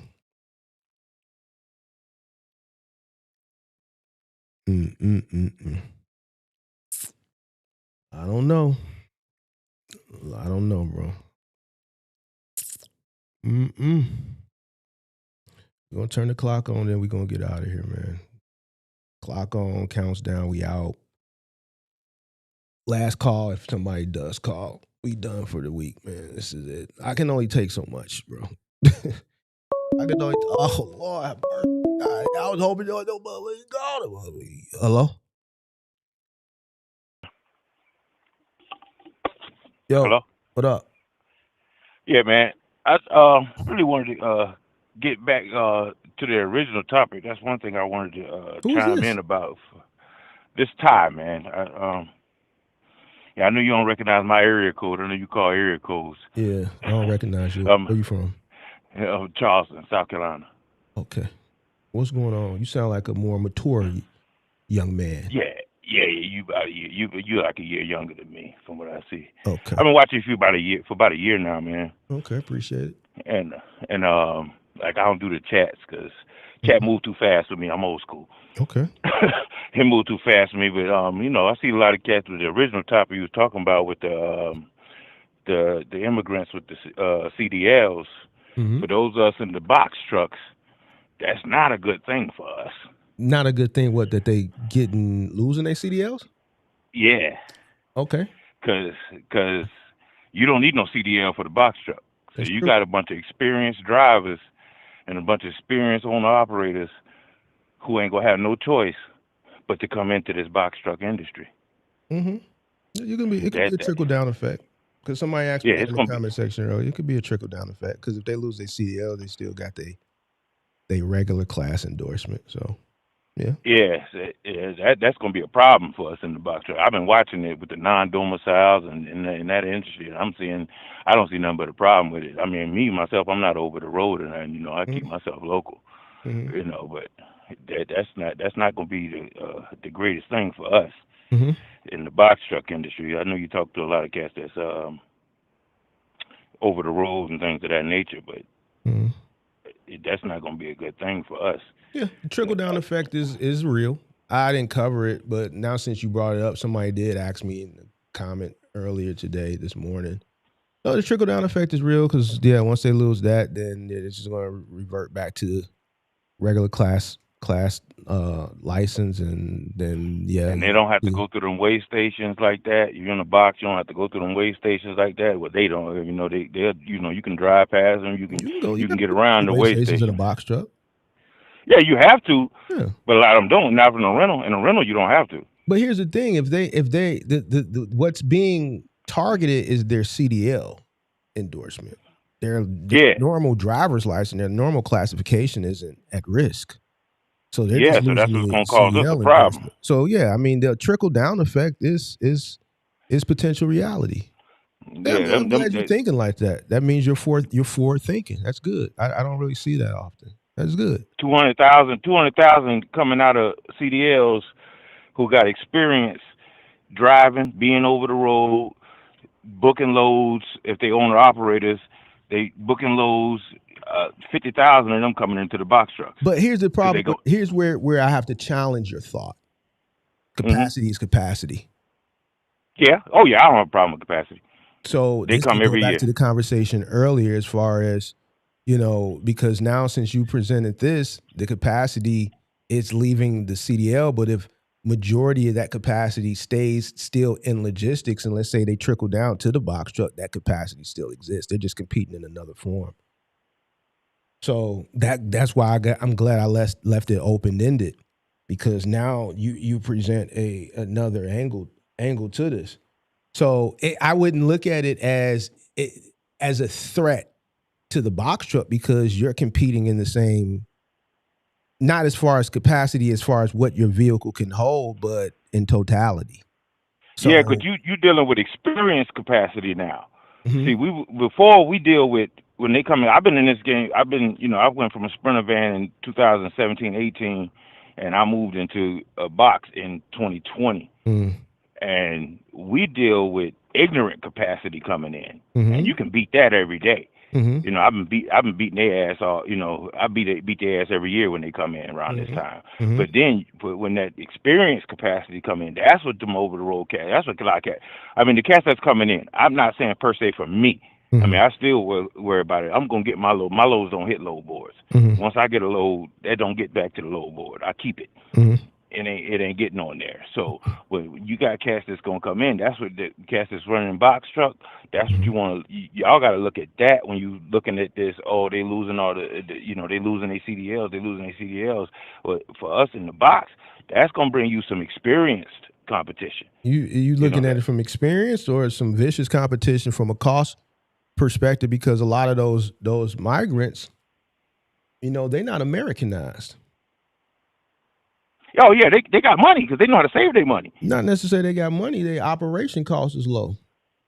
Yeah, that too. Yeah, that too. That too. That's part of it. That's why I say when I say they have money, and I'm from the South. That means everything. That's what I'm saying. When you say when they coming in with a disciplined mindset. You're not dealing with the normal box truck. Because I see box truck guys or guys that are always asking me about how to get into the game. These people ain't the same people that's going to be coming in now. Now you're gonna get a wave of the immigrants that's coming in that's experienced. They've probably been driving for at least driving for 10, 12 years. If they got a little money, saved, because immigrants usually save. They tend to save their money more than we do. They're gonna end up saving their money, so they're gonna come in with the bag, and they're gonna come in with the experience. So that, to me, when I've been reading, what I've been looking at, I see I see, what I'm saying, more of a detriment to the box truck game for, cats who've been around who don't know and don't, what I'm saying, who ain't have their numbers and everything like that. That's what the listeners who's listening. That's what you want to look at if you're in the box. You don't look at it from the 53-foot perspective, because if you're looking at it from the 53-foot perspective, yeah, that's gonna be a windfall for them. But for the box, we finna take that. We finna take that overflow.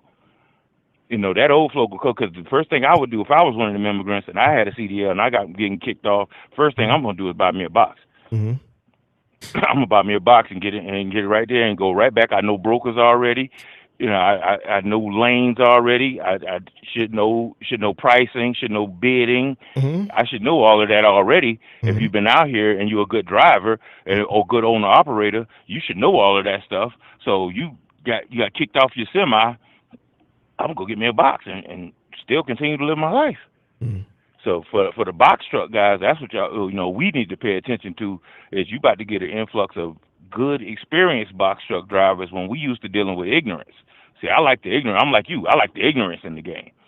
I don't tell nobody how I do my game. I really didn't even want to tell you how, what I'm saying, where I'm from, because I like the ignorance in the game. I love the ignorance in the game. I love to see them coming and eat them up. I don't give nobody no advice or nothing. I tell them, watch Mark.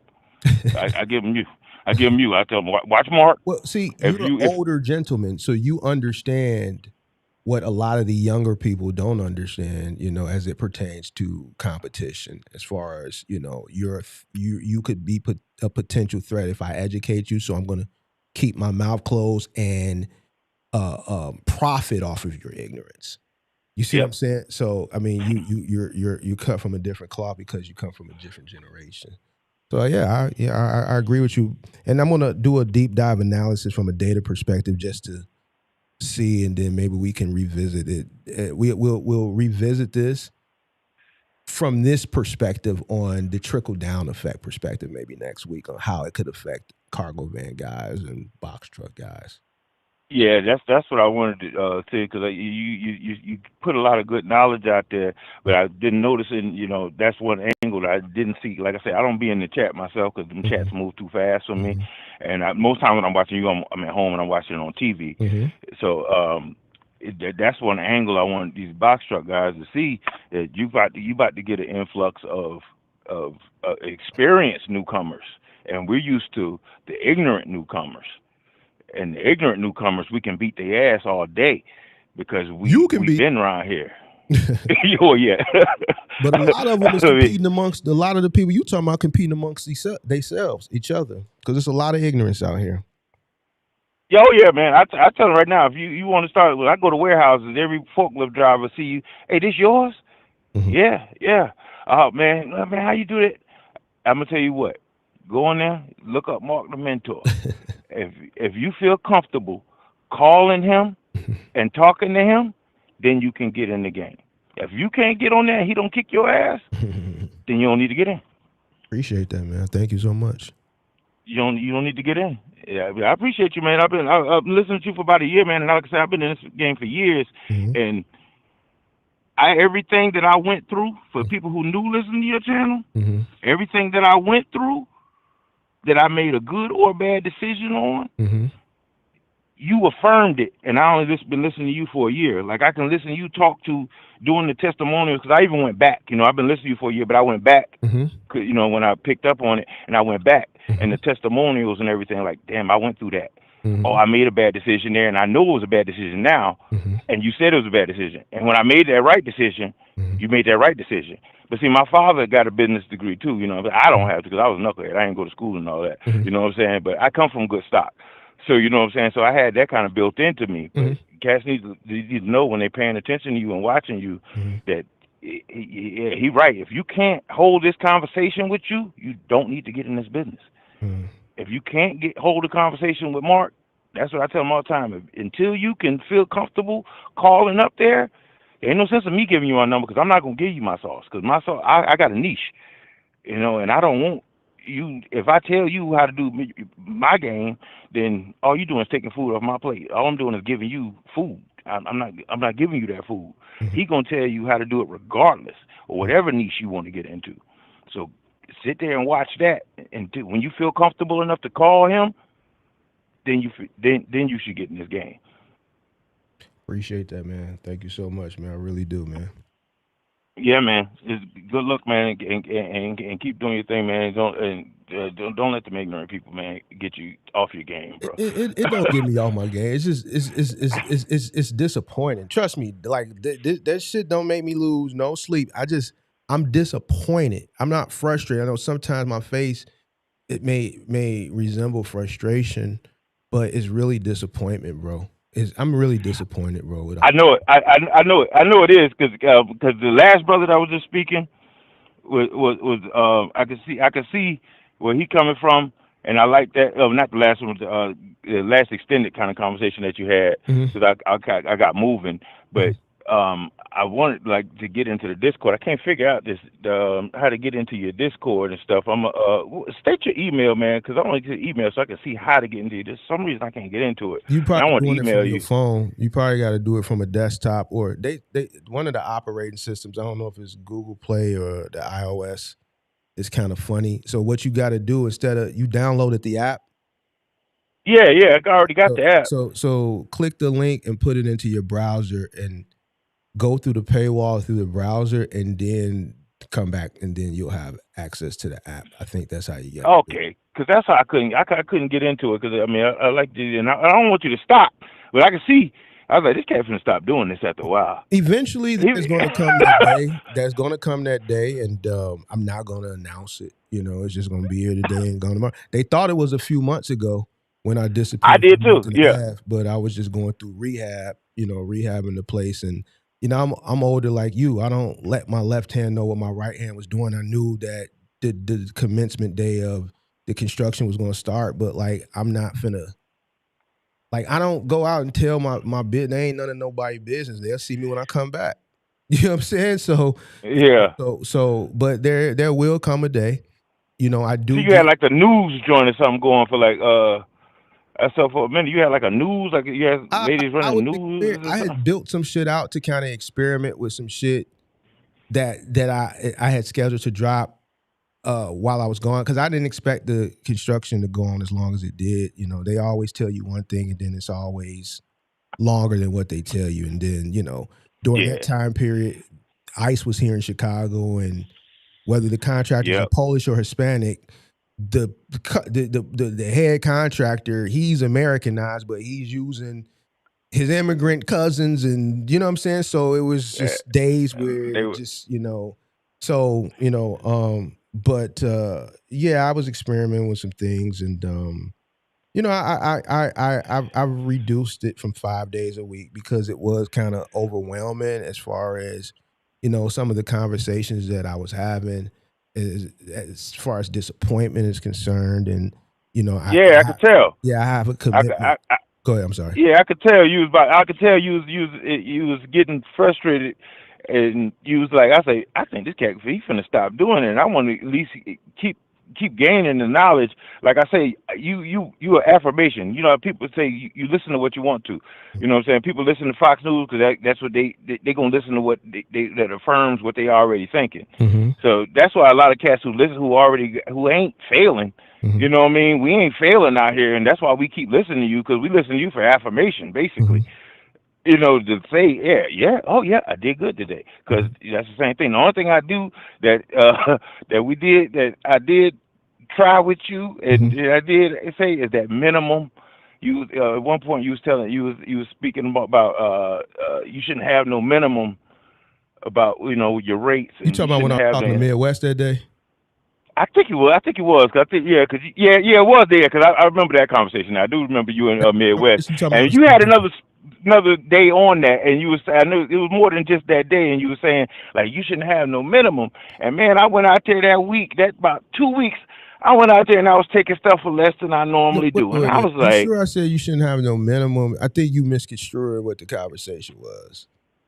okay, I could be done. It could be wrong, I because you believe was that back and forth conversation and with him. that conversation was as it pertains to our specific bargain, because he's from Chicago.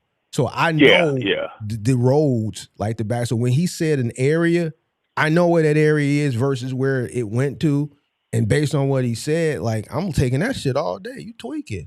If they guarantee you this a day based on what you're saying, that's a guarantee. That's easy. You dig what I'm saying? So I think that's Yeah. what you was talking about, because that's when I went on that whole tangent. But that was for this market, that minimum, which I think he said was two. I forget what it was, and I had Yeah, it was mine like was 275 or something. I yeah. remember, yeah. Cause and I went out there for like that next 2 weeks, bro. And I was like, you know what? You know what I'm saying? Man, been giving good knowledge. I said, you know what? I'm gonna throw my minimums out. You know what I'm saying? I went up there. I'm running like two, 3 loads, and I'm like, man, I done bit the butter on this, and these is Yeah. garbage loads too. That- And they was loads that I should have charged more. They ended up being low. Yeah, that conversation was based like solely on the market and the number he shot out versus what I would be willing to take a pallet from Bolingbrook to. I think he said downtown. He said 275. Nigga, I done did that shit before, you know, 175, 200, especially if it's me on the truck. Shit, that's 20 minutes down I-55. I'm gone. You dig what I'm saying? But you know, so Yeah. I that was from from our market. You dig what I'm saying? So Yeah. I market. feel you now. I wish I'd have called in the next day before I did that shit, because I ran like 2 weeks, and I ran some lows that was random on. I'm like, man, I can't fuck with Mark on this one, bro. I got to hold up the standard, because if I take these lows, and then also when you do that, you end up missing loads that I'm taking this garbage load that I should have charged more for, and there was a load sitting right there that I would have got at least my minimum out of it. I was like, boy, I said, all right, now. I Yeah, that was something me and him said. Mark. But then he came back later on one of them shows. He said he wish he would wish he would have took it. If I can, Would have took it, yeah. yeah. Sometimes Because don't get me wrong. Sometimes I sit there and I be like, damn, I done held strong with this broker. I was like, damn, I should have gone ahead, took that damn load. Cause I'm sitting here. But I mean, I do locals. You know what I'm saying? I do locals. I try to do two, 3 locals a day. You know what I'm saying? And that's just what I do. But I got people that call me. Mhm. You know what I'm saying? So that's what I can do because I done built up my rapport and I done built up my broker catalog, over time, and everybody can't do that. So Mhm. you should be taking these. You shouldn't have no minimum if you ain't got no catalog. If you don't got that, It was a and minimum. It was just I thought his minimum was too high. yeah, What he was yeah. trying to do, and I was my debate was because we in the same market, and I ran shit that same road. I know where Bolingbrook is at in comparison to downtown Chicago. So with Pallet, if I'm on the truck, nigga, I know what my cost is. That's 20 minutes, 25 minutes down I-55.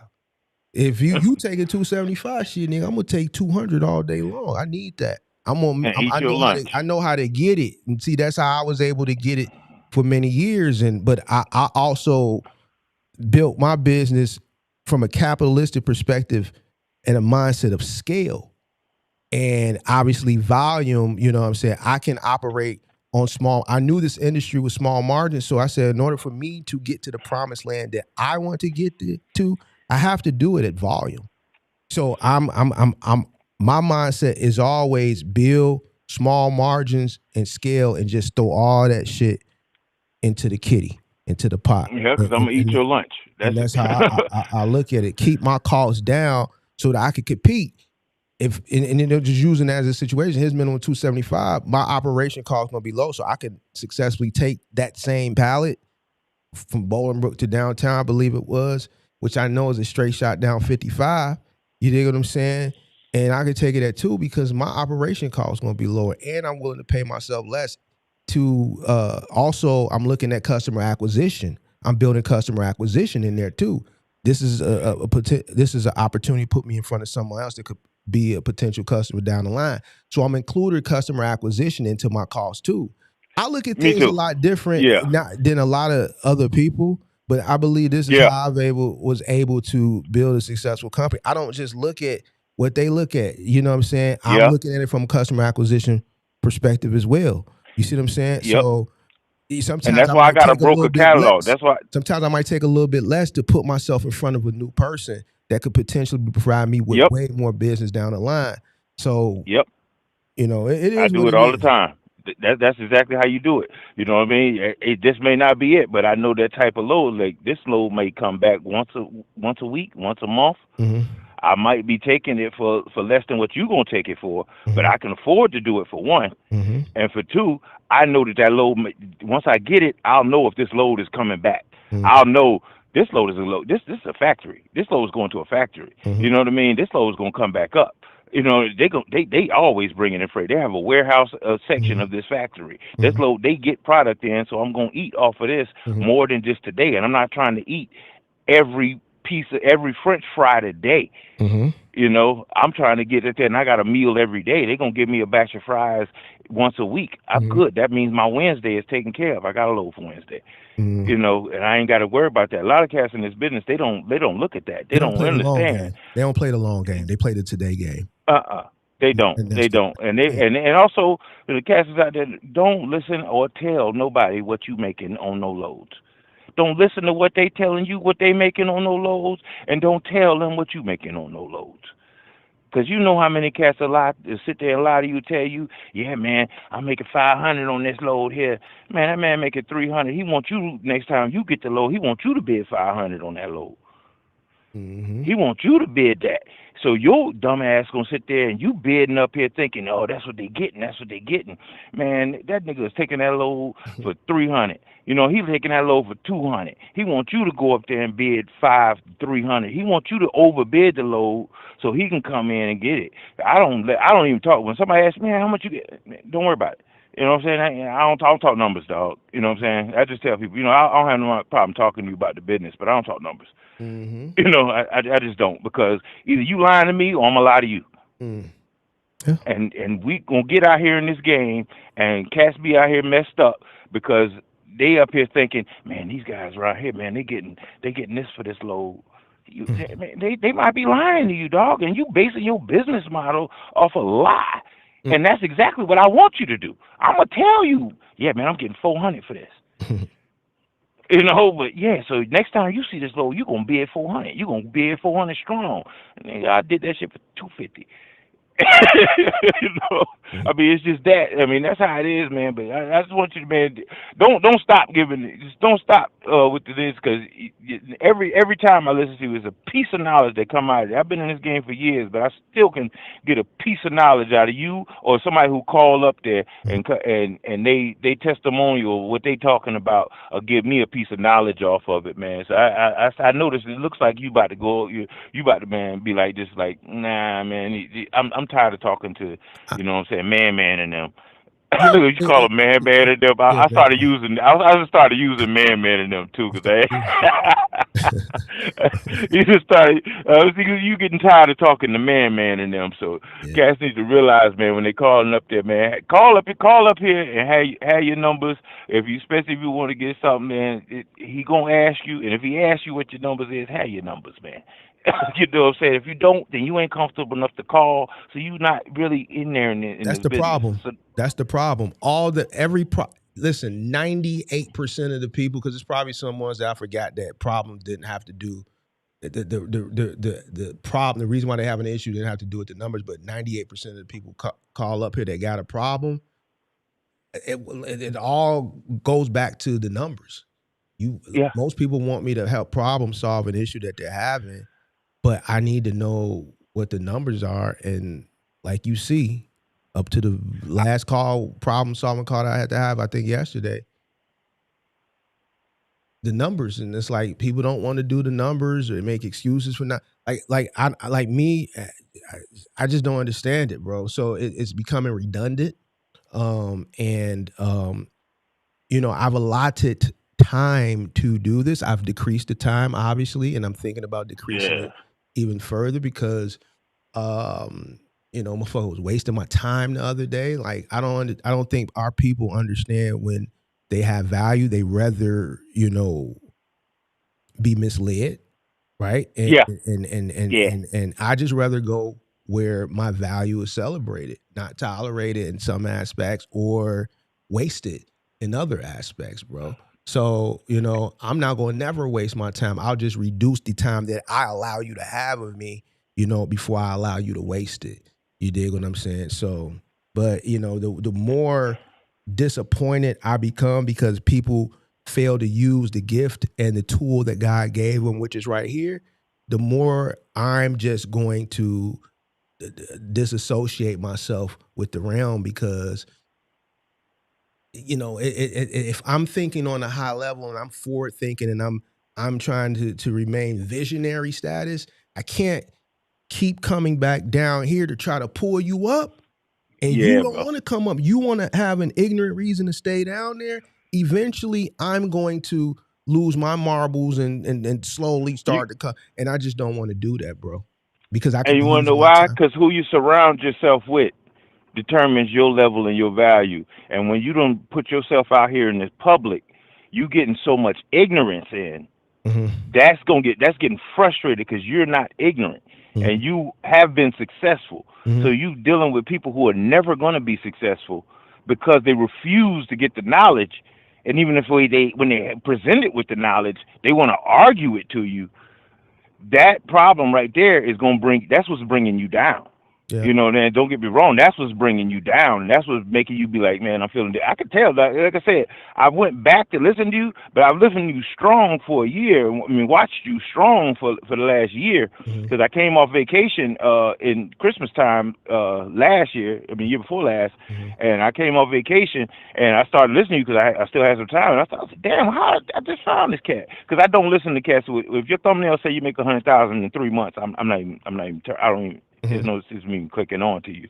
But you know what I'm saying, I got into it and I could tell over this listening to you over these last 2 years and going back listening, I said his spirit's going down because you got so much ignorance coming in.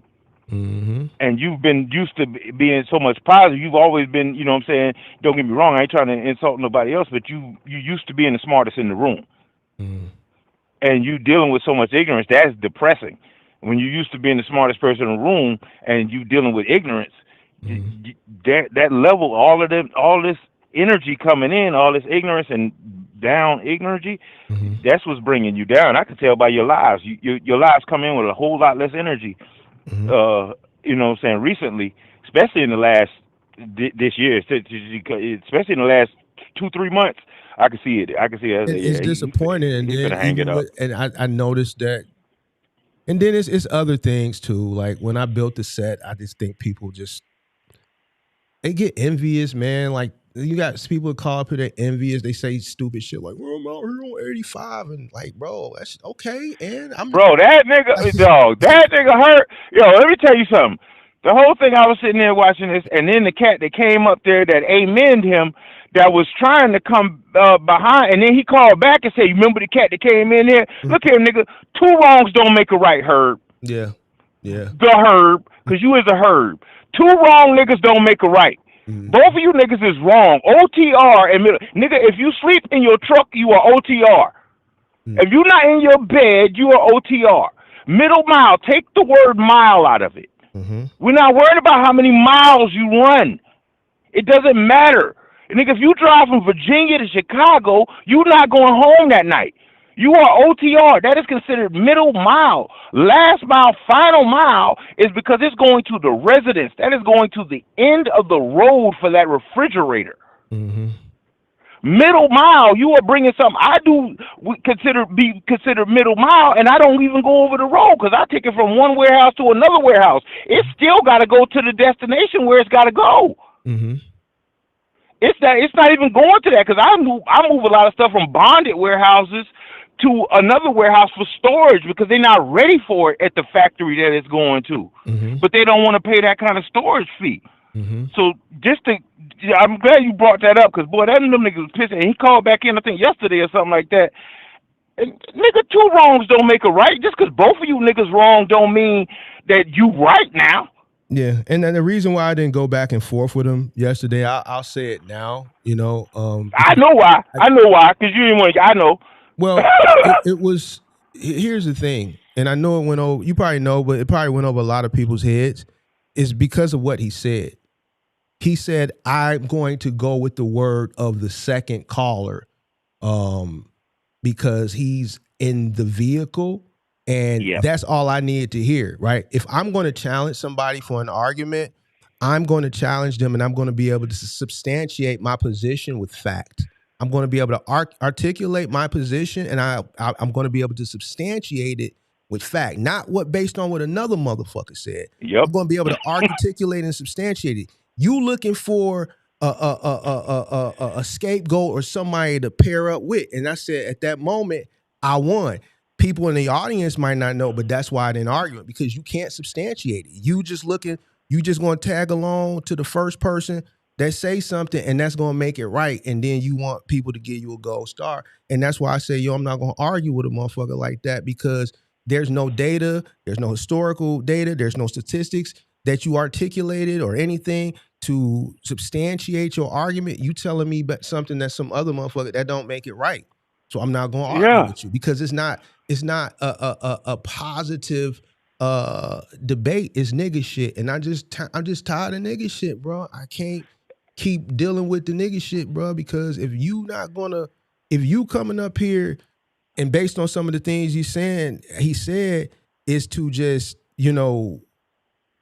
I don't even say chastise, but I just use that word because I can't think of a better word right now. Man, his wife make more money than him. I can tell you right now, his wife make more money than him, because he's on some real ignorant nigga shit. Because you up here arguing with this man, talking about what college he went to, what college you went to. Nigga, what the hell that man? But that goes back to the nigga shit, because nigga shit always goes back to where I can one up. But see, it always gonna lead down to, like I said, well, all right, let's see where it got you and where it got me. Let's lay it on the table. That's what I said. You should have pressed him on that. And I was like, yeah. You should nigga, pull your cards. He could see the tonality. He did not. It was a rap at that point. What you do? Now the shit done hit the van. What we gonna do? Because he talked about I got about 800 of them downstairs. So however we want to do it, we could do it. I just laid off of them because I'm chilling. You dig what I'm saying? So it is what it is, though, big dog. Don't let them the nigga shit, bro. Like we gonna do what we gonna do, and let them niggas be niggas. Cause I hate to be kind of using language because I know you're trying to get on that trying to get into that different algorithm. So we don't want to mess that up right now. I learned that algorithm for the most part. The guy that called up earlier was Caucasian. There was a Pakistani Indian guy that called last week. Here's the thing with that. The other ethnicities, they have, and I'm not saying black people, there's some black people that do, but other ethnicities, they know how to process what they're hearing and be able to use their critical thinking skills to know if what they're consuming as far as information is logical or not. So regardless of the antics, and when he called in earlier, I was literally going on a nigga shit rant when he called, and I'm like, damn, this is a white guy, and I'm sitting up here going on a nigga shit rant. He watching me because it's almost embarrassing that I have to, break things down in an analogy because people will call up. Yeah, actually they call up, other people call up. And, everything will revert back to prior, history as far as how an individual made money, this, that, and the third. So I said, all right, well, you know what? This particular situation as it pertains to the diesel, I can use an analogy maybe that they'll understand. Yeah. But I don't want to have to do that, bro. That shit is because now I'm realizing quietly there's people in other ethnicities that are watching. Why? Because they see the value. But it's like, bro, why I just can't have a well-informed education with my people? I can't, bro.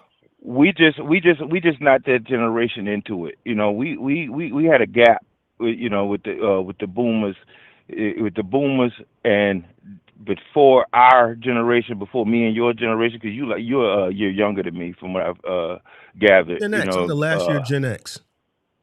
Yeah, me. Yeah, so I was born in '79. Okay. You know what I mean? So at that gap before us, they didn't teach us. You know what I mean? They didn't teach us. So right there in that gap right there, the cast that's coming even behind us, like our generation learned off of the boomers who was out there, who still working at these factories, who's the supervisors and all of these families, and that generation after the boomers who's supposed to be teaching the generation after us, they left that gap out there because they took the money and they took the knowledge and they ran with it. And that's what I noticed with our people. Our people are missing a generation of knowledge.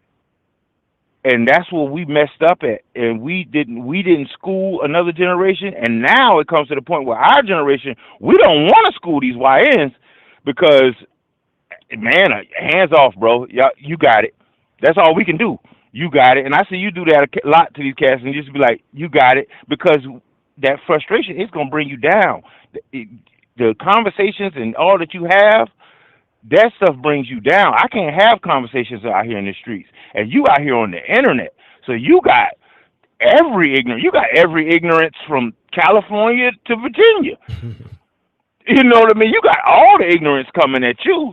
So that's what's bringing you down because the level of ignorance with the gap in the generation and other ethnicities, even if like you say, the migrants, they coming over here, even if they second generation migrant, they even if it was born here, or they, just coming up, they was young when they was brought here, they getting taught by people who hungry and who was eating, just like the boomers was in our generation, my father's generation. My father, went to college when I was in middle school. That's what he went in the military. He was in the military, got out, and then he went to college for business. He runs another business. I'm doing my business just off of strictly conversations with my father. My father never did anything for he helped me out with financially, don't get me wrong, when I first started, but he didn't teach me, he didn't give me no textbooks.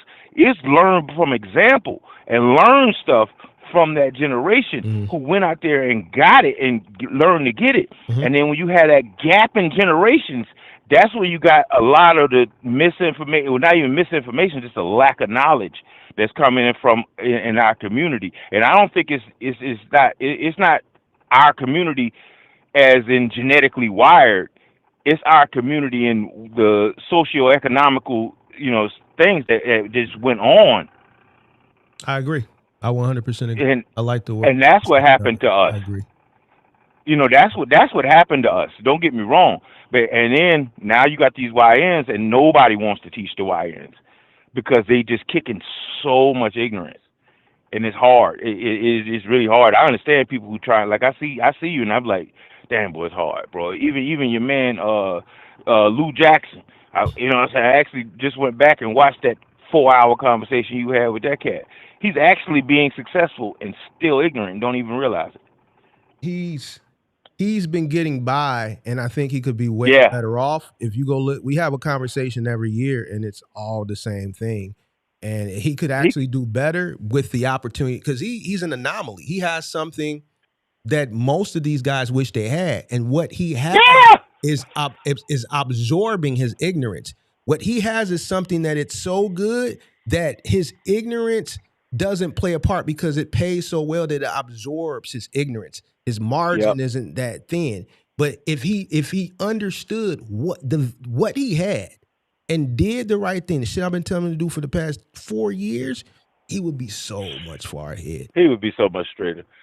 He would be so much straighter. He wouldn't have to worry about it. It's a lot of cats I see call up there, and they see it. They're right there at the tip. I can see them be right there at the tip, but they got one piece of ignorance that they just won't get over and can't get over. And I don't think that comes from black people being genetically wired that way. You know what I mean? I want to get people out of that theory because, man, for every cat that's in prison, there's 10, 15 that's out here running their own businesses and doing good things and can come up. We ain't genetically wired for this ignorance. It's a lack and a gap in the knowledge that was given to us. We are sitting there, and we have the boomers. They had all them guys, the old cats, our grandparents and parents. They had it, but they was out here. I mean, they was out here, you know, going. They was going good. And it just seemed like one gap, like the generation under my pops, like them cats who right now who about 60, right now they should be around 60, around 50 to 60 age right now. They didn't spend no knowledge, man. They went out there making babies and having fun, bro. So you talking about like late boomers, early Gen X? Yeah. Okay. Yeah, they ran it up. They ran it up. They didn't pass nothing on. The early boomers who was out there, who running these factories now, who retiring now, those are the last cats that had knowledge to pass down. The other ones didn't pass down no knowledge. You know, they just didn't. They didn't pass them. The ones who's in their 70s now. Here's the reason why. Like our generation, especially like us, because we at the tail end of X, we were latchkey kids. Our parents were those boomers that was taking advantage of that opportunity of chasing that American dream, where the cost of living was right here and the wages was right here. That gap as far as cost of living gap and earning wasn't as wide. It was like literally right here. You see what I'm saying? So real estate was cheap, even though the interest rates were higher, but the price of the property was so much cheaper. One family could sustain, a whole family could sustain on one income. I'm talking about 2 station wagons, a mortgage, and 4 kids off of one income. You see what I'm saying? But that parent, or if you had both parents, but we come from a black household, you might have had both parents. I only had one parent. Yeah, I did. I did. Okay. So, it helped. So it helped. So I had one parent, so I was a latchkey kid. So we had to do a lot of shit on our I was still that though. Okay. You know what I mean? Don't get me wrong. I was still a latchkey kid. And that phrase right there, I hadn't heard that in a while. And that's what I be trying to explain to people. Like, bro, I got to let my kid. I don't care. I don't need to watch my kid. He gonna figure it out. But that's a crime today. Yeah. Crime today. Literally. We had to figure it out. And guess what? There was no cell phone. Like, you had to get home and, you know, your parent do it. You had no. And that house was gonna be clean. Yeah, but what I'm saying, and you was going out and going to have fun. You was getting home, cleaning that house, doing what you had to do. Go out with your parents, and with your partners, and be back home by the time that street light cut on. And there was no And community. it was Your parent couldn't keep tabs on you with a cell phone now. So it was just like, you get off the school bus or you walk home from school and get in there and do your homework. And that was it. You know what I'm saying? But we had to raise, in some aspects, we had to do a lot of stuff on our own. We had to raise ourselves. And that's why I think we have the ambition, the tenacity to go out and acquire things. I think we were one of the last generations to do that because us being latchkey kids, we had to fend for self a lot because our parents were the last generations that were building generational wealth or becoming rich off of traditional work, traditional jobs. They had pensions, yep, great pensions. They were able to buy yep. property for very, very cheap. Every boomer I know is got they bags be quiet. Oh Bags be man, quiet. They be sitting on a nasty bag. You dig I'll what be I'm sitting saying? there. So, I'm envious. I tell them all the time. Every time when I used to see them, even when I was younger, I tell I'm trying to get like you. I want to retire, bro. mm-hmm, That's probably ain't gonna happen. You know what I mean? Don't get me wrong, because I was a knucklehead. Don't get me wrong. Now, mm-hmm, I mean, I ain't sitting there acting like I came from a position of going to college or none of that. You mm-hmm, know what I'm saying? I was a bad decision away from being in prison. I just mm-hmm, was talking to my partner yesterday because getting married. He owns a tuxedo shop. Me and his brother ran every day. His brother got 3 more years left to go on a 35-year sentence. I'm like, mm-hmm, wait, what's up with Byron? Man, got 3 more. mm-hmm, I would have been with him. mm-hmm, The only reason I wasn't with him because my parents didn't throw me away. mm-hmm, I was out of town when he made that bad decision. I was with my folks down out of town down in Florida. mm-hmm, You know what I mean? And wasn't with him just because my parents didn't throw me away. You know what I mean? mm-hmm. So like you say, that's the last generation of knowledge building that was going on in our community, and that's why you need to stay with doing what you're doing, because the only way we're gonna get out of it is knowledge. Yeah, it's hard, bro. Like it's hard, bro. It's hard. That's why I got to get on your Discord. You know what I'm saying? Don't get me wrong. I'm gonna get on your Discord because I know you ain't gonna be doing this more than a year, more than another year, bro. You ain't gonna be doing this more than another year, bro. I'm gonna try to get my money back that I put into the studio. Yeah. Once I get my money back, I might say, forget it. You did what I'm saying. So And I hope the Discord don't move as fast as chats, because I ain't been on there. You know what I'm saying? the Discord, You you know, just log in, you go in the voice chat, and you just talk. You can put your phone in your yeah, I don't even do social media no more, man. I can't even get a Facebook. I don't even know how to do that. I got an Instagram, but I don't even go on there. I bet I ain't posted nothing on on Instagram. I just don't do the social media because of all the things you talk about too. There's too much ignorance. I can't compile myself with all that ignorance. I can't have all that built up in my head, man. Mhm. But you know what I'm saying? I know you've been on for a good minute today. You ready to get up out of here, man. Yeah, man. I'm finna I'm get gonna let you get up. but I'm I gonna call appreciate back in, man. Normally when you going live, it be right when my kids and stuff be going home, and I'm happy. Actually, I happened to go out because I didn't want, but they want to eat tonight, so I was going out here to get me some food. And I said, when I go out there, I'm gonna call them, man. And that's the only reason I don't be calling, because right when you be on and live, I usually be rewinding, and by the time you start taking calls, I'd be like, oh shit, let me fast forward up. You be on a call, and then the kids coming home and all of that. So I don't be. I ain't called. There's plenty of times I wanted to call in before, and because I'm gonna actually go call back because I want to get in contact with you about seeing about how to about what's the pros and cons of letting people lease on to your MC. I ain't heard no conversations about that. You know what I mean? I know people talk about hiring and scaling and all that, and I really don't want that kind of responsibility. Like, your man's who somebody hit somebody or something and killed them. I really. But am I taking on them same kind of responsibilities by letting people lease on with me? Because I believe in the theory of when there was the gold rush, the 49ers, the only person who got rich was the man who was selling the shovels and the pails. I want to get into it. Like, I see all these cats that want to get into business. I want to let them lease on, but I'm like, you going to fuck me up. My MC ain't no good. You know what I mean? So I don't know, the ins and outs of that, or how that works. So that's another topic I want to explore and try to get into, man. But I ain't going to hold you, man. And I need to go ahead and get me some food myself, man. So, like I said, man, keep it up, man. Keep doing what you're doing, man. And I'm gonna try to get in this Discord and and figure that out so I can get in contact with you. Okay, man. I appreciate the call, man. It was very, very, very good call, man. I appreciate that. Thank you. Thanks, man. Keep doing, man. Peace. Goodbye. All right, guys. Well, one thing I can say, the calls today were very thought-provoking. I didn't get it really any. Let's see. First guy, the second guy. I think one call was a little, and you could tell I could have dug on that one. The 28-year-old from downstate Illinois. If you watch it, I could have got you, but I'm just mentally right now. I'm just fatigued, and I just didn't want to. I just didn't want to. I just didn't want to do it, bro. I ain't gonna lie to you. I just wasn't in the mood to really dig. But the other three calls were very thought provoking, and on a higher level of conversation as it pertains to the conversations what we talk about. Like I to the people who watch who I'm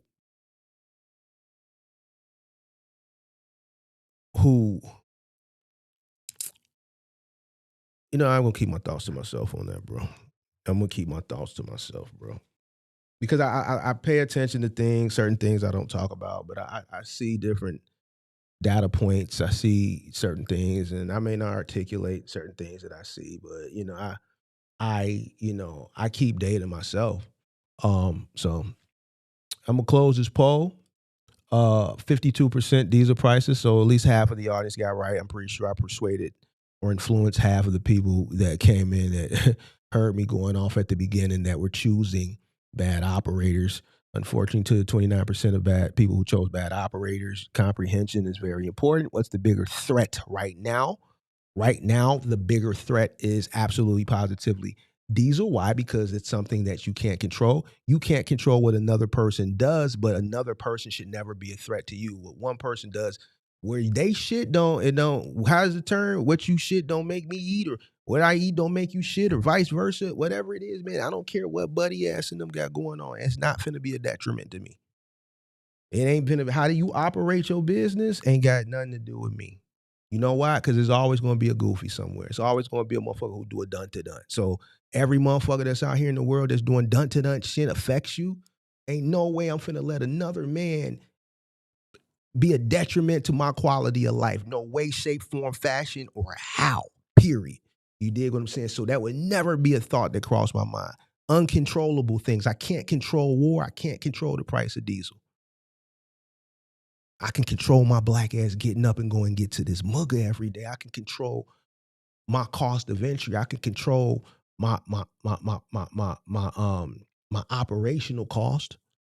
I can control me being a forward thinking and a visionary and prepping and planning for the future, understanding its ebbs and flows and its upturns and its downturns. I can control that by utilizing this. And utilizing this and managing the controllables properly prepares me for the things that I cannot control, like the fucking price of diesel. I would never select that, bro. I would never select that. Even if you don't know the answer, there was something that we were taught back in school, process of elimination. Some of the answers on a multiple choice are just not going to be the answer. So even if you don't know the answer, even if you can't think the answer, let's use our process of elimination. Which one of these answers in multiple choice absolutely make no sense? Let's start processing from that point, and then we'll see what's left, and then we'll try to make a well-informed decision. You're not even using the process of elimination.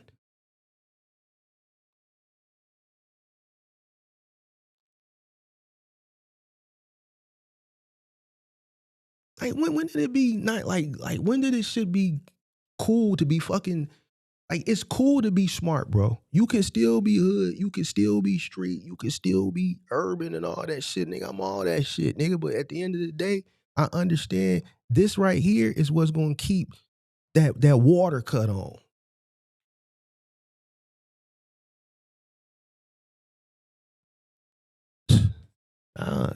I'm closing it, bro. 52% one. I don't know. 29% bad choices, 14% low rates, 5% driver shortage. Like, come on, bro. Like, hello? What's going on, my guy? What up? Who that? Yeah, I just tuned in. I guess what I'm seeing is you said everything is high. Diesel prices, bad operators. What's your name, pimp? Which one is the worst? Oh, I'm sorry. My name is Mark. I talked to you the other day. Yeah. Yeah, I'm gonna be honest with you. You the guy who I talked to the other day, right? Yeah. And remember I said I felt like you wasted my time? Oh no. This wasn't the other day. This is the other week. Uh, I'm from Pennsylvania. Okay. What you want to talk about? It's a lot of bad operators out here, man. They don't know their cost per mile. Diesel prices, I'm still winning. I actually love the diesel prices. Why? Because I'm getting good quality fuel. It's green everywhere I go. Dark green. I love it. All right, bro, you Keeps me. playing with me, right? No, I'm serious. I operate at a low cost. Um, it's not really affecting me. I know my lanes. That's the thing. People don't know their lanes. They go everywhere. It's not about going everywhere. It's about staying tight. Okay. All right. But yeah, shout out to you. I love what you're preaching, and getting these guys to understand now of this. It's a good thing. Good thing.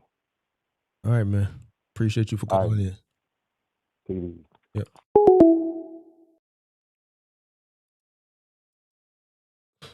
Cut the phone off. Quick, fast, in a hurry.